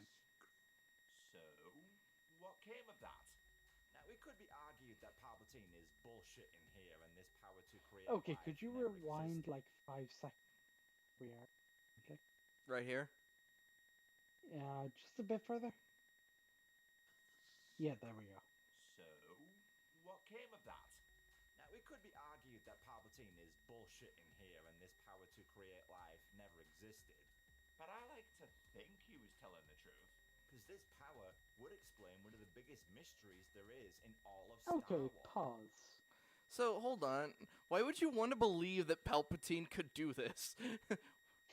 Well, okay, well, that's kind of what I think his argument is that that's more somehow palatable than the idea of Creamy Sheev banging a bunch of women. Well, you can have both, technically. Okay, my point was that gonna be like, okay, this conversation at the Opera House between Anakin and Sheev Palpatine, the senator, is like one of the most important scenes in all of Star Wars. It starts Anakin's descent to the dark side. Exactly. It starts the blatant reveal of Palpatine as Sheev. It starts a whole bunch of shit that results in the Empire, basically. Yeah. So, this scene, if we're going to treat it with the retroactive gravity that it deserves, and we analyze every word, as this guy seems to be doing, basically just taking the words at face value, what do we derive? It's like, okay, once there was a powerful Sith guy. This Sith guy was able to preserve life in, but not himself. Okay, that's rule number one. Rule number two, he could create life in others, but not for himself. And that's even a bit of a stretch, considering the dialogue we're given, but it's one of the more common interpretations. Like, this guy could create life, just not for himself. Well, no. So No, okay. So, he has such knowledge of the dark side that he could use the midichlorians to create life, and he could even stop the ones he cared about from dying. And then, and the greatest thing he feared was losing his power, which of course he did. So he taught his apprentice everything he knew, and his apprentice killed him in his sleep. Ironic. He could save others from death, but not himself. I recited that from memory, and I want somebody to then question, how the hell have I gotten laid? I mean, honestly, it's an ongoing mystery, but let's just leave it aside. But, okay. So, with that being the direct quote, which I do fairly trust, because you have a weird virginonic knowledge of the script of the first fucking Star Wars movie, or the first sequel trilogy of the Star Wars movie. That was from All Revenge of three the of Sith. Yeah, it's Revenge of the Sith when he has the other scene with Palpatine.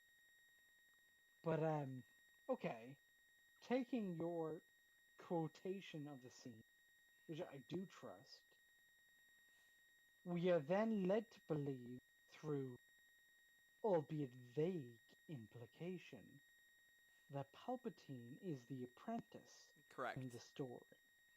Right? That's a given. That's what we all assume. Yes. I'm still looking at the fucking gif of the banjo guy in the chat, and it's throwing me off. Oh, the transformation, fucking. It's like I'm imagining that kid giving the fucking speech. Well, Darth and it's like Plagueis, he singing was the a master of the tune dark side. Do. Y'all want to hear a story about Darth Plagueis the Wise? He had Oh, such please. knowledge of the dark side that he could save the ones he loved from dying. As like one of my favorite fantasy Dungeons and Dragons and shit is people who do like Southern American accents, because like typically they don't exist in fantasy.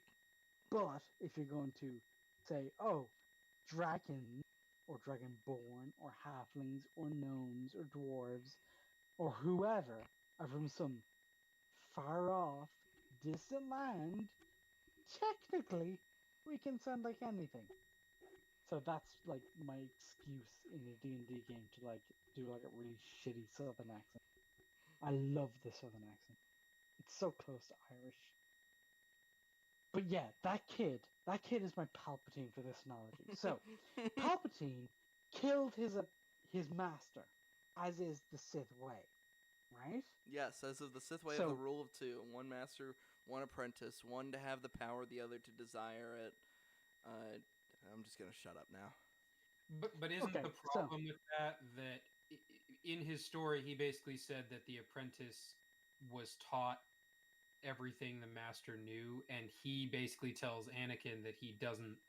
Yes, he doesn't have the answer. Yeah, that's the point. He was tricked. Like the Sith code of honor in the games is that like a master will teach all of his tricks, all of his games, all of his political strategies, all of that to his apprentice in the genuine, heartfelt hope that the apprentice will surpass him and kill him.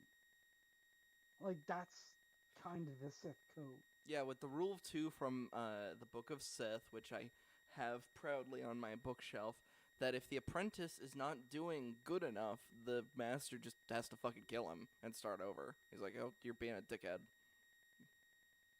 Well, right. But what I'm saying is, in the story, he basically says that Darth Plagueis passed on everything he knew. Right. But then when Anakin, the whole thing of him converting Anakin to the dark side is, I will teach you this power. But then he even has that line of dialogue where he's like, we'll find the answer together. To cheat. I.e., he doesn't know how to do it. Yeah, which is ultimately showing how he's... To cheat death is a power only one person has achieved, but if we work together, I'm sure we can discover the secret. In other words, he killed his master without for the love knowing of the Christ, secret. join me right now, and you have a chance to save your wife. If you don't, you're going to stay with the faction that condemns you for having a wife. Make your choice now. You must choose! Don't listen to him, Anakin! Exactly. And so, Anakin chooses. And because of everything we know about Anakin chooses the dark side. He chooses, give me answers, give me them now, I want them. And after he does so, he confronts Obi-Wan in the completion of his arc to Sith and loses his fight. Mm-hmm. He loses the fight, but the Emperor does not discard him, as would be the Sith way. The Sith way would decree that Palpatine just leave him on the beaches of Mustafar. The Sith way would be to just let him burn. But Palpatine doesn't. And it's kind of like a very major point in you, not so much in the cinematic universe. In the EU, it's important because it means that Palpatine is operating on different rules. And that's when they're established. He's operating on different rules. He's making his own way of doing things. And that is the Imperial way.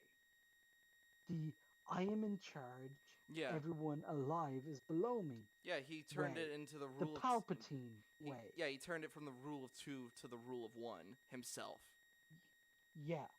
It's like, he didn't just become the Sith Emperor. He redefined what a Sith was after that point. Which is why all of, like, the Sith versus Republic shit happens in, like, the Old Republic. Mm-hmm. So, in the Empire as Luke Skywalker, there was only one. The Emperor. And there were the two. The people who immediately followed the Emperor, as of which there were only currently one at the time, but he was willing to take on more. One of them being Luke Skywalker. Father and son, both reigning as number 2 of the Empire of the Universe. That specifically was the deal that Vader offered Luke at the end of Revenge of the Empire.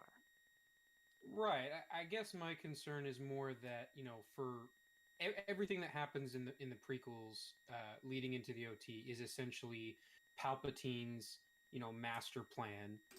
And part of that plan relied on him taking a mighty big fucking gamble with Anakin, because since he didn't actually have the answers on how to save Padme, she theoretically could have died. But I guess that's where it gets a little confusing for me, because did he know the secret or didn't he? Because according to Darth Vader number 25, he clearly has the power. He created Anakin himself. So he already knows the secret, or at least part of it? I don't know. It gets murky. Yeah, this is kind of why I hate these comics, because kind of. Okay, it's not a direct counter because we're kind of like both pulling from obscure pieces of like the EU.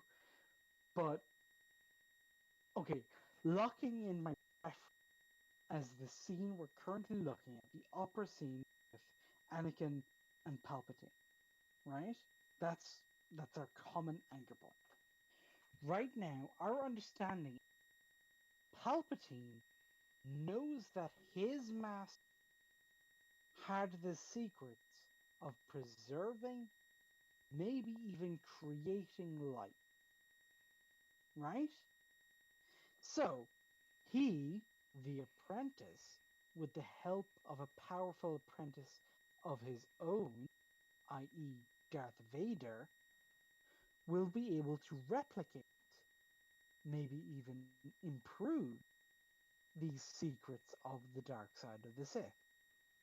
That is like the grand overarching personal goal that Palpatine uses to manipulate Anakin to coming on board, when Palpatine's real goal was political power, was to seize the Senate, was to establish the clone army as the de facto military of the Republic, was to do all of these behind the scenes things that he was waiting to do until he had something for his real ambition, which was to live and prosper forever, which is honestly the only reference point we have for him as a personal motivation.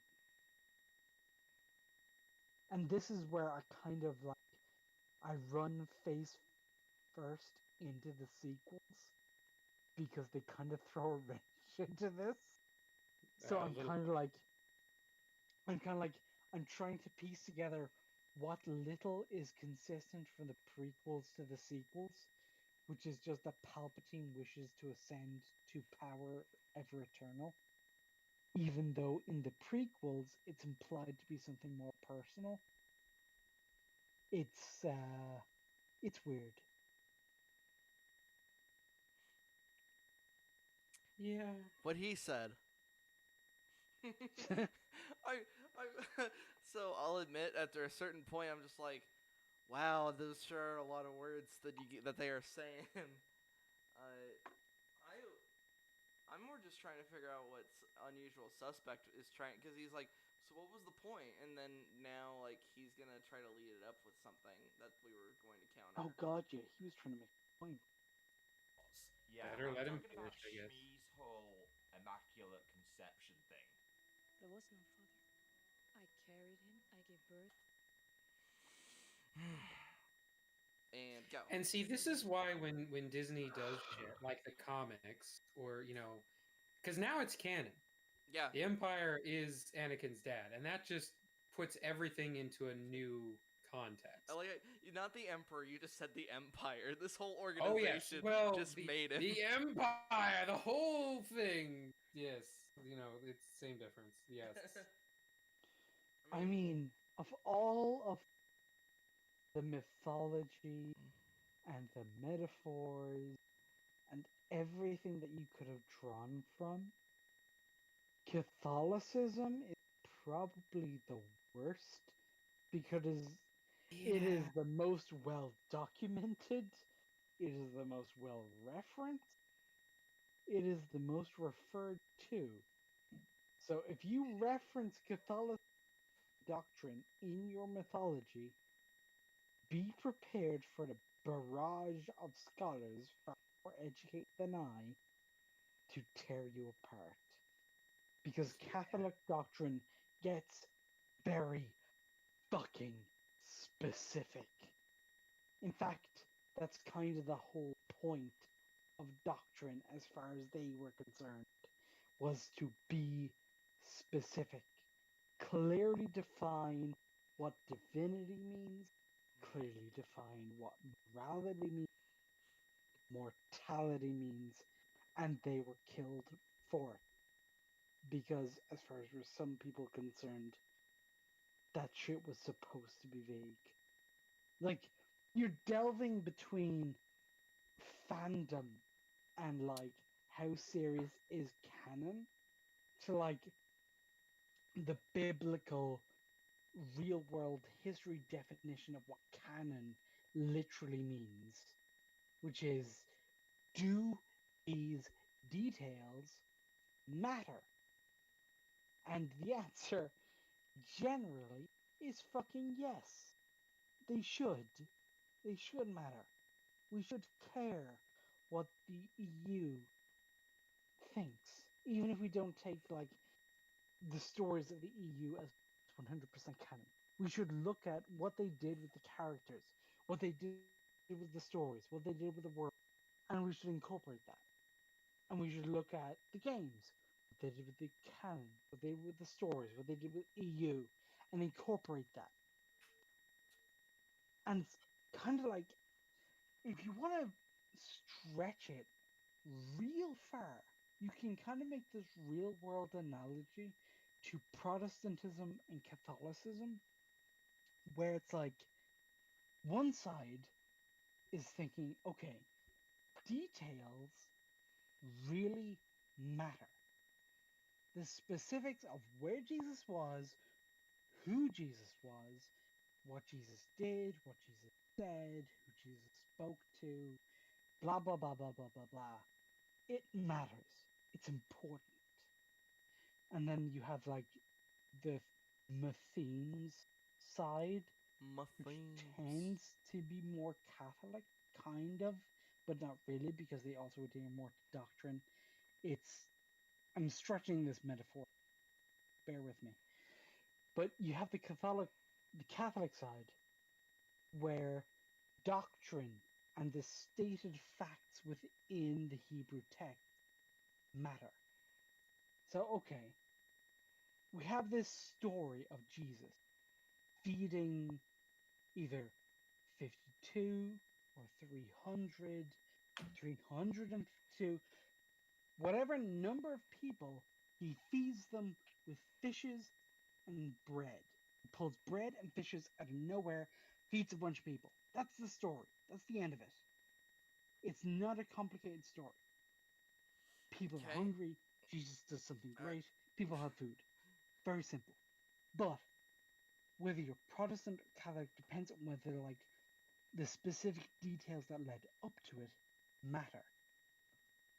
And if you're part of the camp that says they don't, you're probably going to end up on the same side of the argument as a lot of these things that says details in general don't matter.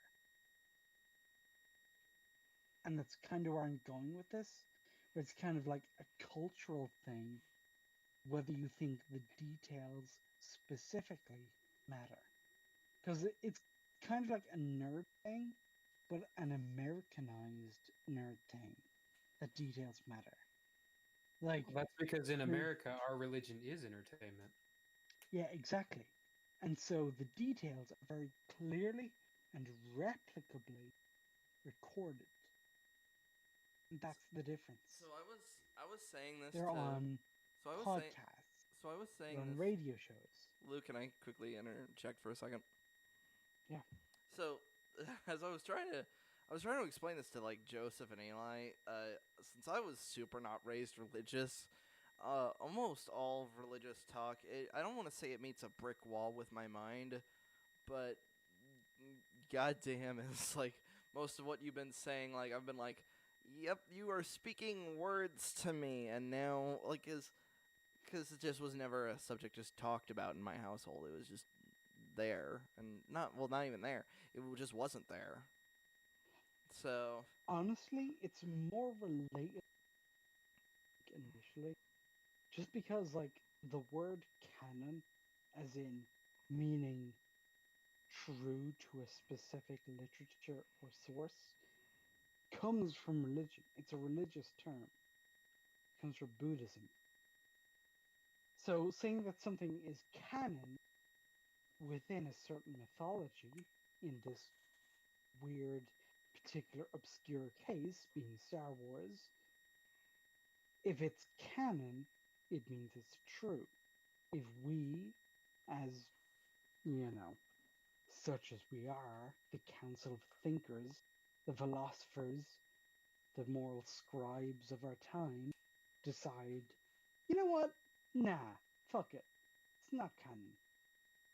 Well then, so it will be. because scripture, which is what I just described, is fallible. And then we get into this whole theology. I honestly don't think we're super well equipped for. But it just comes down to like whether what the people who actually follow the story believe is important versus like some historical context that conflicts with them. So to kind of like round it off, an example that kind of mean that I don't have to talk so much anymore. In the Roman Empire, they conquered Israel. They administered the roads, the tax, the collections, the hospitals, the infrastructure that made Israel a nation was overseen by Rome. And you had this dissident named Jesus, or Yeshua in his own time, who said, nah, you know what? The Romans are kind of shit. Fuck the Romans. And he kind of did his own thing, working miracles of God to achieve his political aims.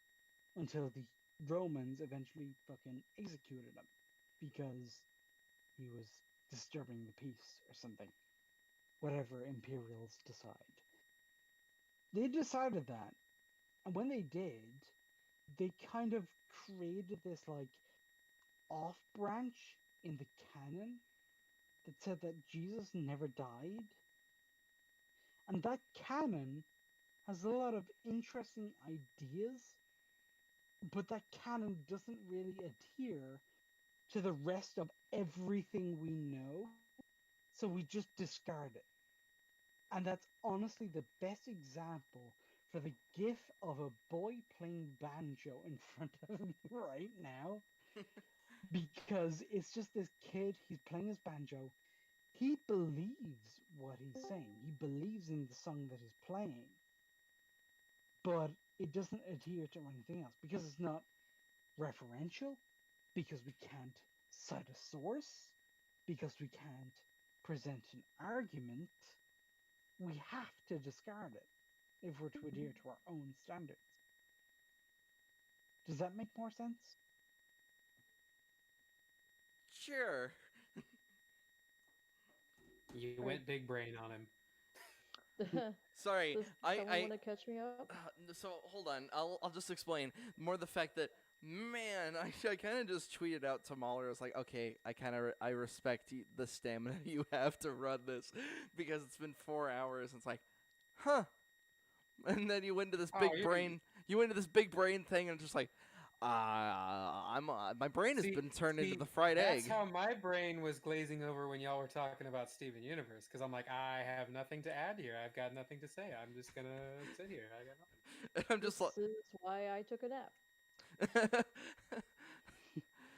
I am sorry, everybody. No, you're no, fine. No, I actually, I don't mind the religious conversation. No, but I I'm not. understand that it can get a little much for some people. So I find it I was welcoming of fascinating. anybody to interrupt me. Sorry, at any time. I understand it can be a bit heavy. No, I wasn't even like uncomfortable or anything. I was just like, I just don't get it. I know. I try to talk to him about this stuff a lot. Not even from a place of like, I'm trying to convert you, but like just from a historical standpoint, because I find it really interesting. But he's just like, oh yeah, that happened. That's okay. It's because I've an interesting thing when it came to the Bible. My mom said a very interesting thing. If you just treat the Bible like a story, then it's fine. But to then mold your entire life around this story is like she found it odd when she grew up from church going. I don't want to say Protestants. I think Baptists maybe because I was baptized. Well, Baptist is a denomination within Protestantism. Right. And so since I was never raised in that part, she was like, "Don't take." She said gave me a Bible and she said, "Do not take this seriously. This is not gonna rule over your life. like it does so many other people. And it's like, all right. Okay. So okay. Wyatt, were you raised? Okay, just converting my own like mental arithmetic into American. Were you raised in like a specifically Catholic area or school or anything like that? Jeez. So the best way that I would describe all that stuff is we kind of didn't care because we had our own circle. That circle being Yes, that you was our as own the family. family. Yeah. Okay, so American non-general,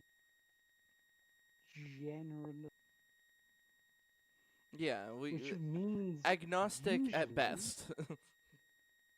usually that means that you don't really acknowledge many of the saints. It usually acknowledge the baptism, the story of communion, etc., but not a lot of minutia and detail. Is that accurate? Well, what I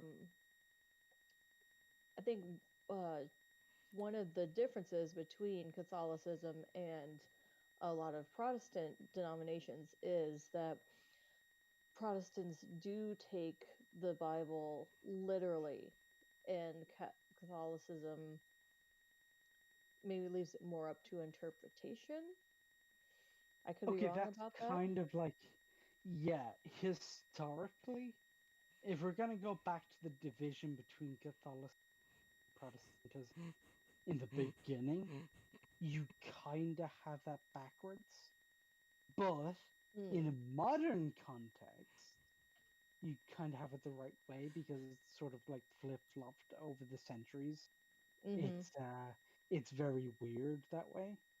Yeah. Right now, my understanding is that both Protestantism and Catholicism understand the act of communion of being symbolic. Yes. Which is like our mutual starting point. Right? Yes. That's a ritual that we both practice. Right. So we spread out from the ritual of communion into the other sacraments, which are a Catholic, sorry, pronunciation, a Catholic institution, right? Right. Yeah. Right. So the seven sacraments, as Catholicism understand them, are birth, baptism, confirmation, marriage, and death.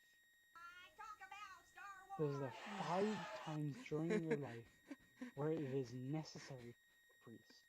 I hope all of you heard that. I heard something. I don't know what it was. I And I was actually I played the clip from The Simpsons. Talk about Star Wars, and that's me right and now. I've got that clip from the banjo kid from fucking. I'm just.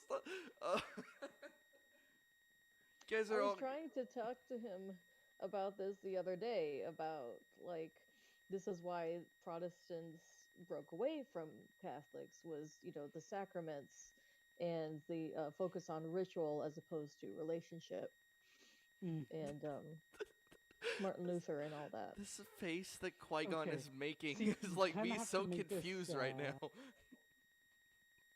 Like delving out of Star Wars and into history, you kind of have to make this huge distinction between why people in the 15th century diverged between Catholicism and Protestantism, and between why people in the modern age would distinguish between Protestantism and Catholicism.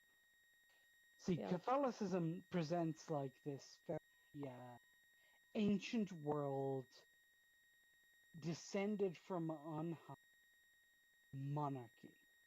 Yeah. And the Pope is at the top. Below him are the cardinals. Below him are the bishops. Below him are the priests. And below the priests are the kings. And that's how the world works.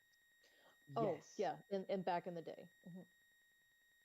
Well, see, that's the thing. For Catholicism, there is no distinguish between back in the day and right now, because God's law is universal. That's kind of the point.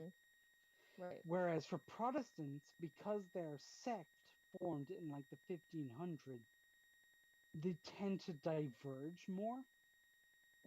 So you have the Church of England. Okay, first of all, the act of communion, we're not literally eating the body and blood of Christ. It's Right. symbolic, right? Yeah. So that was the first thing. And then the second thing was some other minor act of sacrament or scripture or something or other. So they said, okay, that's the second thing. That's Protestant now. And then now there's like two distinctions between Catholic and Protestant.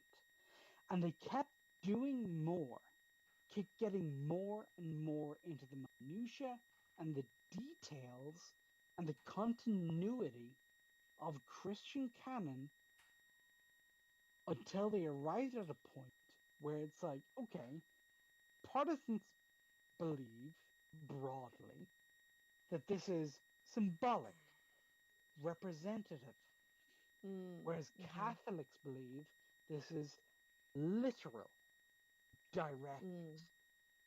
So the Catholics believed they were literally being inducted into the church, into the belief, into the congregation of St. Peter the First. Whereas the Protestants tend to take a bit more of a distant approach. They believed they were the descendants of the original. They were followers of the original ways. They were preachers of Jesus' intentions rather than his words. Like So typically, that's where you got it. yeah. From what I understand, communion is taken on a pretty regular basis in Catholic churches, as opposed to maybe a couple times a year in most Protestant churches, on like special occasions. At least that was my experience. Okay, I can kind of speak to my experience growing up in a Catholic environment. That taking the sacrament of communion is a weekly thing. Yeah. Every week you go to communion. Every week that you go to Mass, you take communion. Yeah. Because that's what I that is thought. your direct link to everything that is good, everything that's holy, everything that connects you to God, all of that bullshit. It's all in communion. So it's this very direct thing where Catholics, when you look at them in a modern context, they tend to believe that they are the direct descendant, at least spiritually, of Saint Peter, where they are the guardians of the gate and the arbiters of the blah blah blah blah blah blah blah blah blah. Whereas Protestants tend to take a more distant, spiritual route, where they Yeah. are the spiritual inheritors, where we are not literally continuing St. Peter's church, but we will take the good messages that he preached and preach Yeah. them ourselves. Mhm. So, like, that's the kind of difference. But then on top of that, you have like a bunch of cultural things as well, as like being more Catholic was seen as being more Irish, whereas being more Protestant was being more English in colonial Ireland. So the more Okay. Catholic you were, the gooder you. Very simplistic, basic. 1 + 1 = 2 kind of logic. Even though that didn't really add up to like logical argument, it's weird and complicated. So Generally. Star Wars, right? Oh yes, Star Wars. Right. Star Wars. Oh, thank God! What were you talking about in Star Wars? I fucking Yeah, how does this relate to the conversation that, like, how did that spark from the video that you guys were I watching? don't know. That's why I turned on Leak Spinning Girl. I gave up. I was just like, I'm done. I'm done. E-Fab has the intermission music. I'm fucking pulling up Leak Spinning Girl. Fucking Jesus Christ. Oh my god. I have We never were felt. talking about the immaculate birth I have- of Anakin. I have That never was what Oh, kind of right. led us I have into never- this. I have God, never felt what so is fucking. I have never felt so more smooth-brained than I have in this past hour. Just fucking sidelined on your own podcast, I, right? yeah, I just faded. I checked the mail. I just fucking went away. Now you know how I feel when you're talking about the expanded universe. Ooh, shots fired. I'm getting a beer. You can drink now. It's 5:30. Yeah, I'm on my like 6th glass of gin. Go for it. Well, it's good. I'm glad we had such a enlightening discussion. And, Something you know, that I can't even remember what we talked about. I don't know either. I'm That's glad why I that feel so stupid. that Wyatt survived because I was worried about them there for a minute. I'm just. Okay, really quickly, just like because most of the assembled here are in some form. Ninja, you grew up in a Protestant environment. Is that correct? Basically, the denomination that we belonged to was Free Will Baptist, so pretty much. Baptist. They're- Okay, so that's yeah. Protestant. Yeah, they worship sorry. food. So Catholic, you're all Protestant. I'm sorry. Yeah, no need to distinguish. Yeah, no. Yeah, not a lot of people outside of it are aware of the complexity within the. Oh god. It's like these people think that people who talk about Star Wars are nerds have never met the people who talk about Catholic doctrine. Jesus. They have no idea. Those people can go on for hours. My dad was a minister, and he majored in theology, so we have Oh, had these Jesus. discussions. Yeah. What was his denomination? Well, we both grew up Baptist, and then when I was in high school, we started going to a non-denominational church. Okay, so he was a Which is- late in life convert. I opened the door in which that separates myself and River, and then I just laid on the ground because you two fucking brought it right back up, and I'm just like, Yeah, you seem to have forgotten that somehow myself and River might actually have a lot in common. And just let this whole road that you just Might ride have out something with to us together. say. We might have Yeah. to do like a religious and political Y.A.R.P spin-off with Wyatt Oh my when he's God. at work or something. That A sounds Y.A.R.P on awesome. Catholic I canon I I am hate- so fucking on board with wild. that. I need to go. We'll have to do it one day, like Yeah. when Wyatt's at We work. broke or him. something. Yeah, we need to get back to Star Wars. I've lost Yeah. my podcast. I think is there like a law? Is there like a is there like a number? I do? Boop boop boop. Holy Hello. shit, what minute are we at? We're at minute 20:40. I thought you were Yeah, gonna ask we are like over I the thought halfway mark. We I are thought you were over gonna the ask. halfway Good mark. time. I thought you were gonna ask what Good. minute on the podcast because we are in the 4th hour and 42nd minute. Oh, that's short, man. Come on, we got this. This is your brain on drugs. It just shows the Friday. This is your Yeah, brain on this is your religion. brain on long man, and it just shows the same age with stretch 4 goals hours and is nothing. times. We got this. We can finish this video for sure, and we still have Mando to get to. So come And on. the cinematic God. Venom documentary. It's something that we That's all right. need to watch. Oh, okay. It's just the trailer. For Okay. The cinematic Venom joke. Okay. So All right. Okay. It's simple enough. Hey, look at it this way. We're compiling a backlog of content. Uh, Oh, right? Look at how good we are. kid, this is just now. I've decided. By the way, this really is just the As fucking. Wyatt cries in the This background. this is just the EFAP intermittent, not the EFAP, the Y.A.R.P intermission music, the fucking leak spinning at low volume. Well, There's like elevator music for E.A.R.P. This is just a low res anime lady just I'm spinning. not getting off the stage. I'll get the fucking hook. You can't play me off. What is it called? It's called the irrelevant argument music that Mahler uses. Something like that. Some elevator music shit. Oh, All right, so Star Wars. Let's do this. We can power through. I can't explain what happened. Yeah, this has. Hey, never that's been why right explained. now. I can't explain anything. He's like, I can't explain what happened. I lost my podcast. I don't know what happened. I don't know what happened. No, Shmi was channeling her inner Wyatt right there. No, here's the thing. I just had like a reverse Uno card on my entire personality, because I could go on like for the expanded universe for fucking hours and how the sequel trilogy is shit.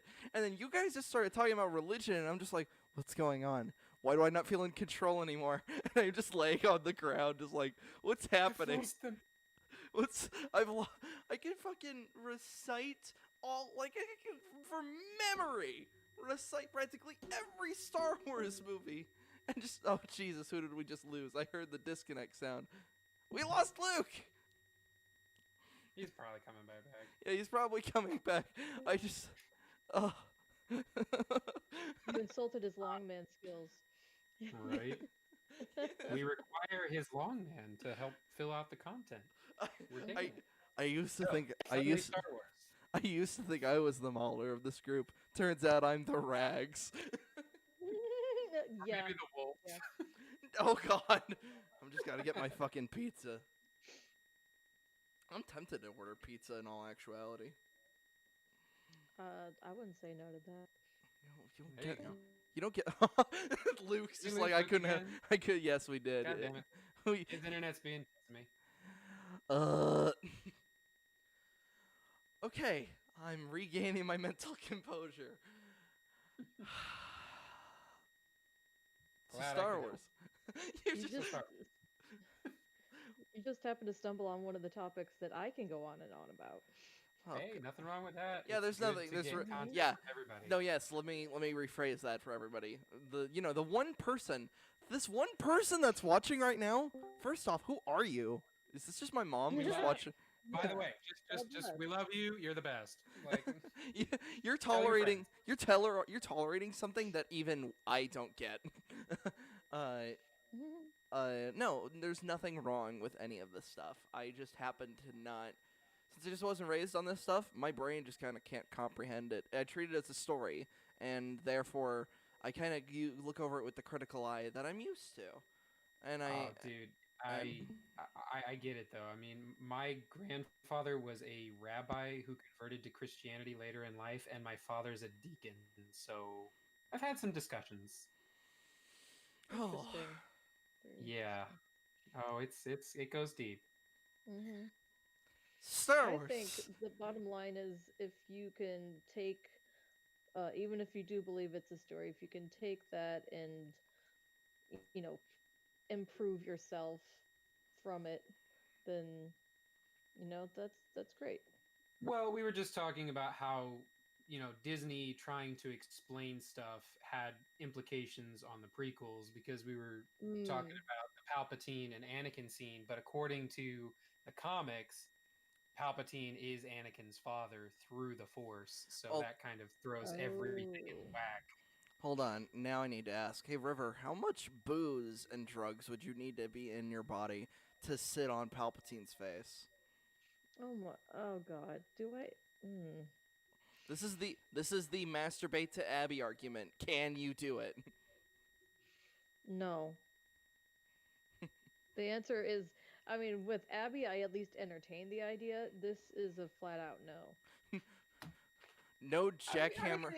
What if it's she? What if it's not like crusty Emperor from Rise of Skywalker? What if we're going back to like prequel she? Okay, Ian McDiarmid, I could let him do things to me. Like Chancellor Palpatine. Yeah, like before Emperor Palpatine, like back in the day levels of. That's more tolerable.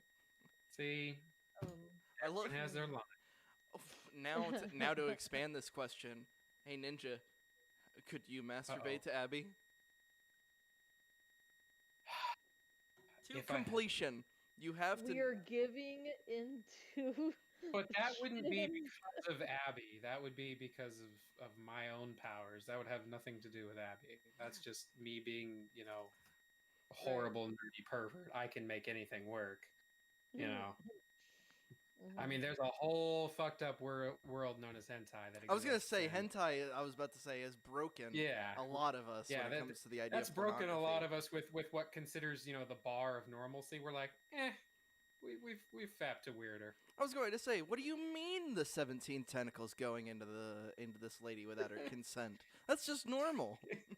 Yeah, and then there's the weird, you know, niche stuff that's like, oh, you know, tentacles is the common stuff, but it gets weirder from there. So Euphoria is what you're talking about. I'm just saying, you know, Druckmann's got his shticks, and he thinks that makes him special, and he's wrong. He's very wrong. Luke, are we ready to continue? Because you went to suddenly talking for hours to suddenly ER levels of quiet. Yeah, I'm ready. All right, He Star sounded Wars. so- Let's see what his argument is about Shmi. Damn it. How was Anakin born? Was it really just the will of the Force or some shit? Or maybe Anakin was the product of the one being who could create life, i.e. Darth Plagueis. That's my theory. Plagueis was the one who created Wait, Anakin, you said this and came his out in apprentice, September, right? who's Palpatine, by the way, caught wind of Yes.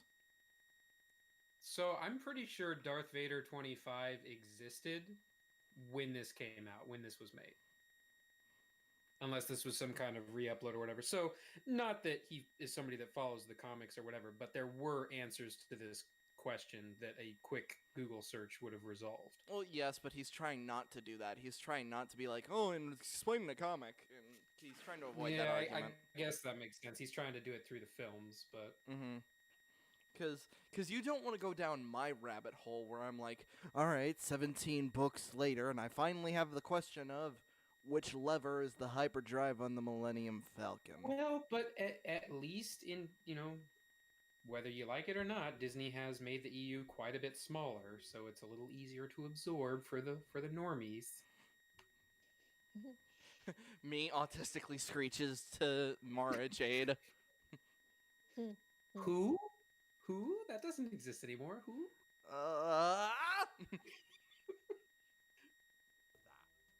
man, hell for this fuck master created this boy. I have so got to get him as my apprentice. And this is what he does. But at the end of the day, Vader was not Palpatine's creation. Deep down, Sheev wanted more. He wanted an apprentice that he himself made. That's what he... What? No, he wanted the power of the Chosen One.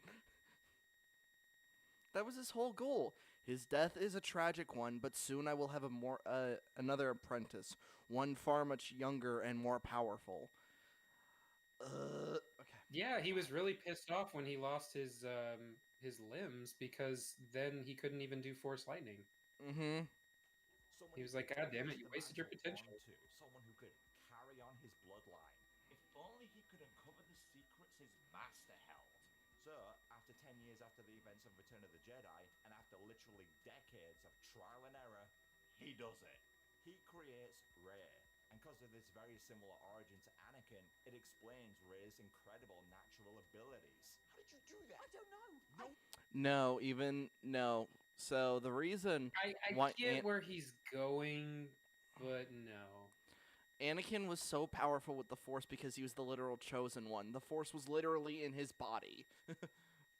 Like, to go Well, through that... he was literally created from the Force. Yeah, so of course he had so much natural talent. Plus, when you're a slave practically for most of your life at that point, and you've been forced to pod race, that kind of caused his powers to just activate through survival, basically. He's like, if I don't want to die, something's just got to happen. Well, and that would have created a lot of messy stuff with the whole Snoke and Rey. Like, why would this one have been different than all the other clones that came before it? You know, it wouldn't have solved the problem the way that he's suggesting it would have. Oh, Luke's internet went away. Well, if he'd stop running his damn internet off of a potato. Everybody makes that joke. Well, that's because you can. Yeah.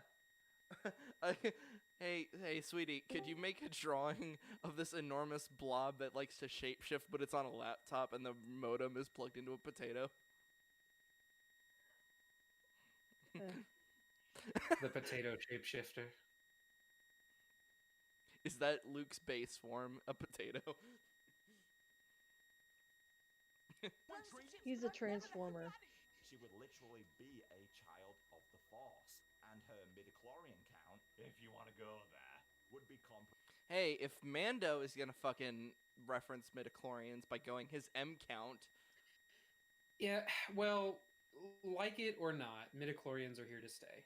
Yeah, they're a thing. They're not going away anytime soon. You might as well use it. In this like science fantasy world, of course there'd be a science to measure how powerful someone is with the Force. Well, not even powerful, how much somebody's connection with the Force is. That would be midichlorians. So well, and arguably they could have pulled it from anime, because there were a lot of anime in the early and mid 90s that had power levels. Yeah, Ki from Dragon Ball Z. Right, and it was something that was measurable and trackable. And I think George liked the idea of being able to essentially rank the Jedi by their power levels. But even within power levels, they were never exact. Yeah, power levels were kind of you just even this have mock-up thing. People within the show say his power level may be really low, but he's been through a lot of fights. He knows how to fight. Be careful.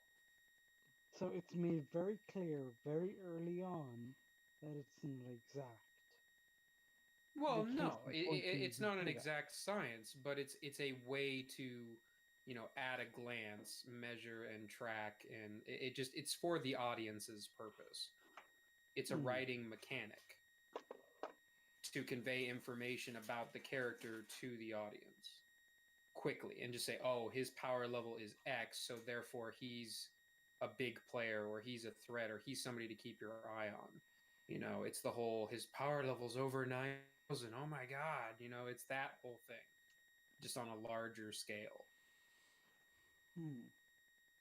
Because, you would assume that the Jedi Masters like Yoda and Mace Windu have higher power levels than just the average Padawans or the average Knights.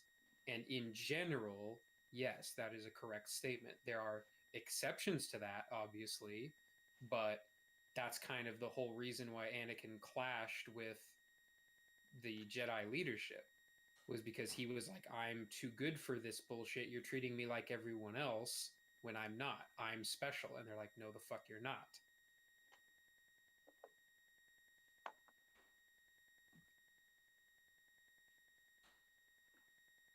Silence, fuck. As I quickly walked away for a second to look at food, and it's just like, alright. Yeah, I agree. Yeah, that makes sense. Kind of to Anakin's. Also, side note, Palpatine's return would have to be explained a lot better. You see, the whole cloning angle actually works for me. Well, hold on. I want to say that it's been done before, and I kind of, I hated it then, I hate it now. When it comes to Palpatine's clones, he basically transferred his spirit into them, and because of his heavy dark side spirit, it would cause the bodies to just rapidly fucking fall apart.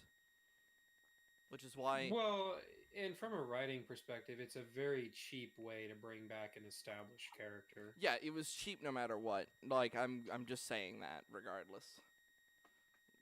I mean, if Django could do it. Was that puke right on stream? That was me rejecting that canon. Yummy! Now, Palpatine, a clone would be a good backup plan for Sheev, similar to But Voldemort. no, yeah, I with his don't Horcruxes. accept that at all. But one little twist they could do, and I'd be I have to, like, interested in what you now guys think. somehow calm my own stomach. I didn't realize hearing getting vomit ASMR. I'm like, huh, no, fucking reject that fucking bullshit. I mean, if it's any comfort, it was just a sound effect. Oh, it was okay. I thought you actually vomited, and I was about to be like, okay.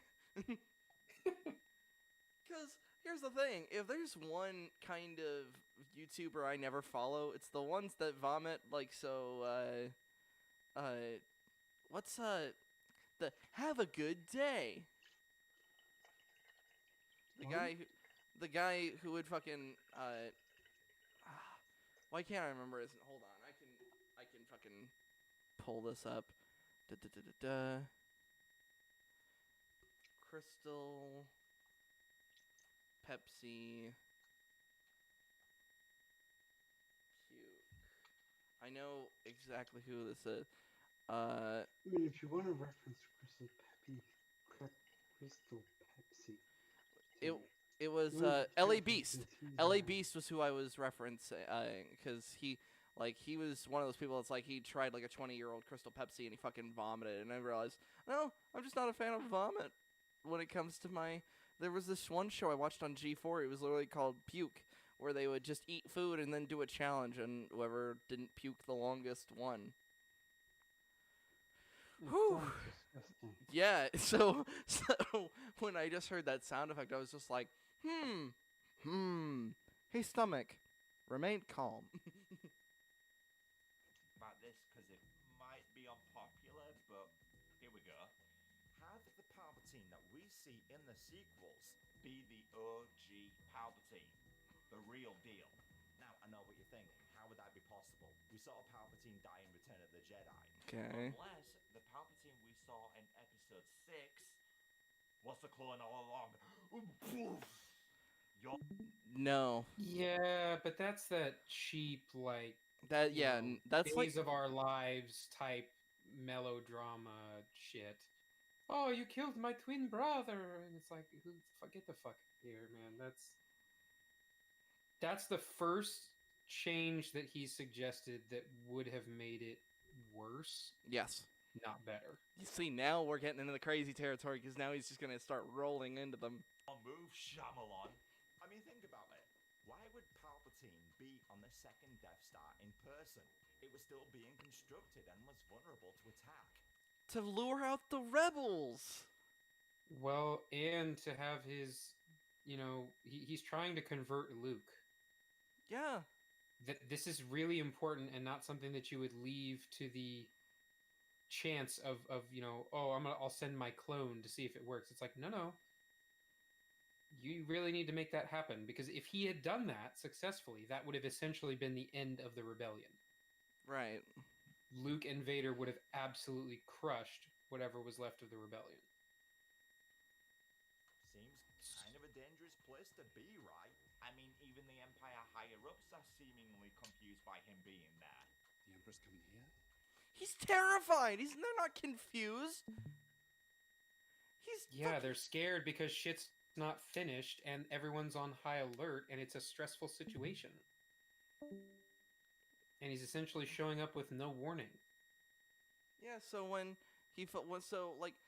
when this guy, I can't remember his name to save my life, he's a commander, I know that much. And he goes, but he asked the impossible. I need more men. Then perhaps you can request it when he gets here. The Emperor's coming here? That is correct, Commander. And he's most displeased with your current delays. And I mean, that would be like, I used to work at T-Mobile, and their former CEO was like almost like a cult leader. Like he would show up at the call center and everything would shut down. He would show up unannounced and people practically worshipped the ground this dude walked on. And so if he suddenly, when you found out that he was showing up, whether it was short notice or not, it was a big fucking deal. Right. So, and that's just a lowly CEO. This is the Empire, the Emperor of the galaxy, the entire thing as far as they're concerned. So yeah, that's really fucking important. And as a soldier who has a potential of being inspected, or heaven forbid you screw up and make a mistake, you might be killed right on the spot. Yeah, that's why That's pretty nerve wracking. That's why he immediately said, "We shall double our efforts." And he's like, "That you better, because the Emperor's not as forgiving as I am." And then, Absolutely, that is 100% a realistic reaction. Now, I think he is kind of using his, as Lou said, fairly good editing here to kind of take this particular scene out of context a little bit, or maybe he just read the scene wrong. I guess I'm gonna try and give him the benefit of I'll give him the benefit of the doubt and say he just read it wrong. So can he? A lot of people, for some reason, misread Return of the Jedi. Sheev sends a clone to act in his place. I mean, this might undermine Episode 6's ending a bit, but no matter what, this undermines Anakin's sacrifice. So, yeah, in my opinion, no matter which way that change goes. So, in my opinion, just don't make it worse and just have Palpatine actually die. Yeah, and you can even tell from it was never JJ's plan to bring back the Emperor. Yeah, there was Matt. Do we know that really though? Yes, because there was like the Mortis son or something that Matt Smith was gonna play. And the Ian McDermott basically said that they didn't call him until I think it was January of that year. Yeah. The guy who plays Palpatine said he wasn't called until they were already filming Rise. Right. Yeah, and then JJ was like, "How would you like to be Palpatine's granddaughter?" And then, "What if you were Kenobi?" There was just no fucking plan. Fuck these movies. Yeah, they were spinning their wheels trying to find damage control, just anything that they could do to salvage that dumpster fire. That when rewatching this movie, you can be like, okay, you're gonna die, you're gonna die, you're gonna die. In fact, your son is gonna kill you in cold blood, and none of you saved the galaxy cause Palpatine is still alive, and a new empire is gonna wreak havoc on the galaxy in due course and cause the deaths of billions. Okay, fucking pause it. Jesus Christ. That is not a problem with the fucking OT. That is a problem with the sequel trilogy. Yeah, the sequel trilogy undermines the entire ending of the fucking OT. Fuck off. Well, and not to mention, you can do that with any story. Every character, unless they're immortal in their own universe, is going to die. That's not what makes their story interesting. It's what do they do while they are alive, or in some cases, how do they die? It's kind of like how it's honestly the thing that pisses me off about Dark Fate. I recently showed River Terminator 2, and then guess what film showed up on the "Would you like to watch this next?" Dark Fate showed up, and I was just like, "Oh, fuck you." The film that immediately starts with John getting shot in the fucking chest. Saying it just doesn't, at the end of the day, it doesn't matter because it's just an Arnie just walked up out of nowhere and shot him. Yeah, just erase T1 and T2.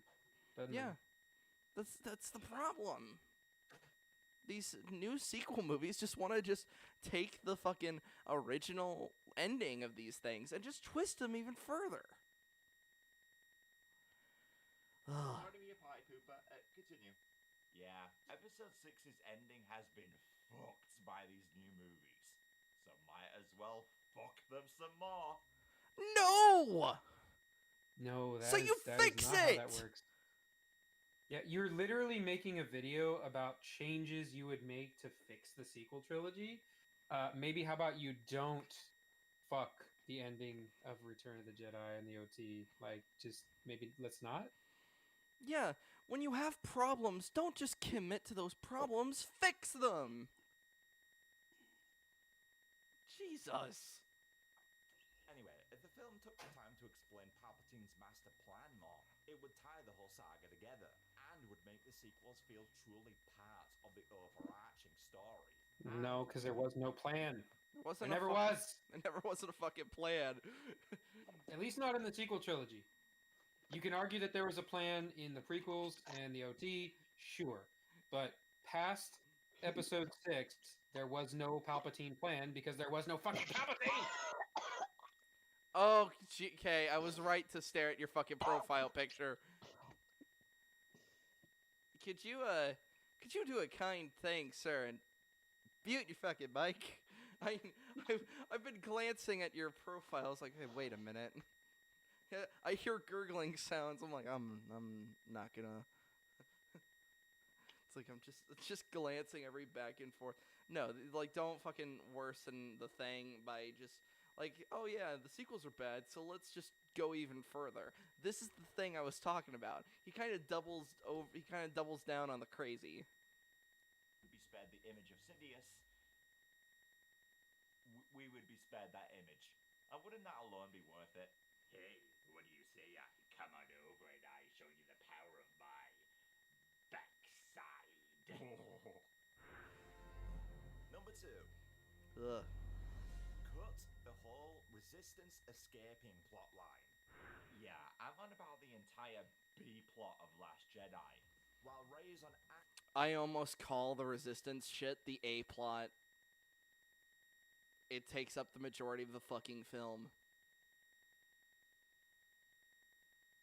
Am I wrong here? It's kind of the whole central plot of The Last Jedi, if that's what he's referring to. The whole slow speed chase in space.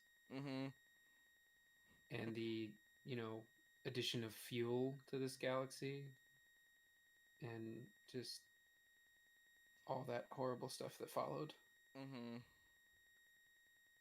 The canonization of Yo Mama jokes in Star Wars.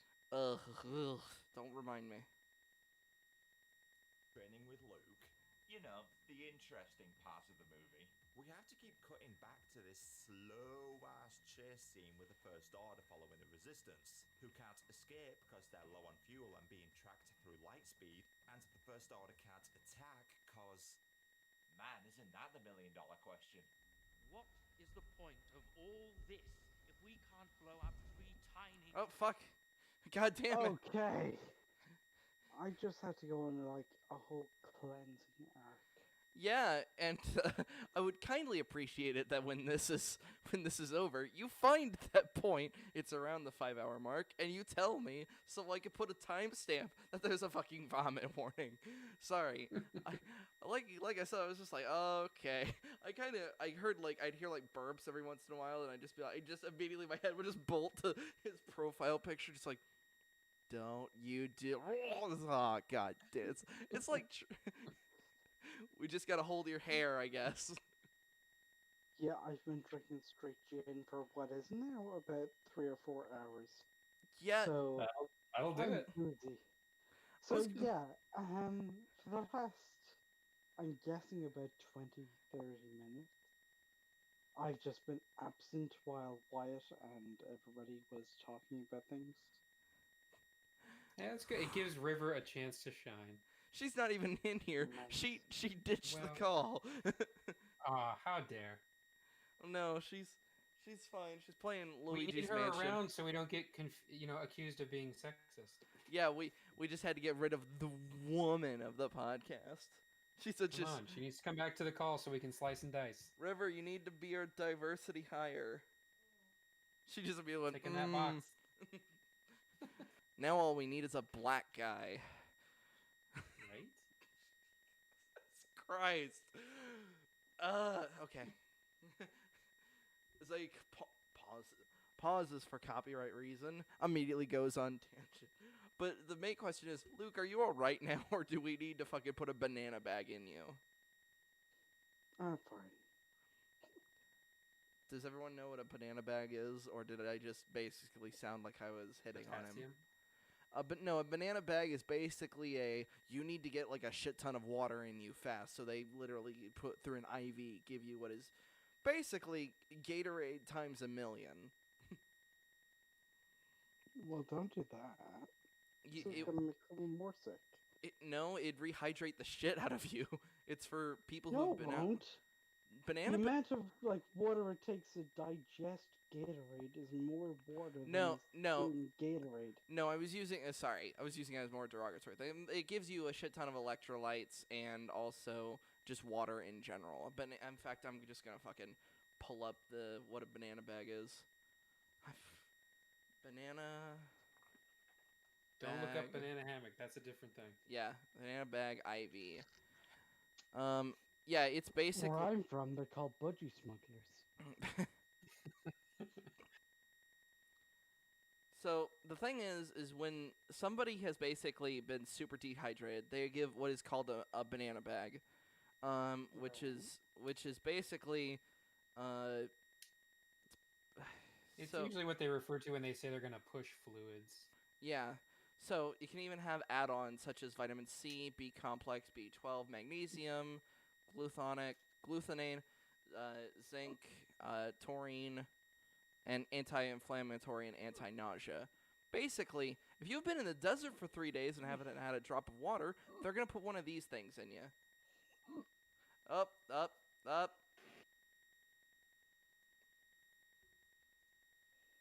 There's a button. It looks like a little microphone. You just want to go ahead and click on that. I just, I from a streaming standpoint, I don't know if he can hear me, but I right-clicked on him, and there's a mute. You can kind of mute people if something like on their own. So I just quickly did that. I was like, no, I'm not dealing with that.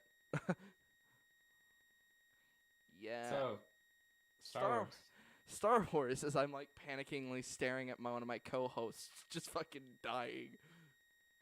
I'm gonna hit the unmute button. We good? If I dehydrate, trust me, I won't be here anymore. But I'm still here. So yay! I just Star Wars. Yay! Star Wars. Okay. Cruisers. Hey, Hux is pointing out the plot holes. Well, they're faster and lighter, sir. They can't lose us, but they can keep at a range where our cannons are ineffective against their shields. That doesn't make sense. Because speed and stuff with space, the laws of physics and that kind of stuff. Then just send out fighters. Or Lightspeed another ship in front of them. Or use a tractor beam. God, there's a million things you could do. But no, the First Order are stupid. So we have to watch this drawn-out feud between Poe and Holdo, which could have been over in a second if Holdo had just told him her plan.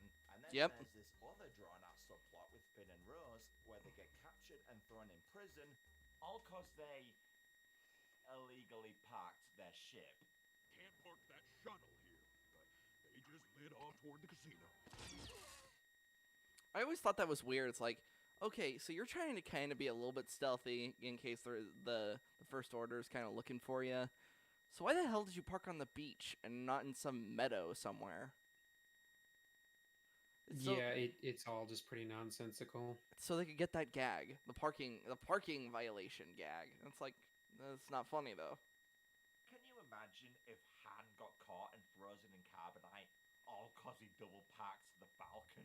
This whole section of the movie just screeches Last Jedi to a halt. Honestly, I'd make The Last Jedi mostly just about Rey and Kylo. Like 80% of the movie would just focus on them. This whole chase scene is a far less exciting version of similar events from Empire, so drop it.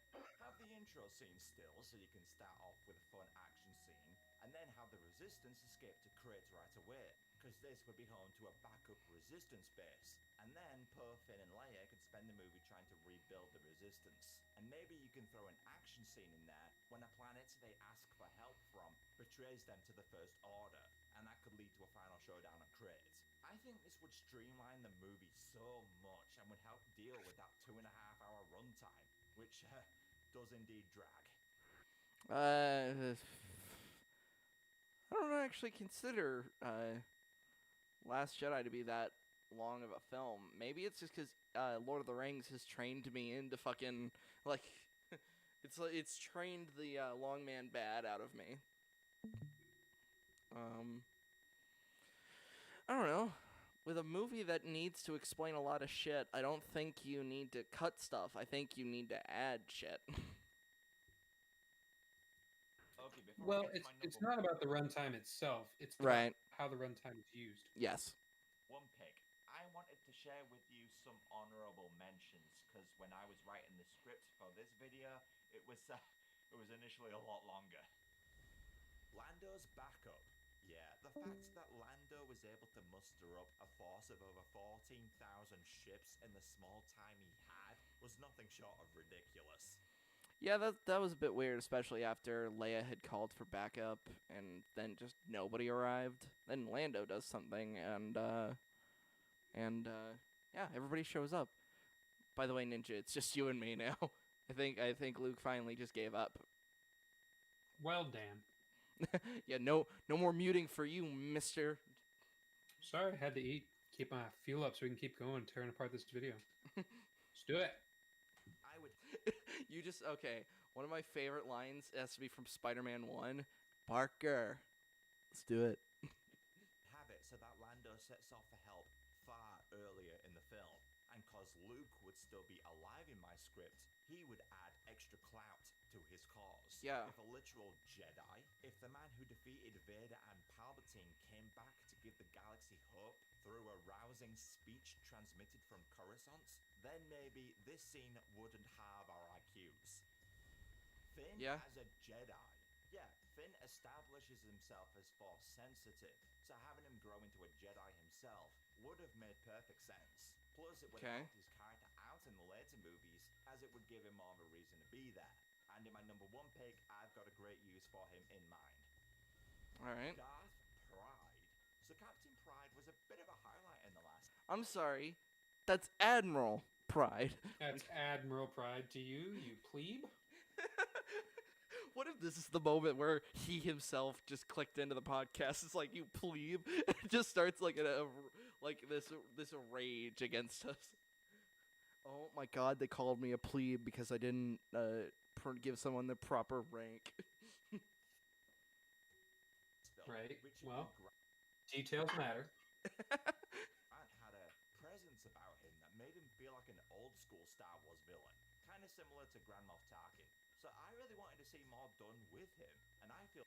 Well, yeah, that's because Hux was supposed to be Tarkin, but then Ryan made him into a clown. Ryan made him into a fucking joke for TLJ, so nobody could take him seriously anymore. So they had to bring in a whole new character and then fucking kill him.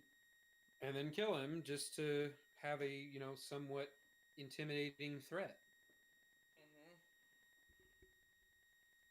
Writing him in as a Sith or Inquisitor could have been a really cool inclusion. As an additional saber user, could have helped shake up the fights a little. Cut out the Knights of Ren. What? No, this isn't an honorable mention. That's a dishonorable mention. We needed more of them. You master of the Knights of Ren. We needed more of them, but we needed a lot more backstory on them. We needed them to... I was under the impression they were going to be saber users, because I was under the impression that these were the other students of Luke's temple that Kylo took with him.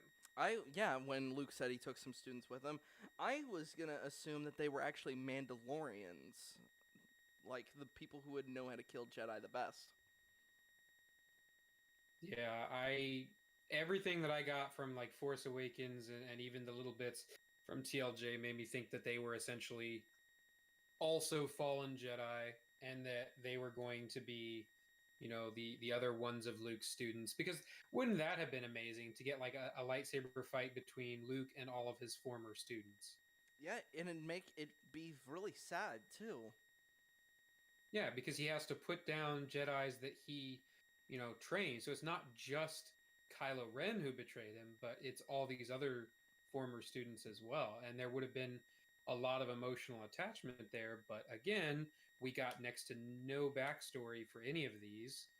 And, while they only had the one flashback, they pretty much played that same scene like 3 different times. It's like if they had done different flashbacks each time, we could have gotten a little bit more information each time they did that.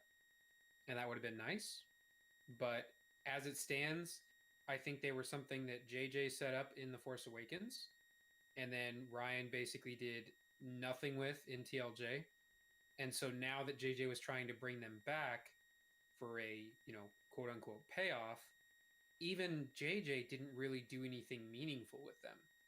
I mean, you could argue that they had that fight against Kylo at the end, but they basically amounted to cannon fodder.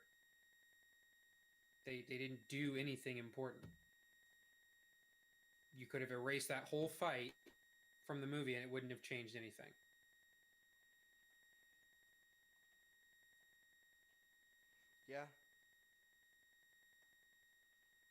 Sorry, I had to quickly send Luke a message. I was like, just go get some sleep and feel better soon. Because I'm just imagining he's probably... Because you've had a little bit too much when you practically instantly feel hungover and start puking before you've even finished drinking. Right. Holy shit, what was the point of these guys? Ever since they showed up in Rey's vision in episode 7, we were all desperately theorizing who they could be and what threat they would pose to our heroes. Yeah, But and then... literally all they do in the films is just act as an obstacle for Ben to get through. They don't talk, they don't seem especially strong, so either just replace them with regular stormtroopers, or you could use my Darth Pride idea and have Ben face off against him in the finale instead. Okay, so there are my honorable mentions. Let's get them out. I don't really think the Pride idea would have worked specifically there, because since Pride was only introduced in episode 9, yeah, it would have been too sudden of a threat. It's the Grievous issue of like how there was the rotating antagonist of each film. Yeah, there wouldn't have been enough emotional, payoff. Not that there was with the Knights of Ren either, but at least with the Knights of Ren, they were mentioned in episode 7, so it's like you kind of have a little bit of a through line. Mm-hmm. But it is weird how there's no dialogue with them, and essentially they go from being Kylo's cronies to being the one thing standing between him and the Emperor. It's like, when did they start working with the Emperor? None of it makes any fucking sense. Right. But I don't see how having a lightsaber fight against Pride would have been better. It wouldn't have added anything, because we'd been like, okay, Kylo fights some dude we don't give a shit about. Obviously, dude we don't give a shit about is going to lose. Yeah. Kind of my number 1 pick. All right. So I know he's gone in not in order of importance, but still, he's putting a lot of emphasis on this. This is his number 1 point. And the number 1 thing that I change in the Star Wars sequels is the fall of Rey. Okay, so this final point is going to take a bit longer to get through, but there's a reason for that. Because I would argue that this is in regard to the biggest retcon in the sequels. And I'm not really referring to episode 9, as that is regarded as a massive step back of what episode 8 established. You come from nothing. You're nothing. Several months later. You are a Palpatine. But if you ask me... Okay, so out of curiosity, which of those do you think is worse? I could do way more with the granddaughter of Palpatine thing, more so than the absolute no one. The absolute no one, in my opinion, shoots everything in the leg, and just lets it just bleed out on the floor. If I was forced to work with the Palpatine thing, I could fucking write plot lines about like having to overcome what might possibly be an inherent evil nature. How your bloodline doesn't define you in that way. From a writing perspective, you would think that detaching her from all other existing characters would give you more freedom, but I think you're right. It really gives you less. Yeah, because I don't want to say... so here's something that I think Y.A.R.P doesn't understand. They say the original trilogy was all about, like, you come... like, it doesn't matter if you're attached to us. No, that in the prequels. They don't understand that, like, that you could just be a random nobody and have the Force. While that's true, oh, you're cutting out.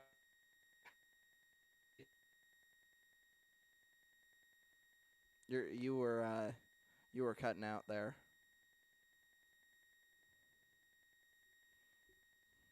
Jedi applicant basically, and they So were constantly finding you were cutting out all like over space. You were cutting out like crazy. I actually had to switch it.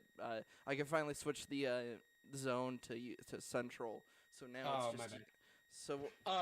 So what I was saying is I never took away from the prequels or the OT that in order to be a Jedi or to be Force sensitive, you had to come from some special bloodline. It's both. You can be a chuckle fucking. Well, yeah, it kind of makes sense that way. It doesn't make sense the other way. Like, you know, yes, you can be a great Jedi if you come from a Jedi bloodline, but you can also be somebody who's force sensitive and who never had any Jedi in their bloodline Exactly. whatsoever. It's just something that I feel like that like this isn't really a criticism of EFAP. It's just something I've really noticed. That they sometimes they kind of just I'm trying to find the right wording here that just doesn't sound insulting, because I definitely know my wording is not the best. Sometimes I feel like they don't really go in the right direction when they kind of try to deflect these points. They kind of just give it the little shorthand remark. It's kind of like when they're talking about how, like, Luke, like, when it comes to the force power conversation, how they say, like Luke used the force to put the rockets into the Death Star. But the thing is, like, I never assumed that was part of telekinesis. I assumed that was part of just him. The force was just helping him just aim the thing. So it's just like there's just tiny little things that I feel like they're the not. The only implication that you get from there is that the rockets do kind of do like a I fucking know. 90 Out of nowhere they do yeah. There's no way to explain that other than possible telekinesis. I kind of just assume. With the whole Well, like but sudden you have turn to they take. remember that EFAP puts their focus on objectivity, which is not a bad thing. Yes, but of course.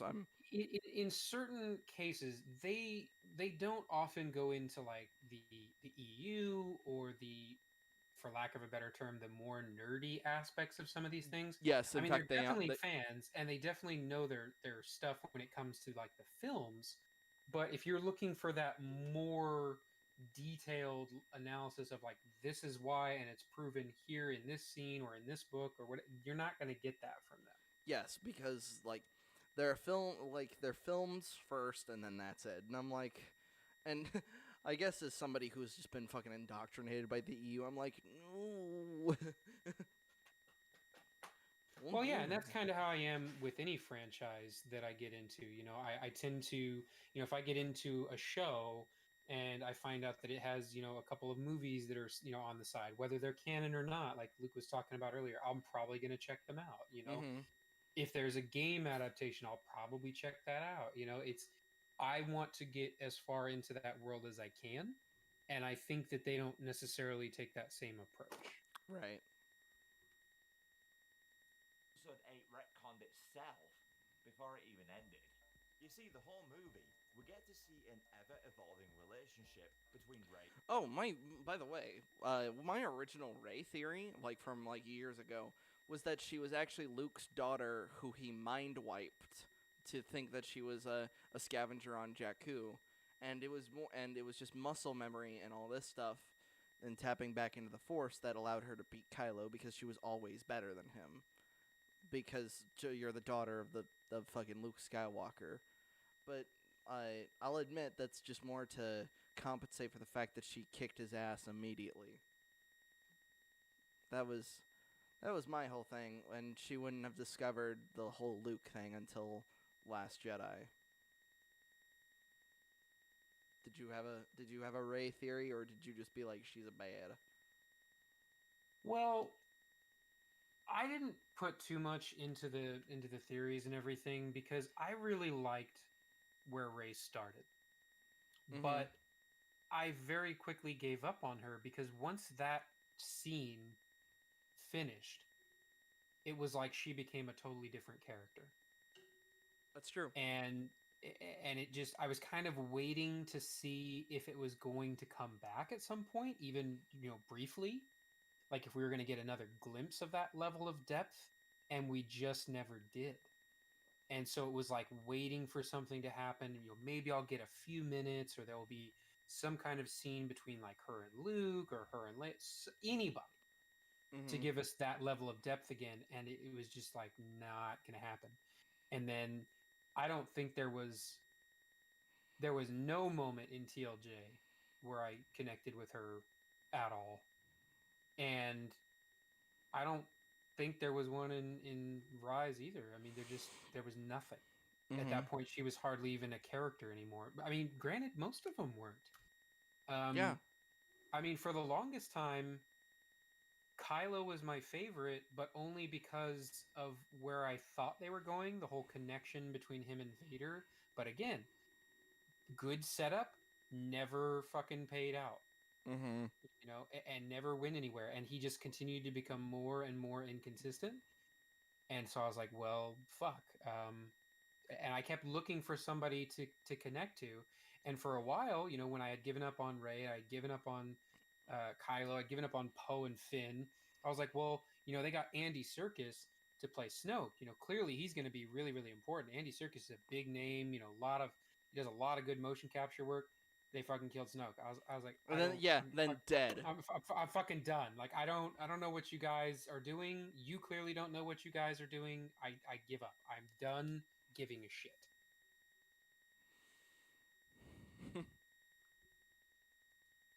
Kylo. The scenes they have together are quite fascinating, helped by Ridley's and Driver's performances, and I would call them out as one of the sequel's major highlights. So when Kylo betrays Snoke to save Rey, I was of course expecting the two of them to join forces. After all, Rey had a choice between this guy... You come from nothing. You're nothing. But not to me. or this guy.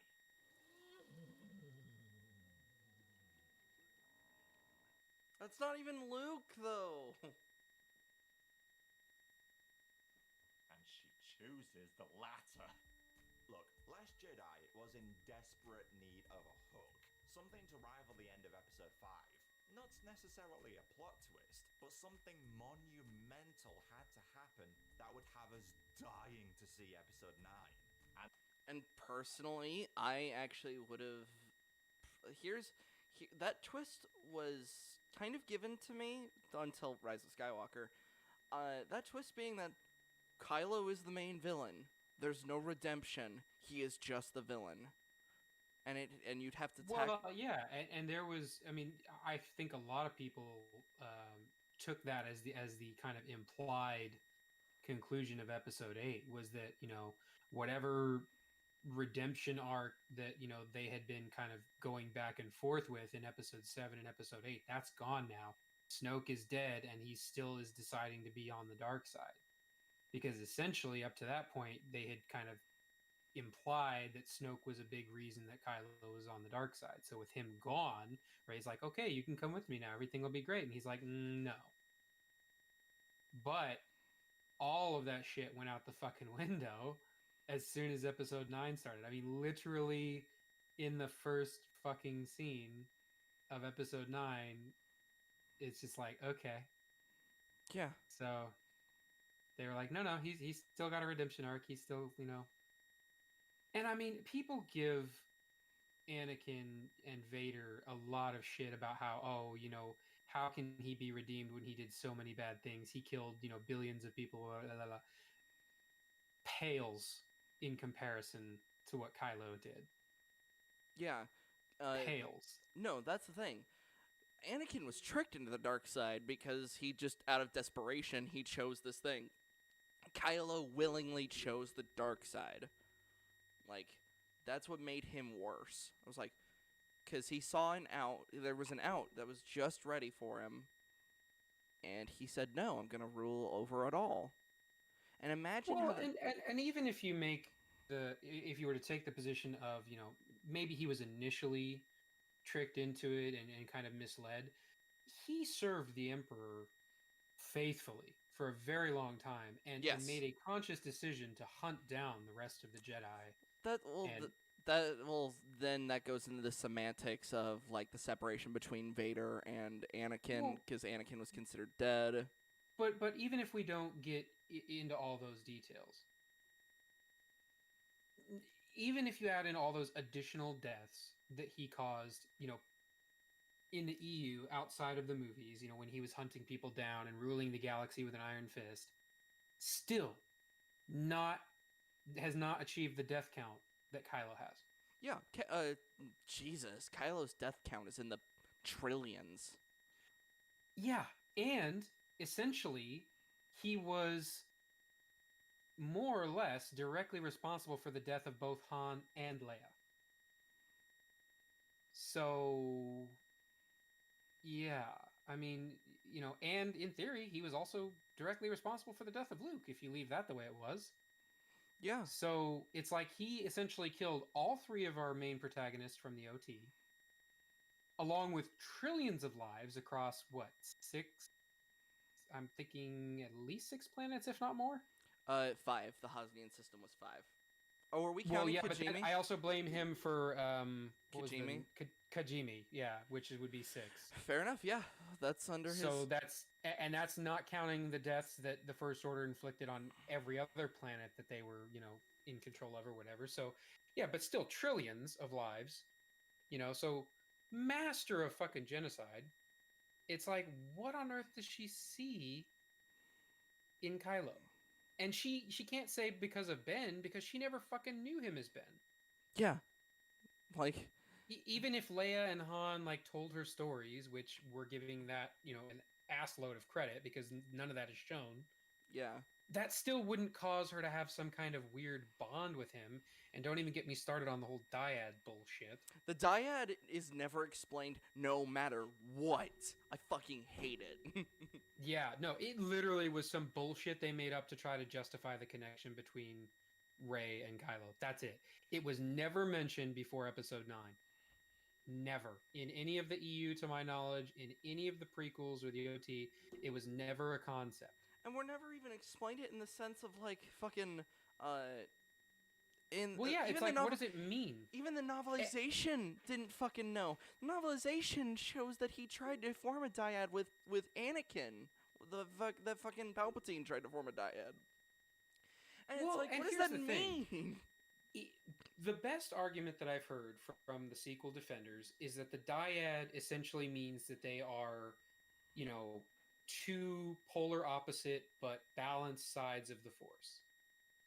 Well, even that's not true, because if they were equal, then Rey wouldn't constantly be beating Kylo's ass.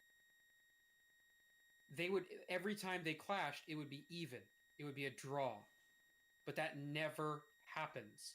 It's never even close to happening. No, yeah, it's either, here's the thing. The plot, that's because the plot is so in love with Rey, because of outside reasons, that they'll just fucking write away a fucking dagger and save her. Or Leia will just communicate with Ben and then she gets the cheap shot on him. She cannot lose. For even a second. Yeah, no, how, can't suffer a loss, can't take an injury, can't have a failure of any kind that would cause her to have to grow or change, because then she wouldn't be Mary Sue fucking Palpatine.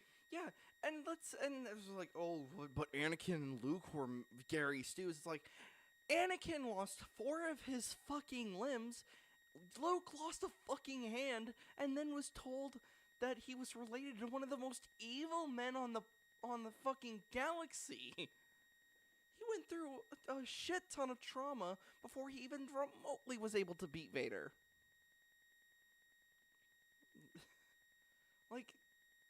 The argument that they were Gary Stews is ridiculous. Oh, absolutely. I don't think you can call either Luke or Anakin a Gary Stew. I think there are much better examples, in other forms of fantasy and entertainment than them. That's for sure, because both of them went through plenty of challenges, and Luke got his fucking hand cut off. I mean, Anakin fell to the fucking dark side. You don't get much less Gary Stew than that. Yeah, he failed. Yeah, ultimately he failed and brought about, the Galactic Civil War and the horrible, deaths of millions of people. It's like, it's all bad. It's all bad. All right, back to him. And that monumental turn of events should have been Rey joining Kylo and turning to the dark side. Just Jesus. Just, oh my god. Okay. Yeah, oh dear. Yeah, I bet Luke would want that picture if you want to save it for him. You know what? I will. As a matter of fact, actually, I don't know how to screenshot things. I know how to with a certain, can you do that with OBS? Can you screenshot things? Hey, Hey, sweetie, do you know how to screenshot things? Yeah. Can you quickly hop onto the... Can you hop onto the chat for a second and screenshot what I'm we're just paused saying, on? Luke would be disappointed if we didn't save that. Yeah, for Luke him. would be... Luke in his depressed, probably throwing up state, he needs this to happen to him. We need... I just... meanwhile, that... like I said, I knew he's got, like, facial hair. I fucking knew it. I was right. He does. It's just really fucking, like, wispy as fuck, I guess. Yeah. I don't know about you, but I've got a good goatee going on right now. Oh, before I was known as Jinja Ninja, I went by the alias Redbeard Scribe. I have a beautiful, full red beard. So we need a picture of that, River. Just for Luke's future. Yeah, exactly. We need that for a future profile icon for Luke. Since he is the ever-changing, ever-shifting. He needs to, like, figure out what... was it Mahler did it on episode 100? I don't know if he was manually changing it each time, but I think you can almost set them like a slideshow where they just change periodically. I want the GIF one. Just because I loved the fucking GIF of Rags just getting fucking aggressively pet during, like, the... Yeah, that one's fucking amazing. During, like, 110 or 109. Every time he talks, it's just like...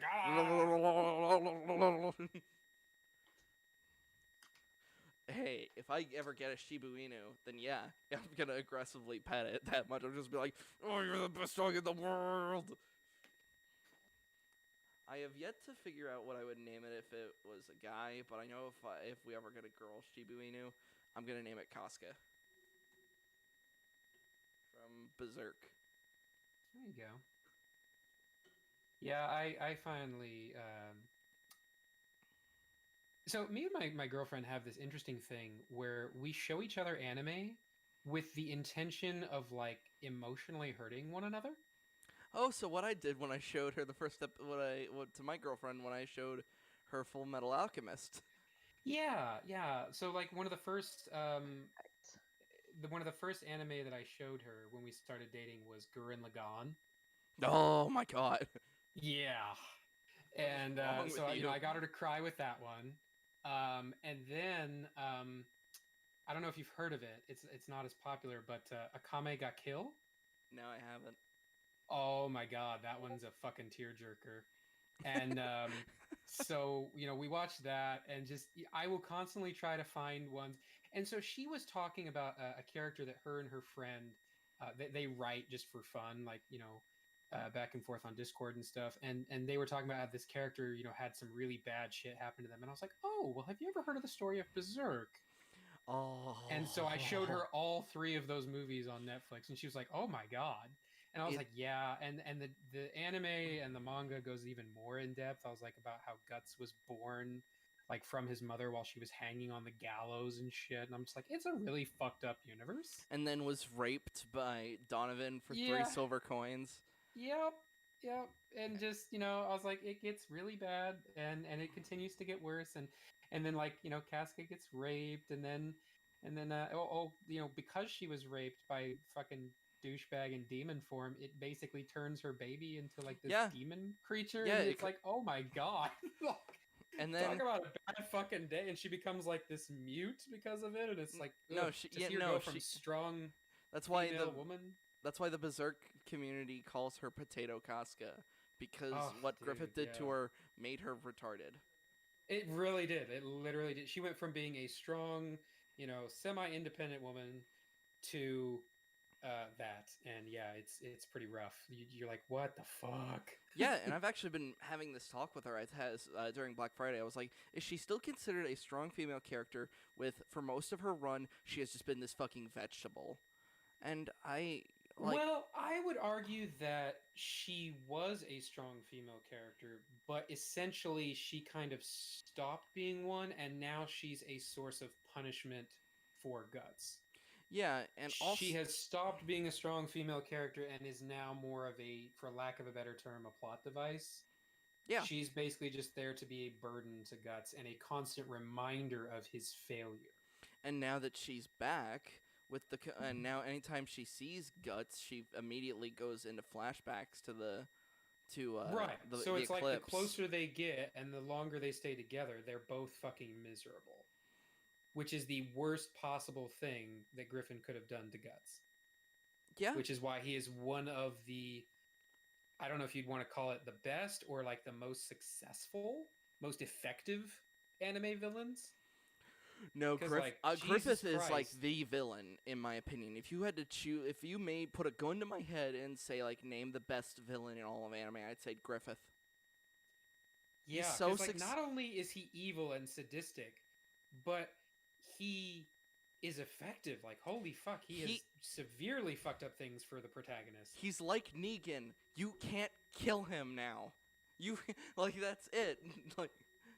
like you can't kill Griffith. You can't kill Negan. You've found your fucking main antagonist, and he is so fucking ingrained with what the show or the anime or whatever it is. He's so ingrained with it that you cannot remove him. No. Well, and he's set it up to basically be no matter what the protagonists do, they can never quote unquote win. Yeah. They can struggle against it, but they will never come out of it. They will never return to what they once were. It's never going to happen. Yeah, they'll never be able to go back to the golden age. The golden age has passed. This is now a world of demons and misery. Yep, and it's that sort of like that bleak, just but it's hyper violent, it's hyper dark, and it's phenomenal. And my God, some of the best hand drawn manga I have ever seen. That dude is insane. Now, if he would get off his ass and finish the fucking manga. Oh, dude, I know. I'm still bitter about the guy from Hunter x Hunter, and I got really sad when the guy who did High School for the Dead passed away. Yeah. I was like, God damn it! Because I mean, it was total cheese. Like there was, but it was like that best kind of cheese. You're like, oh, this can't be in all the right ways. It was amazing. Yeah. And I found out he died, and I was like, God damn it! We're never gonna get any more of that. It's like how Martin's never gonna finish Game of Thrones. It's just not gonna happen. Never gonna happen. If it was gonna. Go ahead. Oh, go ahead, River. No, I was just saying, I have hope. I'm holding out hope. I really wish. My life. I really wish that he would. I do sincerely hope that he does. I just don't think that he's going to at this point, because he's set himself those deadlines multiple times now where he's like, I will have it done by this day, and he's failed every time to you, and failed every time. And as somebody who tries to write, I get that it's really, really hard to do that on a deadline, but when you've created this universe that so many people are so invested in and have been since what? I mean, the early 90s? 90s, like, yeah. Jesus, dude. Like, people have been eating the pain off of this stuff for years, waiting, hinging on the next word, the next prologue to come out, anything. And, we got the show, but I think that's what killed it. Because now the interest in Game of Thrones, as far as a cultural impact, is basically zero. Nobody talks about that shit anymore. Well, I don't know. Maybe it's just me. Well, because think about it. Like, very... okay, when Game of Thrones, like let's say season 1 through like 3 or 4, the quote unquote the good seasons, when they were more or less following the book material. I mean, they still made changes, but they were pretty close. It was practically every day you would hear about something on either on the entertainment news, you'd hear about it at the office. Everybody was talking about this show. No one would shut up about it. And now it's like you don't hear shit about this show. Nobody talks about it. Every time you see an ad for it, you basically do an eye roll because you're like, oh my God, they're still advertising this bullshit. They broke that show to such a degree that they lost even the normies. Even the normies were like, yeah, no, this is bullshit. And when you lose the normies, you're done. I mean, yeah. No other fandom that I can think of has gone that low yet. I mean, they're certainly getting close. Star Trek is getting run into the ground, but man, season 8 Game of Thrones pissed a lot of people off. I mean, it pissed me off, mostly the ending, but I still I haven't thrown the baby out with the bathwater. I haven't. I mean, I still try to bring into lots of conversations because it's a point of reference for me for a lot of things. This is like my adult fandom. Yeah. You know, Harry Potter was my No, fandom when I was growing up, and then Game of Thrones, it was in well, my and I can young definitely adulthood. respect that. I mean, I was digging the books. I mean, I think it was season 1, episode 1 of the show, and I was like, okay, I'm about this. So I'm I not. went out and bought all of the Yeah. books So I'm just. and read them in like a week. So I'm. You guys can keep talking. I'm. Hey, let go of your. Let go of your push talk button. I'm not distracted from this. I was just gonna throw on leak spin just so we don't have to look at this brutal image. Oh dear. Okay. Well, it's because I mean, just look. I'm gonna. It is a It's gonna little. be. It is a little terry. I haven't been focusing on it, to be honest. He's taking up a full monitor for me. So It's in your soul. yeah. So I'm gonna Yeah. just gonna. Okay, I'm gonna turn that down to all hell. Ah, fuck. Okay, continue your conversation so we have Yeah. more plus. I remember when, like, I mean, the what did they call the Reddit, the free folk? Yes, free I folk. mean, just all the time we're making posts and everybody was sharing memes on Facebook. Like, it was a daily thing. It was a huge part of everybody's life. It was like a cultural phenomenon, like Harry Potter Well, was when yeah, it first came absolutely. out. And everybody, even the normies, wanted to be a part of it. And it just, it kind of put everybody together. And then that finale, really the whole last season, was just so divisive Yeah. that it was like, ugh. And I mean, even some of the previous seasons had been questionable. I mean, when they started Yeah. running out of book material, it definitely Yeah. started to go off the rails a bit. Mhm. But there was still hope. I was like, yeah, it's not perfect, but hey, they're working with what they got, and I was still interested to see where it went. But by the Yeah. time season 8 rolled around, it was dead. I mean, they really killed it, with the whole. I think what was it? Was it episode 2 or was it episode 3 when they had the battle at Winterfell? That was 3. really, I think, where a lot of people checked Right. out Hmm.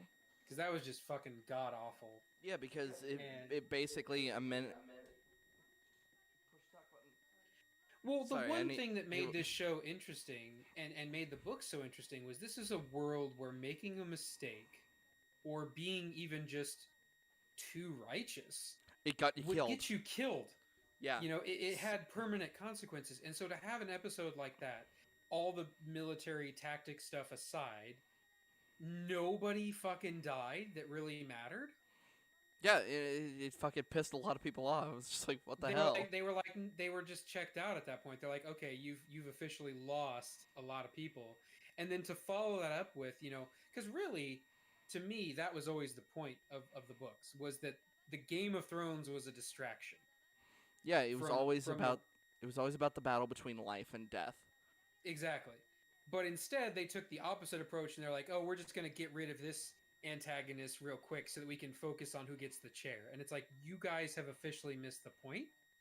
And Yeah, that's why I feel true. like that they kind of either they lied about the conversation with George, or maybe he didn't give them all the details or something. Because I'm like, there's no way that he would have put the focus on the chair at the end in that way. I just can't see that happening.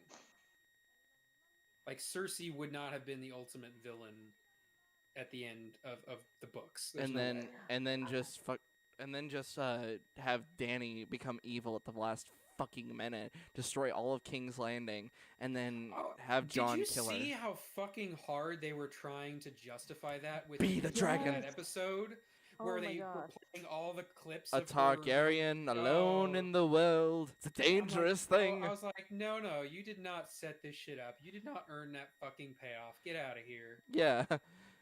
It's like what they did with the Melisandre prophecy with the whole eyes thing. It's like, no, get the fuck out of here. That was never about the White Walkers. Yeah, it was about people that were on her fucking kill list. Yeah. It's just fucking ridiculous. I know, but how many people were just like, yeah, no, that makes total sense, and just bought it hook, line, and sinker. They're like, yeah, well, actually, if you look and you go back and you re-examine all of the previous Fuck. seasons, it's like, get bent. No, that's not how you do foreshadowing. Yeah, and I thought the whole point of her character was to say, the saying is two sides of a coin. If a Targaryen is born, they could either be great or mad, and she was supposed to be great. Yeah. And I don't think there was anything in her storyline that ever really hinted otherwise. I mean, did she have to make some tough calls? Absolutely. Every ruler does. But there was nothing that would justify that level of a character change. Even if her, Yeah. friends were killed, it's like that's not going to cause her to suddenly become a whole different person. And I always knew that she was going to be a big part of the war against the White Walkers. I mean, that was fairly heavily foreshadowed, but that was the whole she was going to break the wheel, the chair wasn't super Right. important. She was going to be there to help them fight against the White Walkers. The chair was not going to be the focus. So they just kind of missed that whole mark and were like, nope, it's all about the fucking chair. Yeah, that's why I hated this so fucking much, because it was never. I like I agree. I know it's just recycling everything, but it was never about the fucking chair. It really fucking wasn't. I mean, I think they should have taken the, of course, Battle Against the Dead, all of that through more of the season, and taken that to a more satisfying ending to make it feel like, oh, we're actually having more back and forth, like a actual struggle. Um, I had kind of pictured that going one of two ways. Either they were going to essentially the remnant of humanity was going to gather at King's Landing to defend the last bastion of humanity against the army of the dead. Or because otherwise, the Lannisters and everyone wasn't going to change their fucking tune until the enemy was at their gates. right. Or it was going to be a situation where they tried to defend Winterfell, they failed, and then the army of the dead marched on King's Landing, and it was going to end on a very sad note of, if only we had, listened, if only we had come together, if only we had believed them, if only we had set aside this stupid war, because there's a very big anti-war message throughout the whole series. Yes. War is bad, but they do it in a very nuanced way. There's good and bad on every single side. And so it would have been, I would have accepted that ending as well. If, the army of the dead, including Jon and including all the Starks of Winterfell, marched on King's Landing and they all just got ripped apart and winter fell on the Iron Throne. It's done. It's over. That would it have been a happy ending? Fuck no. But it would have made sense. I mean, it would have been a happy ending to Donkey, because remember, he thinks the fucking Last of Us 2's ending is optimistic. So well, but to me, that's the difference between, basically both stories, boil down to X is bad. Last of Us is revenge is bad, and Game of Thrones is war is bad. But look at the difference in the storytelling. Yeah, it's about the execution and the depth that that was the whole thing that made Game of Thrones interesting. Is even some of the characters that were like side characters, like branch family members that were 3, 4, 5 positions down the ladder, you cared about and gave a shit about because there were so many different wheels in motion. But it all made sense.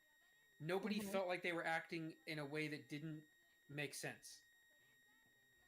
And so it worked, and you were interested in what everybody was doing because you're like, holy shit, what's going on over here? And you were trying to put all of these pieces and really connect the dots and put the red string to the red string and kind of follow all this so you could say, I figured it out. I know who's going to win. And it's like, no, you fucking don't. Because it could have been anyone at any moment. That's what kept it tense and kept people on the hook. And then they lost all of that. And ever since then, I just don't think they've been able to recapture it.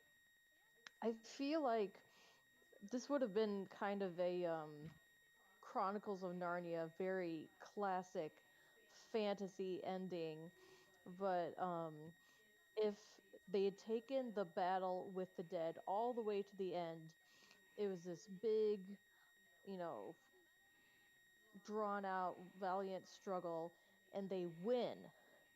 They finally win. There's just a few of them left, but whoever really led the charge, that is the person that everyone looks to, and they're like, well, naturally, this person is going to lead us into the future, bleak as though it may be. Yeah, I don't remember his name, but there was a YouTuber that did kind of like a alternate ending. You know, it was like a concept thing, and it basically had John and Danny getting together, Yeah. and but basically the only way for them to defeat the White Walkers was for them to make a deal, much like they had in the past. And so John ended up having to go north and sacrifice his son to the White Walkers and start that whole process all over again. And it was a really interesting, and it kind of left off on a cliffhanger where it was like, will John give up his son or will he strike him down with the flaming sword? It was actually not a bad fan fiction type concept. I was like, huh, okay, that could actually have worked. But it just, I don't know, there was so much potential. There was so many different directions it could have gone. And it just Yeah. felt like it didn't go in any of those directions. And I was definitely in the camp of like, I mean, if Danny was not the one, I would have loved for Danny and John to like be king and queen together. Gross. But that may just be the fangirl in me. I don't know. I think you let the ship rule over you a little too much. No, see, that's the thing. I wasn't even one of those people who did ship them before because I was like, they've never even met. But I'm thinking more in the sense of these two as individual characters and what they could bring as rulers. I mean, I well, think yeah, that would because be they would really have strong. been, the pacification of all the Westerners, because they would have fallen behind John, and it would have allowed her to basically pacify the Eastern countries and the Southern ones that had previously refused to bend the knee because they would have supported her rule. So the joint rule would have worked, and it would have brought about lasting peace. But they just couldn't have that, I guess. But I No, it feel had to like be Dan and Bran. Dave just, they just felt the need to assassinate all of the characters over the last few seasons. I mean, they basically made Tyrion an idiot for the last 3 or 4 seasons, and that just kind of kept progressively getting worse. And just, He's smart, but he's not that smart. ugh, damn it, yeah. No, he was my favorite character from the books for a fucking reason. He was really, really smart, and I it was think just like, no. I think when it started to turn, like when my opinion of him kind of started to turn was when Danny burnt the shit, the tall guy, and like Sam's brother, um, and his father, and he just like you saw the look on his face. He was like, "Oh shit, she is not fucking around," Yeah. and that I think is kind of when I'm not saying that there was a major setup, but I mean that harshness was there. Well, Not and to if I this degree, recall, but they he even mentioned to her, like, before it happened, he said something about, like, the lords will not respect you if you rule like this, or that's not how things are done in Westeros, or I forget the right. exact line, but Mhm. he made mention to her that it was a bad idea, and then she basically did it anyway. Mhm. And at some point, I kept waiting for him to be like, "Hey, you asked me to be your fucking advisor. When are you going to start listening to me?" Yeah. But Mhm. he never had that moment.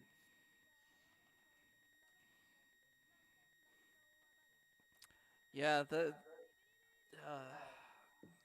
Honestly, that was the moment when I first kind of had I faltered a little bit because I saw her do that and I was like, hmm, that's the first thing that I feel really wasn't justified.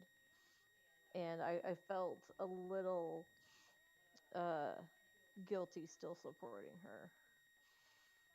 Yeah, it was definitely not her finest moment. But I still don't think even with that they, foreshadowed her descent into just No, fucking madness. no, that was yeah. It's still a quite a leap from there to there. Funny story. Game of Thrones is actually how I managed to find EFAP in the first place. I was watching a video by Anomaly Inc. just basically tearing down D&D for being fucking stupid, and I forget what the joke was, but he said something about, he did the whole Robert Downey Jr. from Avengers, we have an army, and he's like, yeah, well, we have a mauler. And yeah. so I went to go look up Mauler after that and just started watching all his videos. And I was like, oh shit, this is amazing. And then from there, I found EFAP.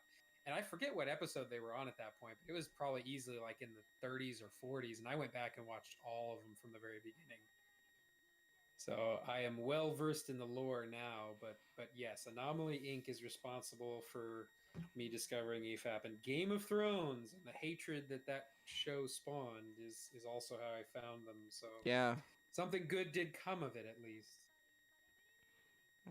because I did not get a lot of enjoyment out of watching that show, but I got a lot of hours of enjoyment out of EFAP. That's interesting because I've actually made this comparison to Wyatt that that his that season 8 of Game of Thrones for me was like uh the Last Jedi for him. The Oh yeah, way I feel it's an yeah. apt comparison. It really is. Hmm. It's insane, and you could almost argue that it's worse because of the amount of buildup and the amount of hype that was leading into it, and with Star Wars, there's still a lot of people that support it, but I feel like the people that support season 8 of Game of Thrones are a lot fewer in number. Like Hmm. they even pissed off the normies, and it's like you have to really try to do that.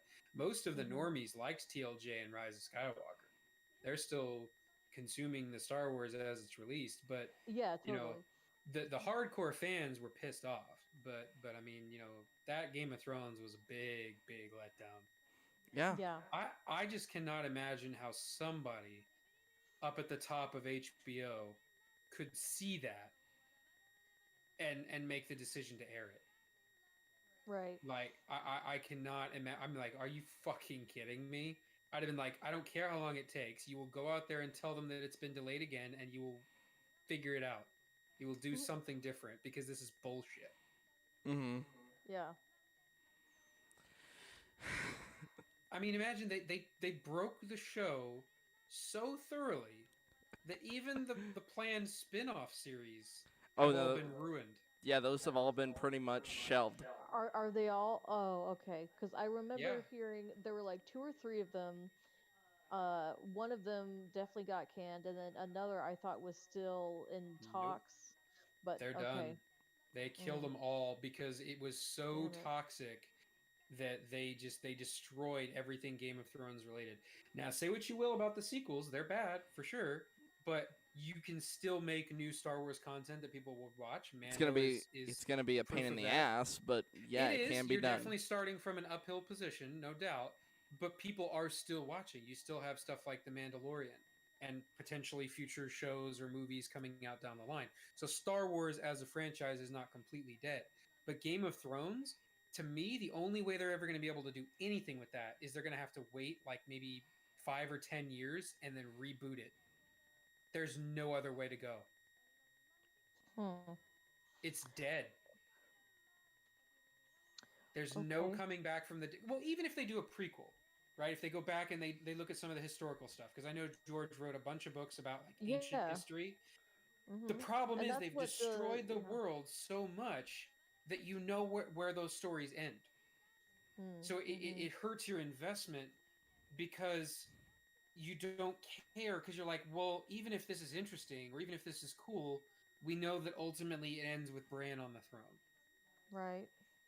So they've damaged it to that degree Ugh. that it's like, ugh, they're gonna have to wait. They're gonna have to reboot it if they're gonna hold on to the franchise. That's the only thing they can do. I guess my thing was that I've But been. maybe by then George will be finished with the books and they'll have something to Yes, actually go off of. That would be great. that's what I've been saying. He's not gonna Like finish those fucking books. I've been in denial. I've been because I was so depressed about what happened. I was like, you know what? Let's just put that in the back of the brain Well, and hey, not think about it, and then let's wait for what actually happens in the until I book. see the man's obituaries, there's still hope. It's Yes. definitely a small hope, but there is hope that he might finish the story. And honestly, I would be okay if only the books were finished and they never got another live, adaptation or whatever. Fine, but finish the Hmm. damn books. Let me have those. Just Let me let me see have where the this. story really ends. Yeah. And if it's I would even be okay with if them. Have you seen the Game of Thrones anime adaptation, like concept stuff? No. no, It's really fucking impressive. I found it on YouTube. I'll Hmm. have to see if I can find it at some point. But somebody did like a little short. It was like if Game of Thrones had an anime, was an anime, and it has the whole opening and all that, but in an anime format. It looks really fucking good. I would be okay if he ever finished the books, just do that instead of another live action adaptation. Because then you Hmm. can still make it R rated. You can still have nudity and gore and all that shit, but you don't have to worry about paying the actors ridiculous sums of money and all that. Hmm. And at least if they did the books justice in that format, I would be okay with it. Hmm. I'll have to see if I can find it and send you the link at some point. Yeah, I'd like to take a look at that. So Star Wars. Star Wars. Uh, Oh shit, that's the wrong button. Alright. Well, he's almost done, damn it. We gotta let him play off his crazy number one change. Let me turn off leak spinning lady. Alright. God, that face. I know. We're doomed. But in order for this plotline to work, Rey would have to have many scenes of her giving in to the dark. Remember, it's a seductive power. It consumes you. Oh. Jesus, the fucking video just stopped for a minute. In her duel with Kylo in The Force Awakens, but I think it's more implied here that she uses light side powers to beat him. Like in this bit where she closes her eyes and becomes all zen and shit. I don't know. That's what kind of fueled my muscle memory theory with Rey being Luke's daughter. Cause she breathed in and then suddenly, for some reason, I don't want to say for some reason, that's a fairly common thing again amongst monks and martial artists and stuff like that. The whole idea of having to center yourself and focus and control. So I didn't necessarily read more into it than that, but I mean I guess you could. Wouldn't it have made much more sense if Rey had won this duel specifically using the... What the fuck do you mean she did win the duel? Oh, with the dark side, okay. I was about to say she won every fucking duel. I'm just imagining as he's talking and just this angry ninja with just a fucking ginger top, just ready to throwing stars. I cannot wait until we get our own, Baowen or somebody that does the little animated shorts and shit. That's gonna be fantastic. Just me with my fucking one for all full cowling energy, and you with various ninja stuff. I'm curious to see how they're going to make my mouth emote even through the mask. They're gonna you're gonna tell when I'm angry or expressive somehow. It's gonna be fantastic. This point is wildly inexperienced, and despite Kylo's wound, she shouldn't have stood a chance. Unless she took some kind of a shortcut. Is the dark side stronger? No. But easier, more seductive. Yeah, easier and more seductive. Ergo, it would have been far more. The problem being is that Kylo's an experienced dark side user, so you getting angry she for a would minute. still be at a disadvantage because she would be fighting essentially on his terms. Yeah, which he's therefore more experienced with, so you still lose. Yeah, the thing is like the difference between with that and like say the Dooku fight from Episode 3. Dooku was collectively calm because he used dark side energy, but he wasn't necessarily like a raving lunatic like Maul was. So when Anakin basically finally gave into his anger, he just became this unstoppable powerhouse to this like finessed swordsman. That's why he lost. Kylo is a savage, and so if Rey just also became a savage, the stronger savage would win. Right. As a beginner Force user, whose anger was off the charts, by the way, given Han's death. So it would have given her that unnatural boost she needed to beat Kylo. The but he was shot argument. Do you like it or do you absolutely hate it? Because here's the thing. I remember reading. I think it was there was an article that somebody wrote about it, but it was the whole like he got shot with the bowcaster, and basically the entirety of the Force Awakens was them showing how ridiculously powerful that weapon was. Like they showed people getting blown away by it, and Han even made a comment about it when he used it. So then to show Kylo getting shot by it, and actually basically remaining on his feet and even going on to fight, I do kind of like the idea that because he's supposed to be, I mean, they never clearly say it, but he's essentially supposed to be a Sith or a dark side user, and that pain, enhances his strength. I think the idea makes some amount of sense. I mean, I don't know if based on the EU how accurate it is. It's pretty accurate because pain's a pretty strong motivator because pain causes adrenaline to surge through the system, which then allows you to do a bunch of fucking shit. The problem being is that then he shouldn't have lost the fight then because he was fueled on so much adrenaline. Well, exactly, and dark side that's energy. My thing is especially with this being the first movie in the trilogy, she needed to lose that fight. Whether they're a dyad or not, if you really wanted to embrace the dyad thing, even from the very beginning, the match would have had to have ended in a draw.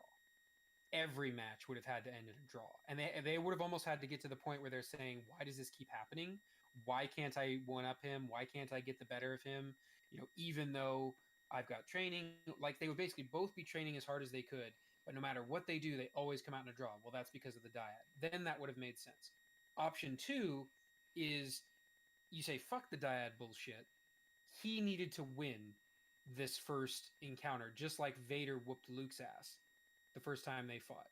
It needed to not even be remotely close. She needed to understand how far out of her league she was. Mm-hmm. And that would have made him a really intimidating antagonist going forward. Because there would have actually been, okay, she's going to train, she's going to get better, she's going to go again. There's going to be tension in that fight because we already know he's capable of beating her. And I probably would have had him kick her ass then too. And then not have her get the victory over him until the third movie. Mm-hmm. But that's just me. That's the whole classic hero's journey. There has to be that level of your hero is not on the top. Yeah. If your hero starts out on the top, there's nowhere for them to go. Exactly. It creates that Superman dilemma, where you have to find bullshit writing tricks to get around how he has no weaknesses. But at what cost? The Force Awakens in my book would end with Rey saving the day as she does, but we would find out that she begins to crave what the dark side gave her. That power, that high, that the Sith love to go on about. The dark side is strong in this place. I can feel How its dare you? power. How dare you reference Knights of the Old Republic? Yeah, how dare you? How dare you compare those two things? Don't know the power of the dark side. And throughout Last Jedi, Kylo would convince throne room scene, she would embrace the darkness, and Kylo and Rey would become the new leaders of the First Order as master and apprentice. Always true there are. Oh God. There's two things I hate. I hate Wookiee noises and I hate Yoda impressions. Yeah, I'm gonna agree with both of those things. I don't know. Like, I don't necessarily think that this specific change is perfect by any means. And it's definitely a little on the Tisme side, but I still think it would have been better than what we got. I do think they were definitely flirting with the whole Rey going to the dark side thing a lot. But with all the other changes that I would make to the sequel trilogy, I don't think Rey would have gotten far enough into the plot, as the main protagonist for that to all be relevant. Because my changes would have started much earlier on. She would have been like a supporting character.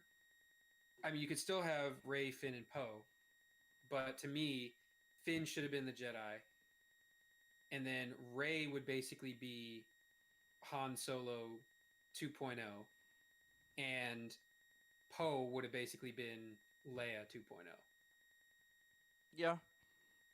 And I could have seen how those arcs could have been very similar and sort of had similar arcs to the original cast, but with their own specific events and, things that made them different and unique.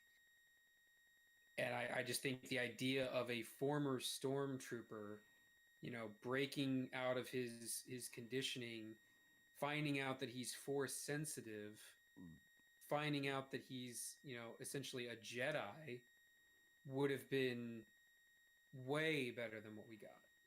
Indeed. And arguably, whether you agree with his, off-screen bullshit or not, John Boyega is a stronger actor than Daisy Ridley. He is. He's mainly because he's got a lot more experience with acting. Daisy Ridley's been in what, other than Star Wars? She's been in that CSI show where she was fucking dead. But other than that, yeah, I know. Absolutely 100% could have carried all three movies. And I think Daisy and Oscar Isaac would have been phenomenal supporting roles. I think Oscar could have carried the whole fucking thing, because Oscar's won an Oscar now, hasn't he? Maybe. I don't know for sure. My only problem with Poe is his character is a bit too one note, which is why I think he'd be better as support rather than... And his chemistry with Finn was great. Yes. So you needed more of the Finn and Poe dynamic with like a dash of Rey. And I know people automatically default to, oh, you're just sexist and misogynist and you don't want to... No. I have no problem with women in Star Wars or women in any form of media. But they need to be well written. I was going to say, you just reminded me of that meme where it's like, Star Wars has no good female characters. And it's the SpongeBob meme where he's like pulling away all the diapers. Like Ahsoka, Tano, fucking Mara Jade. And by the end, it gets to the big pile, and it's just the biggest pile outside is just a picture of Leia. Yeah, there's always been strong female characters in Star Wars, and that's fine.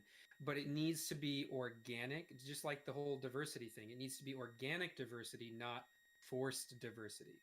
Yes. As soon as it becomes forced, it's now bad by its very nature. Mm-hmm.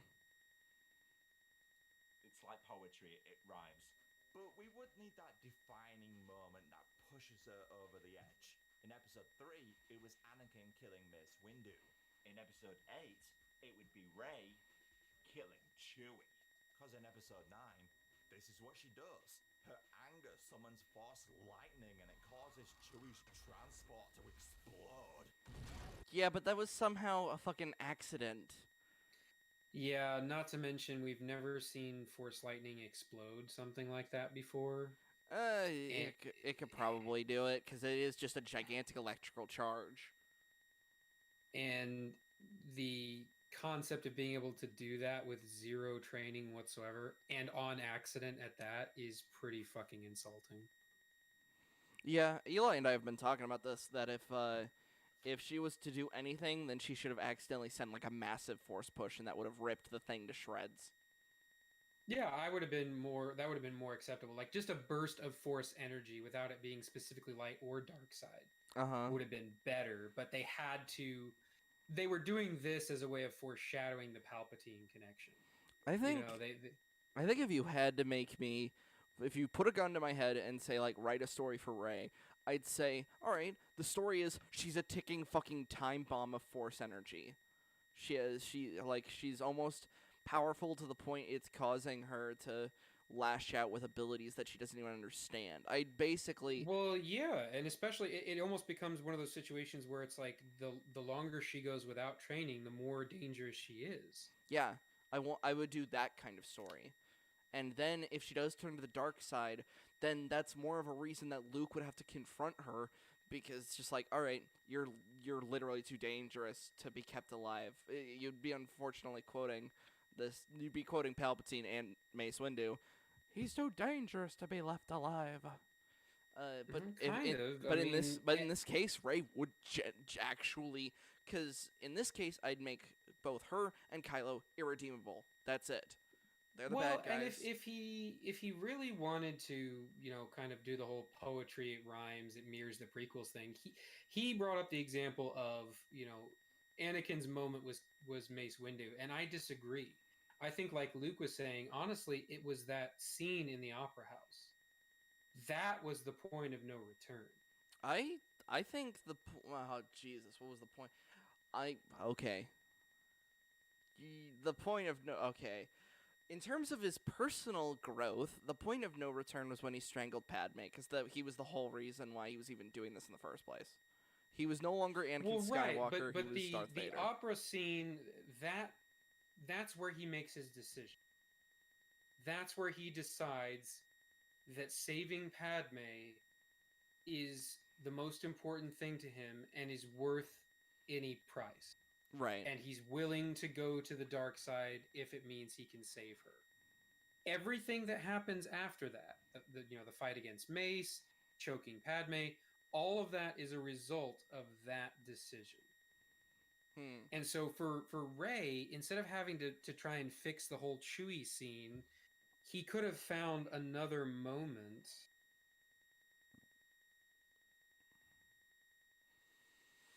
that would have worked. It doesn't necessarily have to be a high action moment to cement their turn to the dark side. It could have been a dialogue between Kylo and Rey, like maybe when he did the whole reaching out through the whatever, she touches him and like takes his hand and they connect, and that, something. But it doesn't have to be big explosion and force power to cement her path to the dark side. It can be a choice. It can be a comment or a dialogue. Right. All right. So close. I thought this was hands down the best scene in Rise of Skywalker. My job. Oh. That's a hot fucking take if I've ever heard one. That was the best moment in Rise of Skywalker? The best moment, regardless of Tism, in my opinion, of course, is Luke finally lifting the X-Wing. I know, like I said, it's regardless of Tism. It's a handful of they're not very many great moments in the movie altogether, but I would argue that some of the C-3PO scenes were some of the best, because C-3PO has essentially been on this journey with us since the very beginning. Yes. And he had hands down some of the best dialogue in the movie. Yeah, he and did. So like that scene where like he was basically willing to die for their cause, that was pretty good. I guess my issue with the Chewie stuff is this wasn't earned in the slightest. Well, it wasn't earned, and I guess I never really believed that they were offing Chewie, and it was kind of to the point where even if Chewie had really died, I really wouldn't have given a shit, because essentially in the previous two films they've done next to nothing with him other than joke.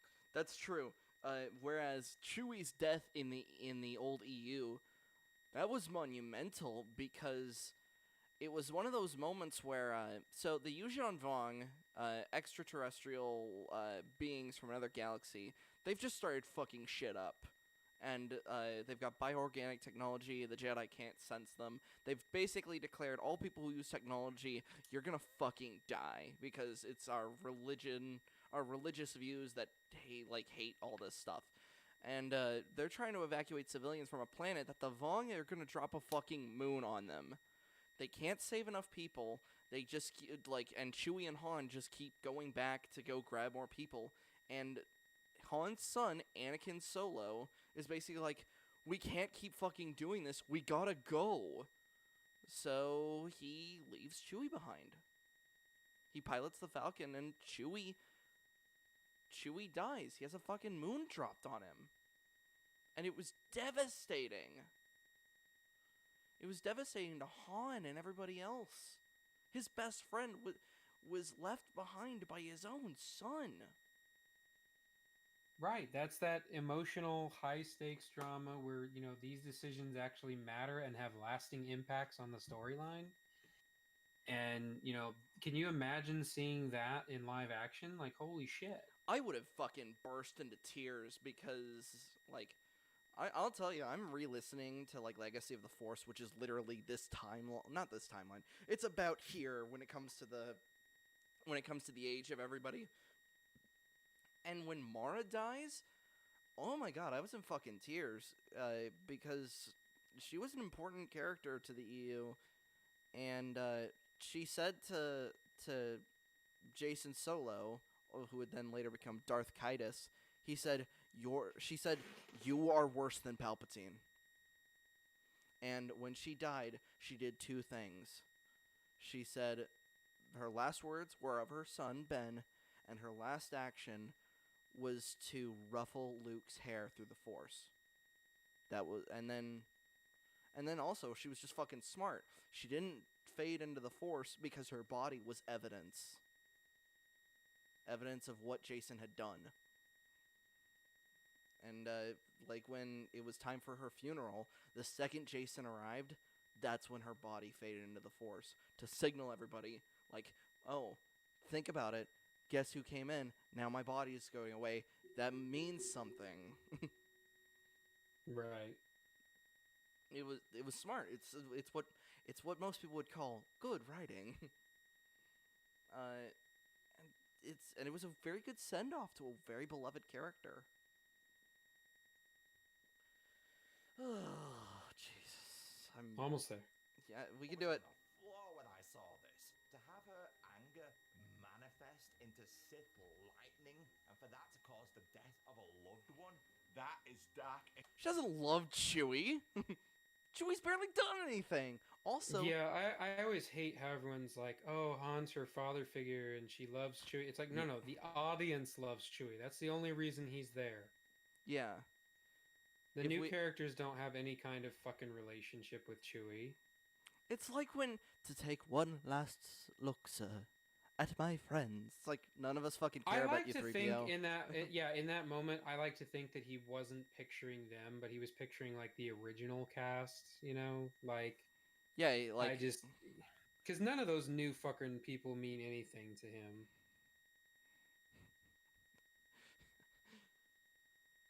Shit, and I fucking love it. Pity they had to go and retcon it after just 2 minutes of screen time. What the fuck? So what I don't care. They didn't do anything with Chewie. And then, yeah, you brought him back. Would do is have this moment in episode 8 instead, and have her feel no remorse when she does it. Remember, dark side seductive power. It would be her first time using Force lightning, and she would like it. And more importantly, have Chewie really die. I mean, look, I love Chewie, but without Han, he's not that interesting anymore. What the fuck did you just say? That was a hot take and a half. That's like saying that if you don't have Pippin, Mary is useless. It's like, what? They're both fucking they stand on their own. Yeah, so no, does no, Chewbacca. I agree that they're better together, but just because they're not together doesn't mean they're individually useless. They are, as you would say, sold separately. Jesus. 9, his character has no reason to be there. So? And also, whose fault is that? Disney! Right, Disney's the one who decided to kill off Han very unceremoniously. Well, technically Harrison Ford, but whatever. He's like, just fucking kill me already. Yeah, no, it was a stipulation. He basically said, if you want me to come back, the only way I'll do it is if you kill me off. And then, then Rise of Skywalker happened. Could you please just come back for 5 minutes? You're still dead, but we'll give you like $7 million. Yeah, like, to just literally. At that point, I'm pretty sure they basically just bought him off because he really had no desire to come back after Episode 7. He was done. He's been done with Star Wars for a long fucking time. He didn't shave. He didn't get a haircut. No. No, he didn't give a shit, and he hasn't. He actively doesn't like Star Wars fans. He doesn't respect what Star Wars did for his career. Even though he was the most successful actor out of the 3, Carrie Fisher's career fucking died.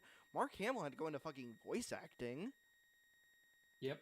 Harrison Ford had the most successful film career, but that's kind of, I guess, part of the problem is he never felt like he owed Star Wars that much. He always felt like Star Wars was beneath him. Which is like, because he was so good in all these other movies, he didn't need those fans. You wouldn't have an Indiana Jones without Star Wars. You wouldn't have. Nope. You wouldn't have had.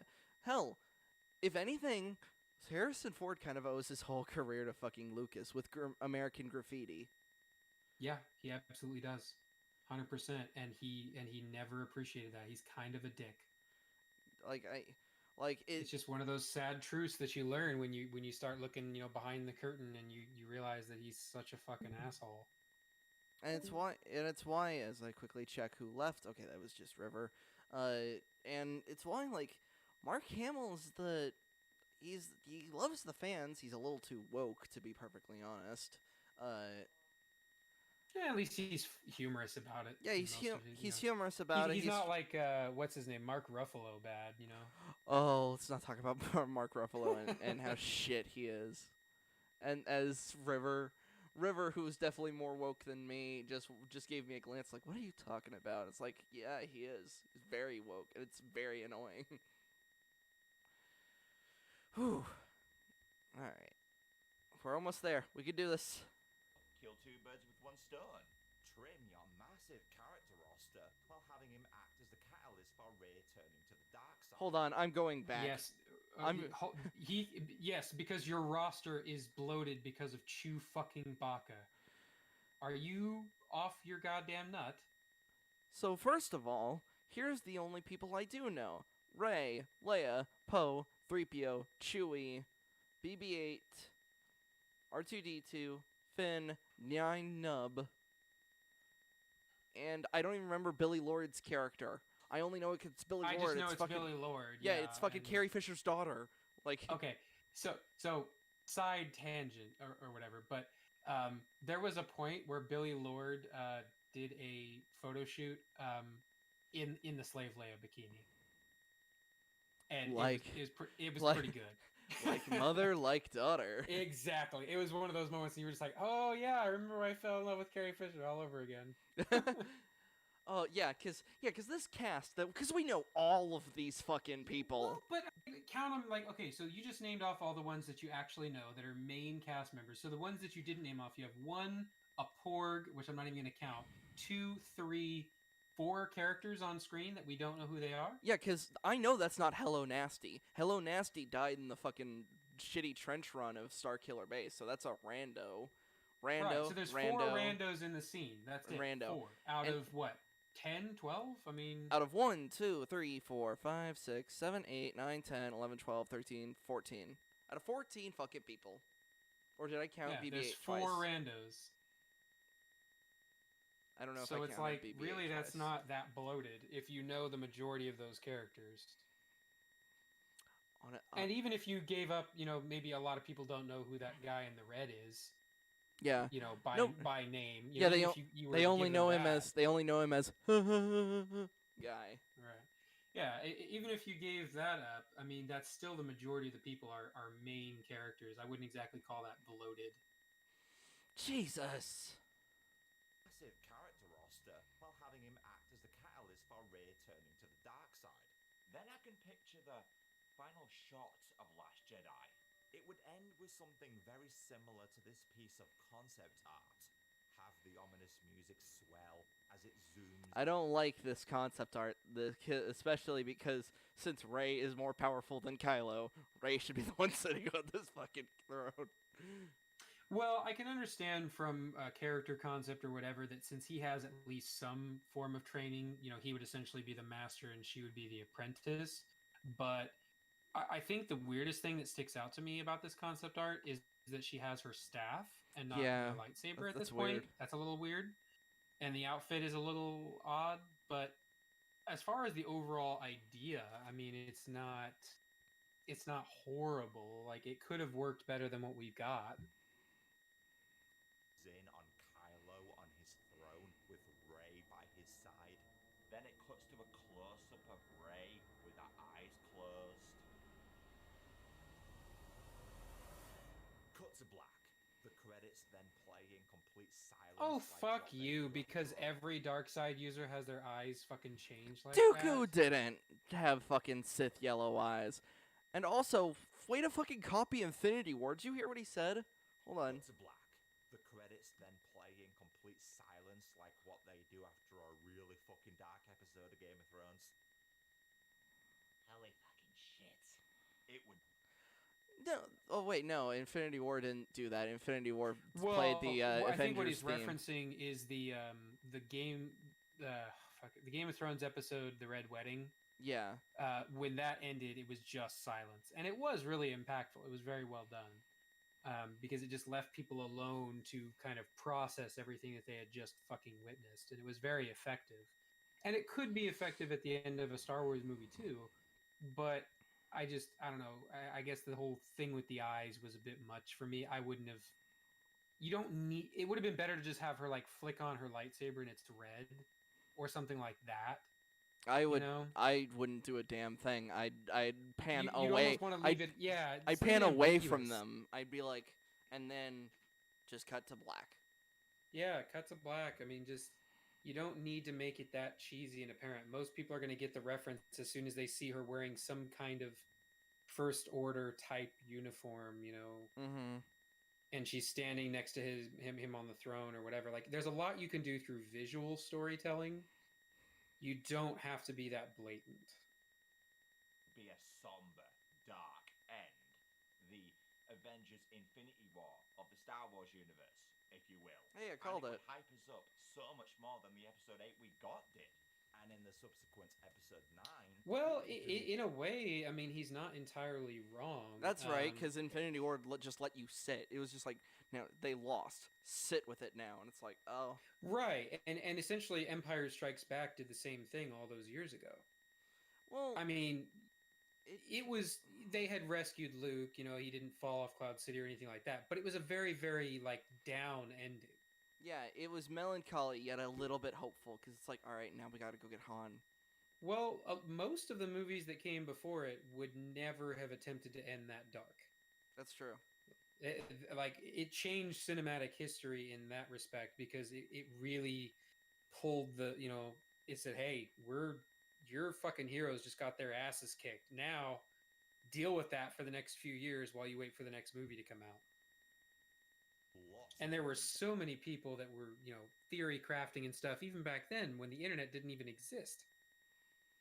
Yeah, I hate to give AT-AT chat any credit, but there was actually a sort of like a love triangle actually going on between Han, Luke, and Leia. Because them being siblings was a last-minute addition. Yeah. So there was almost like a Twilight, as my friend's brother was telling, because he was alive during this, is that there was almost a Team Luke or Team Han kind of thing with like how to emulate what Twilight did. And when they found out that Leia was his sister, Team Luke pretty much instantly had to concede. It's like, oh, okay, fine. Yeah, they pretty much evaporated instantly. But yeah, I could see that being a thing even back then. And there were a lot of people, how on earth are they going to come back from this? And what are they going to do? And they basically suffered a huge defeat. I mean, think about it. Luke is injured permanently. Han is in carbonite. On his way to Captured by the Jabba. Hutts. Yeah. It's really downer, At that point, you're like, what the fuck are they gonna do? They are pretty thoroughly beaten. So I'm sure there was a lot of interesting conversation about what was gonna happen next. It's not like that's something that just existed when YouTube came around. Exactly. Things to adapt to a dark Rey storyline. As I would want, Luke would be alive as he maybe takes on Finn as his new apprentice. Maybe Rey becomes too power hungry and she usurps the First Order throne and Ben has to go. See, that's the thing. That just showed like some behind the scenes stuff on like how much of this fucking film was left on the cutting room floor. I mean, we'll never know, but I imagine quite a lot. Go to the Resistance to help. You could have a scene of Ben coming back to. Did the L get a chuckle out of you? It kind of accidentally kind of hit me in the gut and made me laugh. I was like, oh damn it. Oh, from Kylo? Yeah, when he hit the chain, went ow, and it was just like, oh damn it, fuck. Not fuck really. You. Fuck I guess you, I really didn't even notice it that much on first viewing. I was just kind of like, eh. So because of how silent my theater was, I had almost no choice but to hear it. The crowd was just dead silent through most of the film. It's like I love it how like everybody claps and stuff during like Endgame and all that stuff. This moment where all the fleets come in and they're just silent. Yeah. Yeah, my theater got no reactions. I did as we were walking out of the theater and then heading back towards the lobby, there were some people in the hallway talking about it, and they were just like, "That was pretty good," and I was like, "Ugh, no, that was horrendous." But I knew it was going to be a dumpster fire going in. I mean, I'd already seen the leaks coverage and all that. We all went in to laugh at it. Oh yeah, no. Me and my girlfriend were like, I was like, "You want to go watch this dumpster fire, and just watch Star Wars die in flames together?" And she was like, "Yeah, sure." My girlfriend was in school at the time, so I was like, I kind of wish you were here to see this fucking absolute trash. Jeez, why going after the young ones? She was in college, I swear. Oh, okay. Mother, and there could be an emotional reunion akin to Zuko coming back to Iroh, and maybe you could. Oh, fuck you for that comparison. Get bent. Oh, how fucking dare you? Do we have another Avatar: The Last Airbender fan amongst Y.A.R.P? Ooh, how fucking dare he? They did not have anywhere near the relationship that Zuko and Iroh had. Get fucked. I will defend Avatar: The Last Airbender because that is the closest thing America has ever made to anime. This is just that fucking thing, now, no one. I will maintain that The Legend of Korra is absolute dog shit. Yes, of course it is. I was more gonna make a point. I was more gonna make a point on. I watched it. My sons watched it. They're both young. They loved it. The Avatar: The Last Airbender is fucking phenomenal, and just because I knew it was going to be bad, but I wanted to see how bad it is, I forced myself to watch the live action one. Oh God. Oh yeah, I was prepping myself because Netflix had just reported that they were going to be doing a live action Netflix show, and so I was like, you know what? I've never actually seen it, and I heard it was really really bad, but at that point in time I had never watched the cartoon, so I was like, well, I don't have anything to compare it to. But after watching the entire series and binging it on Netflix, I was like, you know what? I'm gonna do it. I'm gonna watch it, and I was like, oh my god, this is so painful. I don't know. Apparently, the Netflix one may or may not be happening because the creators kind of pulled out, which doesn't give me a lot of hope for it anymore. So what do you think of a certain EFAP people thinking that it's absolute trash? Well, here's the thing. I know they gave it a 4 out of 10. I 4 out of 10 is not the understand. worst. Yeah, I mean, I understand that he has his criticisms, and I don't even necessarily think that all of his criticisms are without value. But I'm someone who can, be a fan of Mahler and want to be like his friend and want to make appearances on EFAP and stuff like that without having to agree with everything the man Yeah. says. Yeah, that's how in fact, I feel like that's how you could do that, because if you just suck up to them, it's just like, oh, no. Yeah, no, it's odd, because you kind of brought it up, but there's a large portion of the EFAP community, and you're almost kind of seeing it now, because like in the first 100 or so episodes, most of the episodes and the things that they covered and things, everybody pretty much agreed with. They're like, yeah, rip them to shreds, everything's great. But now they're starting to cover some more controversial stuff. They're coming out with these hot takes, and suddenly they're coming after things that people held sacred. And suddenly it's like, whoa, there's this big divide in the EFAP community. And it's like, no, the difference is most of you were just going with the flow and believing whatever you were told without having your own opinion. Mm-hmm. And the people that did have their own opinion aren't up in arms about this shit. We understand. I almost want, I'm trying to think of the right words here. If anything, I've kind of noticed with how if this newest one where they were talking about the donkey stuff, it's kind of back to old school, post 100, but they still had the attitude of 100. But then the Van Helsing one, there, if you do you remember when Rags kind of had that outburst against the chat, and I was like, what the hell? That was yeah, I kind of I was watching that one, and I got through the part you were talking about where he kind of had his little spat against the chat and this and that, but I don't necessarily see that as Rags being any different than he always is. Yeah. I was more just it was kind of the suddenness of it that I was more noticeable. It was just he's got very strong opinions, right? Of course, and he's going to be shitty towards people who disagree with his opinions, regardless of who they are, whether that's another EFAP guest or if it's one of the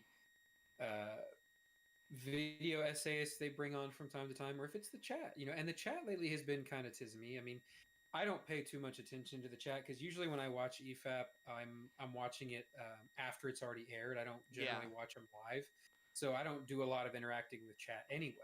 So to me, I just listen to them do their things, and then occasionally they are almost forced to interact with chat when something weird like that happens. But but yeah, no, I mean, I think chat was being a little shitty, and they were kind of almost asking for it. They had some very hot takes, and they were upset because they were disagreeing with what Rags and Mahler were saying. And even Rags and Mahler don't agree on everything. Right. But I think specifically when it comes to the Avatar thing, I think one of the reasons I don't put too much stock in it is that in my brain, I kind of put Avatar into the same camp as anime. And I generally don't trust EFAP's opinion when it comes to anime.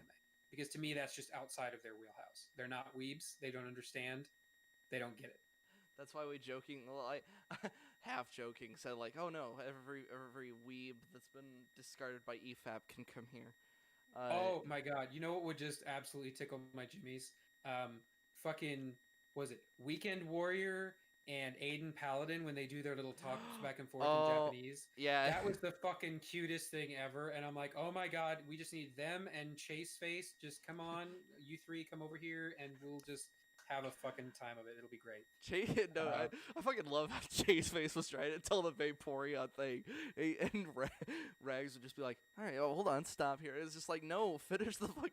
I almost wanted to say this isn't how human speech works. It's when you say something, you have to let them finish it fully, because if you just keep interrupting them, then of course it's not gonna make sense. I'm trying to remember how that went down fully, because while it was funny, it was definitely I was kind of understanding why Chase Face was getting so frustrated. He's just like, did you see that little clip? I want to say it was from I think it was the Van Helsing episode, but it was when Rags hit him with that. He was like, it would take 8 Smurfs to jerk you off or something like that. That was from 109 or 110. Yeah, it was exactly that. It was that one. Oh my god. I saw somebody posted it like on Twitter out of context because I hadn't even seen the episode yet, and it was just that little clip, and it showed Chase like immediately disconnect from the call, and I was like, "Oh my fucking god!" Just got roasted.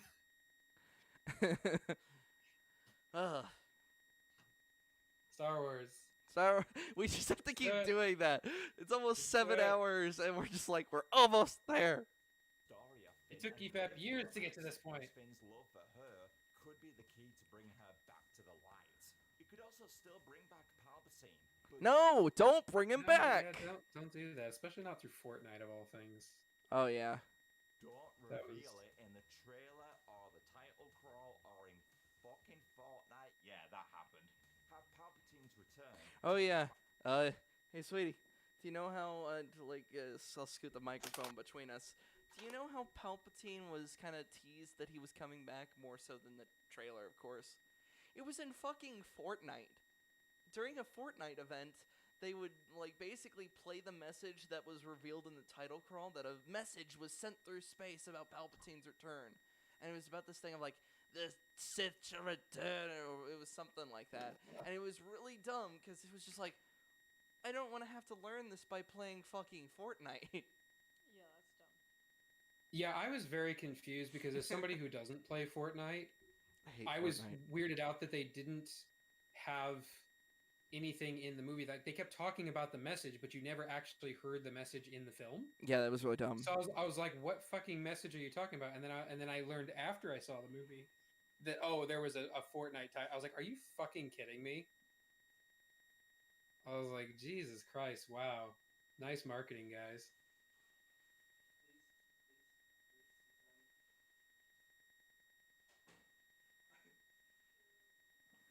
Star Wars, we can do this.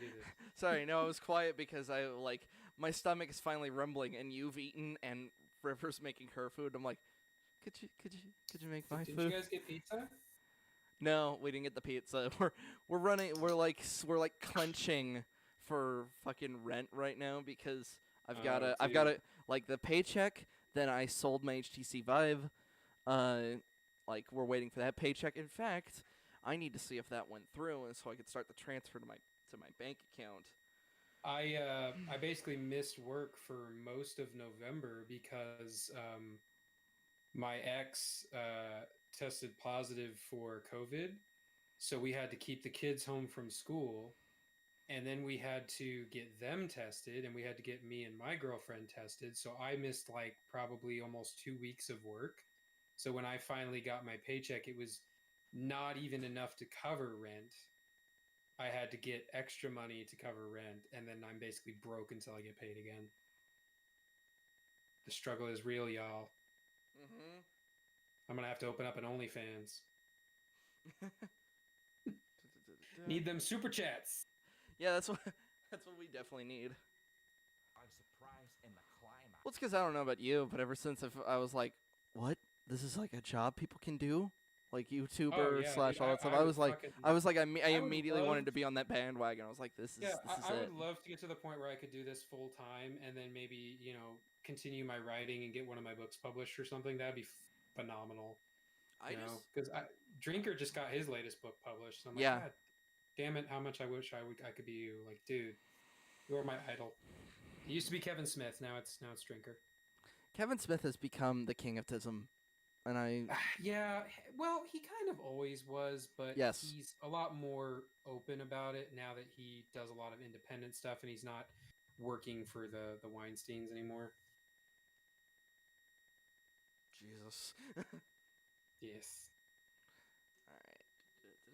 All right. Star Wars. As he reveals that Rey is his creation and that he's been feeding dark side energy into her. And maybe you could have this version of Sheev be younger and more virile. No, don't reference Ew, that fucking comic. Why would you need him to be virile when you just talked about him having sex was the whole reason you wanted to make the change to Rey being a creation instead of a granddaughter? Does virile specifically mean sexual stuff, or does that also? It only means sexual. Virility. Okay. Yeah, it's about being able to fuck. Jesus. If he was able to unlock the power to create life, it makes sense if he found out how to extend it as well. And because of this, we would get a cool lightsaber fight between Luke Skywalker and Palpatine at his full strength. Okay, I will. when your when your lightsaber is on low battery. I mean, that could have been potentially really cool because you Yeah. never really saw Luke, square off with the Emperor, lightsaber to lightsaber. So I get where that could have been a big payoff. Same. I'm like, I'm not for hating. the old school crowd, but again, you'd have to be very, very careful with the execution. I mean, anything is a good idea, on paper, but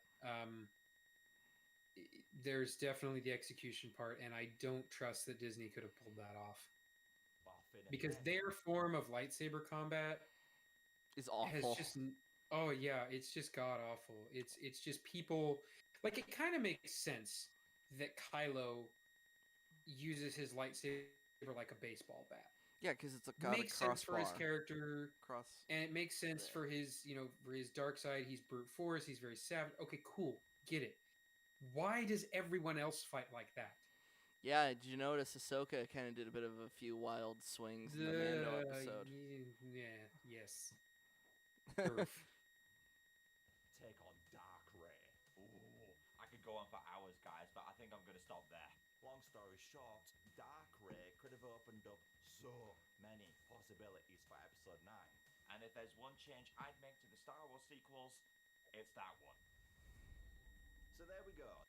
10 things I'd have loved to have seen done differently in these movies. Now again, I do think there's a lot of good in these films. From seeing Han and Chewie back to their old antics to Holdo's... No, did he just Ew, say... No, did you just say you like the Holdo maneuver? You fuck Hold off. on. From seeing Han and Chewie back to their old antics to Holdo's light speed strike to Luke... Oh! Ew! Whatever credence and compliments I have given you throughout this stream, sir, I take them all back. Every single one. You're like doing like You a were like a doing jitsu. So good. Yeah, you were doing so good, and even when he said you got crazy towards the end, most of what you said I could at least find small nuggets that I was willing to agree with, but that was a step too far, sir. That was I thought I for some reason just thought when he said like let like the just continue to make it even worse thing, I thought that was the moment he went crazy, and then I thought the rest of the video was that. But I was wrong, and I was like, oh, what is that? And then immediately, Holdo maneuver was really awesome, and I'm just like, no! What are you doing? Training right to the interesting... No, there wasn't a... She didn't learn anything from Luke. An evolving relationship between Rey and Kylo. What? You even liked Raylo?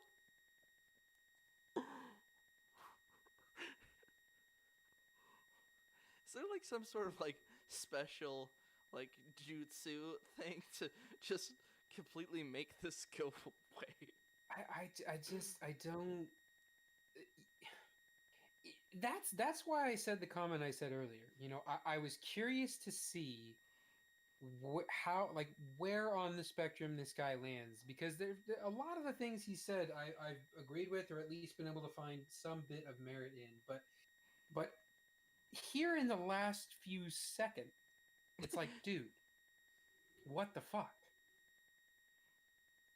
I mean, based on everything he said so far, I would have thought he was closer to our side of the fence. Yeah, I was willing to give him I was like, hey, welcome to the side that doesn't like the sequels. And then he just said, I like the Holdo maneuver. Get the fuck out. I like the Holdo maneuver. I liked Raylo. What? Get the fuck out. No, get you can't record a video right now. Go. I'm just making a video. It's okay. It's all good. Lots of good stuff here.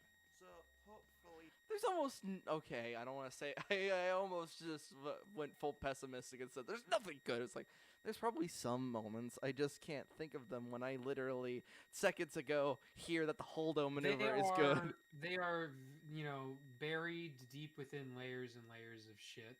and it's few and far between. So definitely. I almost sounded like CinemaSins. I was about to say, well, if you remove contexts from certain scenes, they could be better. But it's like that's the just pretend it's what you wanted.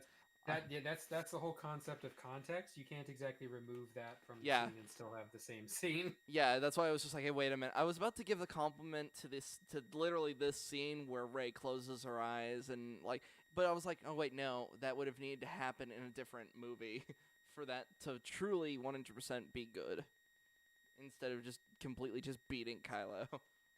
Yeah. I think I would have appreciated this scene more if then her closing her eyes and it just made the fight turn into a standstill. Like that's better than kind of what we got. Maybe I'm I'm like really having to think about I this. think there's really only two ways to make it better, and it would have been either A, the fight would have had to end in a draw, or B, Kylo would have had to kick her ass. And Yeah. I tend to lean more towards Kylo needed to kick her ass to show that she still had room to grow, because that one simple change, arguably, I mean, there's still a lot of other evidence that goes into it, but that would have at least given them a solid footing to say that the Rey is not a Mary Sue. I think at the end of the day, they shouldn't have fought at all in the first movie. Because Luke and Vader didn't really fight until the Death Star run, and even then, that wasn't face to face. That was in starships, and even then, Han basically pulled Luke's ass out of the fire by basically just sneaking up on them. I'm not necessarily opposed to the idea of them fighting in the first movie, but if they do, she can't win. Right. Like, that just breaks so much shit. Mm-hmm. Disney remembers what worked in these films and pushes those aspects more for future Star Wars episodes. So what worked in the sequels? Pretty much nothing. They're just an example of failure. They're an example of Honestly, not having a fucking plan. They're an example. With as much money as they've spent on Star Wars, with as much as they've invested into this franchise, they can't afford to let it go. But the smartest move, in my decision, would be to essentially decanonize everything that happened after Episode 6. I know that they probably have too much pride to do that. They're not going to do it. But that would be the smartest play. Because even at this point, it's starting to affect other shows. Because look at The Mandalorian. Yeah. You can easily start to see and connect the dots that they're setting up that Baby Yoda, I'm sorry. Possibly. Don't you mean Grogu? I will not. No. Essentially, I think what they're setting up is the Snoke cloning. I thought that was Palpatine that they were going for with those. Well, essentially, but that's the whole point, because Snoke was a failed Palpatine clone. I think because they've already showed that they've been using Baby Yoda blood to try to make these genetic alterations and stuff. So I think this is leading to that. So you have this whole story about the Mandalorian, but based on the timeline for Star Wars, that whatever happens at the end of this show, it leads into the sequel trilogy. Mm-hmm. So whatever happens with Baby Yoda, whatever happens with the Mandalorian, ultimately, it can have as many ups and downs and zigs and zags as it wants to, but that's the end point. Right. Kind of like what I was talking about with Game of Thrones. They've ruined that prequel. Yeah, it's always going to lead to Bran. So it has killed a lot of people's interest, because it's like, it doesn't matter what happens in The Mandalorian. We know what's going to ultimately happen. So unless they come out and say, hey, we realize we made a mistake, episodes 7, 8, and 9 are all shit canned, then there is nowhere left to go. The universe is in shambles. It's destroyed. Yeah, that's just it. You can do side stories and you can do prequels, but no one is ever going to have that same level of investment anymore. They're moving on to the old. I'm sorry, the High Republic. Ugh, it's not even gonna be films. It's just books and games and comic books. It's like they're just not. They've decided to no longer go forward. They're now going even further back, and it's like, that still doesn't fix that. At the end of the day, Palpatine won for the most part. Yeah, no, not even joking. Not for the most part. He fucking won. A Palpatine won. All the Skywalkers are dead. All the Solos are dead. Basically, all of the Resistance members that we gave a shit about are dead.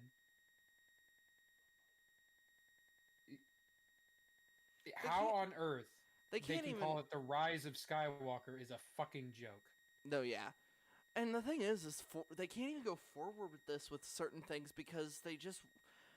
I don't think if they even somehow did the Vong, they don't have the guts to actually to actually do what they would need to do.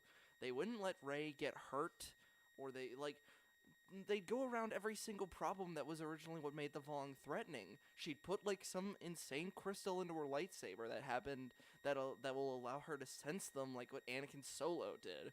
They'll pull some bullshit, and the galaxy will suffer for it because it's in a even worse state. Yeah. They can't go forward from here. Well, and what's Rey going to do?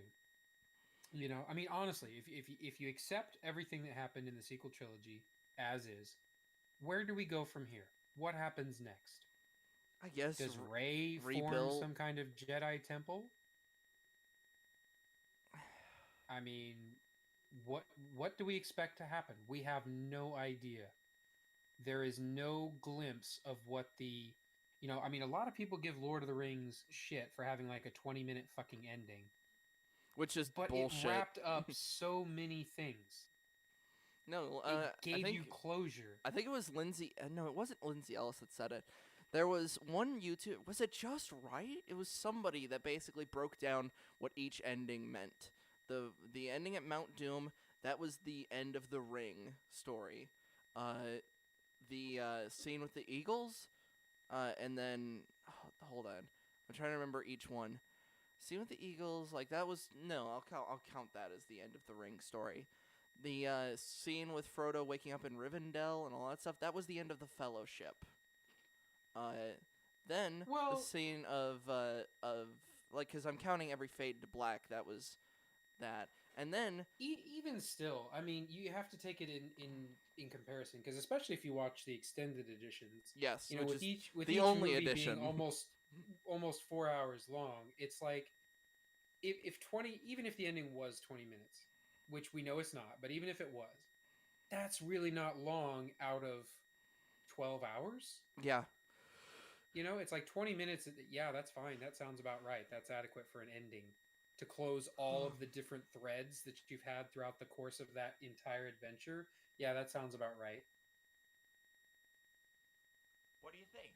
Do you reckon they'll do it episode 10? I mean, I want to see that. And I mean like a sequel to episode 9, episode 10. I feel there's still more to Rey's story we haven't seen yet. What story? No. What story? Even if they do an episode 10, Rey's story is essentially... Where does she go from here? Where? What the fuck does she do? She's already the most powerful being. They would... That's why I think... That's why the only direction they could go would be the Vong. But then again, Disney doesn't have the fucking stones to do what they would need to do. Yeah. It's weird. A lone Jedi against an entire race and with a religious background that says that the Jedi are a religious enemy that must be destroyed. That's intense. That's just that's a hell of a freeze frame you got there. Yeah. Daisy, you alright? No, it's that would be intense for the idea of there's only one Jedi left and an entire order of fucking religious zealots have decided, no, you are gonna die. It's kind of what made the, a weird reference, but it's kind of what made the Independence Day aliens so threatening in the first one, not the second one. They're like... I was gonna say, I heard they ruined the shit out of them in the sequel. No peace. What is it you want? Die. Basically, we don't want peace. We want you to fucking die. That's our one goal. We want you dead. Daisy Ridley has said that she doesn't plan to return to the franchise, and given the often toxic fan base of these movies, Fuck off! You know, as much as I used to fucking hate that word, it's lost so much of its meaning now because they just use it so goddamn much. Like, if you disagree with them in any way, shape, or form, you're fucking toxic. Yeah, hold And on. I'm like, I don't care. Let me ask somebody who is basically an outside source when it comes to all this stuff. Sweetie, are we toxic fans? All we want is good stories from this franchise, and all we're getting is surface level characters, poorly written stories in general. And at the end of the day, we're just being leaned on by nostalgia, and nostalgia is a problem when it's the only thing you got. That's all the sequels had at the end of the day. Especially Rian Johnson. Rian Johnson practically used nostalgia as a weapon against us. Snoke's throne room is practically plagiarizing Return of the Jedi.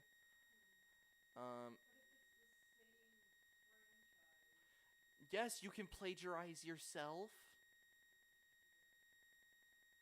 Like, I don't know what I don't want to call it like self-plagiarization because that's redundant, but it can happen. It's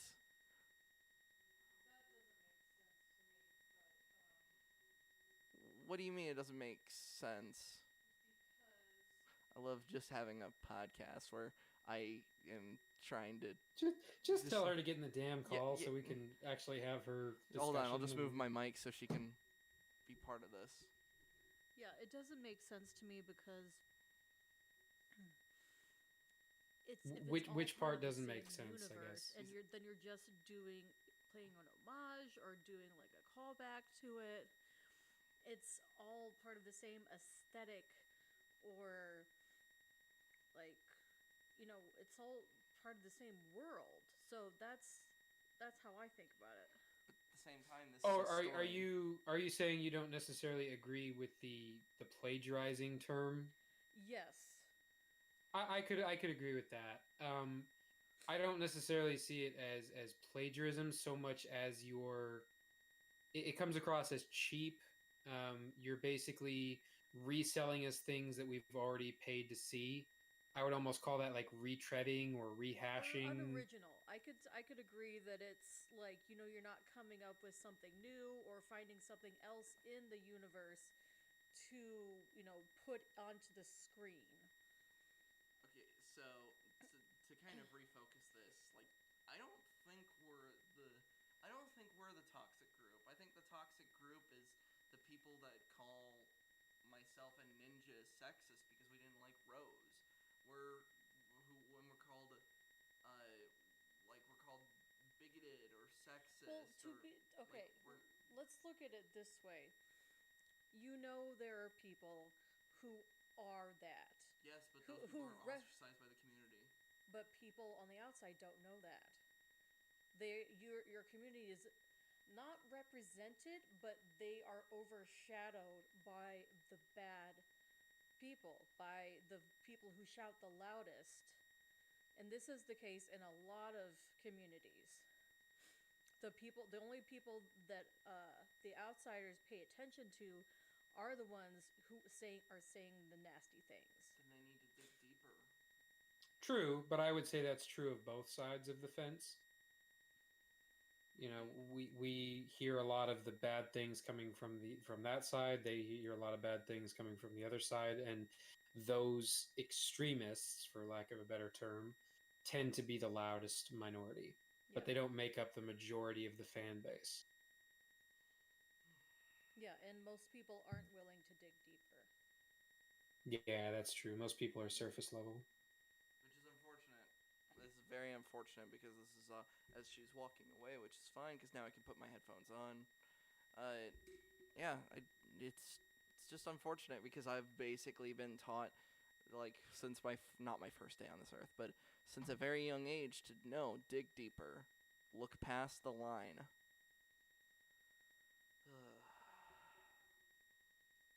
Don't blame her. So it looks like this is where this story ends, and despite my initial enjoyment of them, I can't help but feel disappointed. Well, on that of a note, I'll see you guys next time. So that wasn't a that wasn't a note. That was a like you brought out like you brought out two angry nerds that were just like, I like the holdo maneuver, and it's just like, I'm gonna stop you there. Yeah, if he had just left off after doing his whole point one and not said basically anything after that, I would have basically been like, bravo. I mean, for the most part, I agree with the majority of what you said, but that just took all the wind out of his sails. Mm-hmm. And that's why it's important to pick a fucking side, man. Like, at the end of the day, nobody wants to be Switzerland. You end up pissing more people off. It's that whole you try to please everyone and you end up pleasing no one. Exactly. It's so much better to just pick one side of the aisle and cater to your fan base, man. Just really, be clear about what your opinions are, because they're your opinions. That's why you believe in them. Have the conviction of them to defend them. But he had to do the whole milquetoast thing and be like, oh, I mean, he basically spent the first 35 minutes out of the 38-minute video essentially agreeing with everything that our side in big ass air quotes says, all the time. And then in the last few minutes, just to make sure he wasn't pissing off anybody on the other side, he had to be like, oh no, but I really like the sequels and they're really good and these things are great. It's like, dude, how can you hold both of those views? Yeah, it's just dumb. Like, out of all the changes you mentioned, those other things can't be things that you agree with if that's the case. Okay. I do fucking pull up the... Where is it? Oh, the cinematic Venom. He is next. By the way, he has a Ghostbusters review, and he got Ernie Hudson to show up. And I'm like, hell, what do you know on what information on Ernie Hudson do you have that got him to show up? Oh, jeez. So, this is the downfall of cinematic Venom 2020 documentary trailer as I quickly pull up do a quick status check on everything. Alright. Emotionally and mentally abused me during our friendship in 2018. I am not a victim. He invited me to do this movie with him. It was messy, full of drama, disorganized. Cinematic Venom is over. As someone who has been on the receiving end of serious harassment and bullying from Rob, that did genuinely damage my mental health in very serious ways. She was in tears and was literally close to suicide. It was like every week Rob would be telling me about the latest friend who he never wants to speak to again, and I was always sort of thinking, I wonder when this is going to be me. I wonder when this is going to be me who has this big falling out with. And eventually that time came. I've done a lot of messed up things. I mean, you fucked my personal life up. Yeah, some really, really bad things he did to me. Everything with Rob had to end in a massive argument. When it came to the Y.A.R.P stream, I reacted like a little bitch. His harassment and... Okay, I'm finding a Okay, yeah, let's just stop and... Okay, first of all, that was fucking hilarious. Second of all, is this satire or is this legit? I want to know too, because like this is hilarious. I don't want. Okay, yes, if this is all true and he was a massive asshole, then you get exactly what you fucking deserve, Cinematic Venom. You got brought to this fucking spotlight. You acted like a little bitch, and it finally showed how much of a little shitbag you are. Then, like, I don't feel sorry for these types of people who like were. It's like how I don't feel sorry for Doug Walker when that massive article came out when Linkara Cinema I keep wanting to say I keep wanting to say Lindsay Ellis, but I almost said Nostalgia Girl, which is what her old thing was. And just all that stuff, and you find out that no, Doug Walker's a complete fucking asshole. And it's like, but And now with Cinematic Venom, it's like, yeah, he's a fucking asshole. And Y.A.R.P accidentally brought this out. And the bullying that he put out and that he encouraged from his friends against me led to me admitting myself into a psychiatric hospital. He did some very bad things to me. Homophobic and racist. Homophobic. Yeah. Sam and Frodo being gay. Yeah, he was. There was definitely. That's why I honestly can't tell if this is serious or not, because I kind of think it might be. Maybe the whole Y.A.R.P thing, just like you said, it caused this to resurface because, maybe people didn't realize that there were other people who thought this guy was a fucking idiot. That's why I kind of hope that hopefully, and I'm just staring at a pot, like, diagonally, I'm like, oh, crap, as it's on the burner. It doesn't seem to be freaking out yet. No, it's like, if this just pointed out how much of an asshole he is, and then I was kind of like, oh, maybe they're finally showing that Donkey by this point was actually a huge piece of shit with one of their newest videos. Because I always kind of figures, like, I don't really like Donkey when he does these, like, some of his reviews, because he then just turns into this, like, tismy, I'll forgive anything kind of person. But then, now Cinema Venom getting caught up. He harassed me at one point. I hope you're fucking proud of yourself, Rob. I hope it... I'm sorry. That zoom. That fucking... I hope you're proud of yourself. Jesus Christ, yes. Is this how he shows up here too? It makes you smile.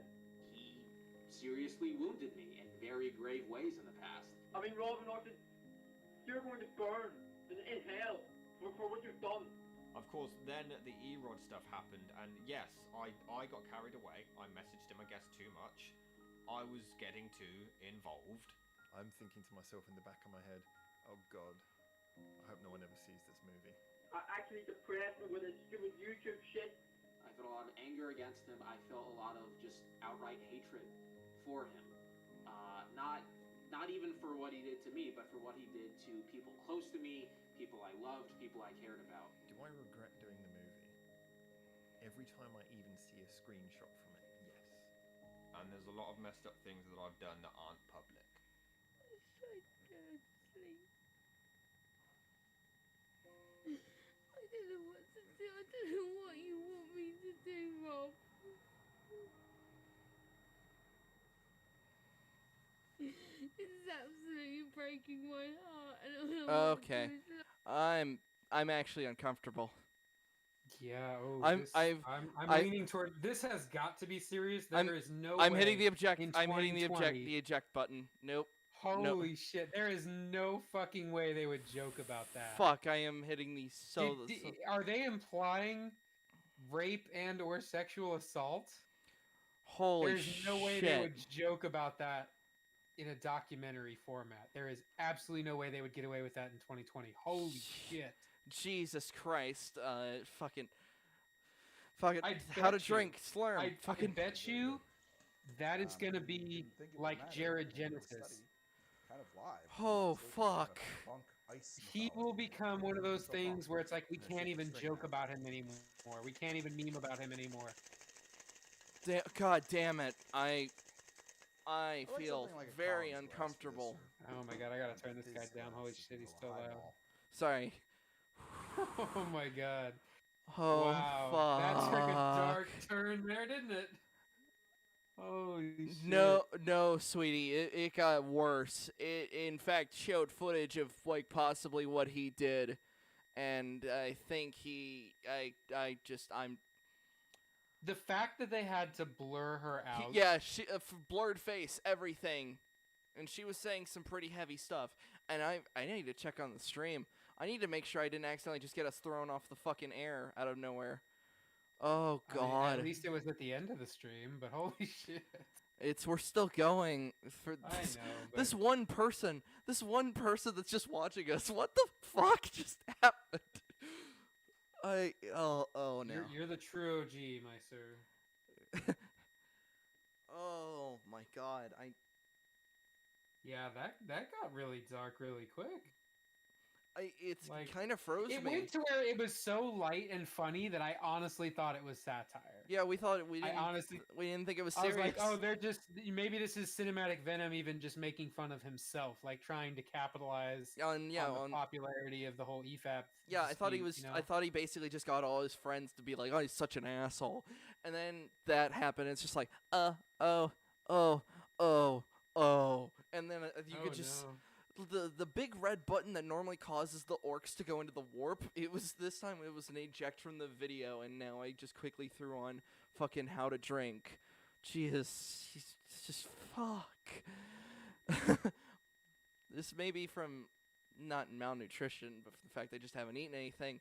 I'm shaking from that. that fucked with me. I was like, oh, lighthearted, talk about like how I was like, oh, he kind of deserved it from being how much of an asshole. If it turns out this is true, then it's like, oh, then he showed that, and this went from if there was any sort of maybe it's satire, maybe it's not, it went out the fucking window as soon as that came on screen. Yeah, this immediately just went like, okay, this is serious. I'm hitting the eject button. I'm not gonna let this like fucking. Oh my god. Well, that just happened. Yeah, and I.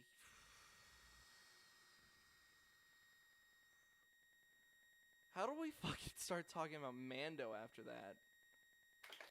Well, I'm going to guess, especially since we have already lost essentially 2 of our members, that the coverage of the initial video went a little longer than we expected. Yes, and I'm ready to. We might have to postpone Mando until next week. Yeah. And we'll just cover episodes 5 and 6. And kind of see where that goes. Hopefully, by then, once he has regained consciousness, we can get Luke to catch up on the rest of the episodes he's behind on. Well, I'll force him to. Now that I've got streaming stuff back, we'll just fucking watch it. Yeah, because it would be nice to have him fully caught up on that, and then that way, as it continues to go forward, we can hopefully cover each new episode as it comes out. So thank you all for watching. I hate to leave it on that note. But I think all of us need to go throw up / eat something because I'm fucking starving. And yeah, you all have a good night. Bye. Bye-bye.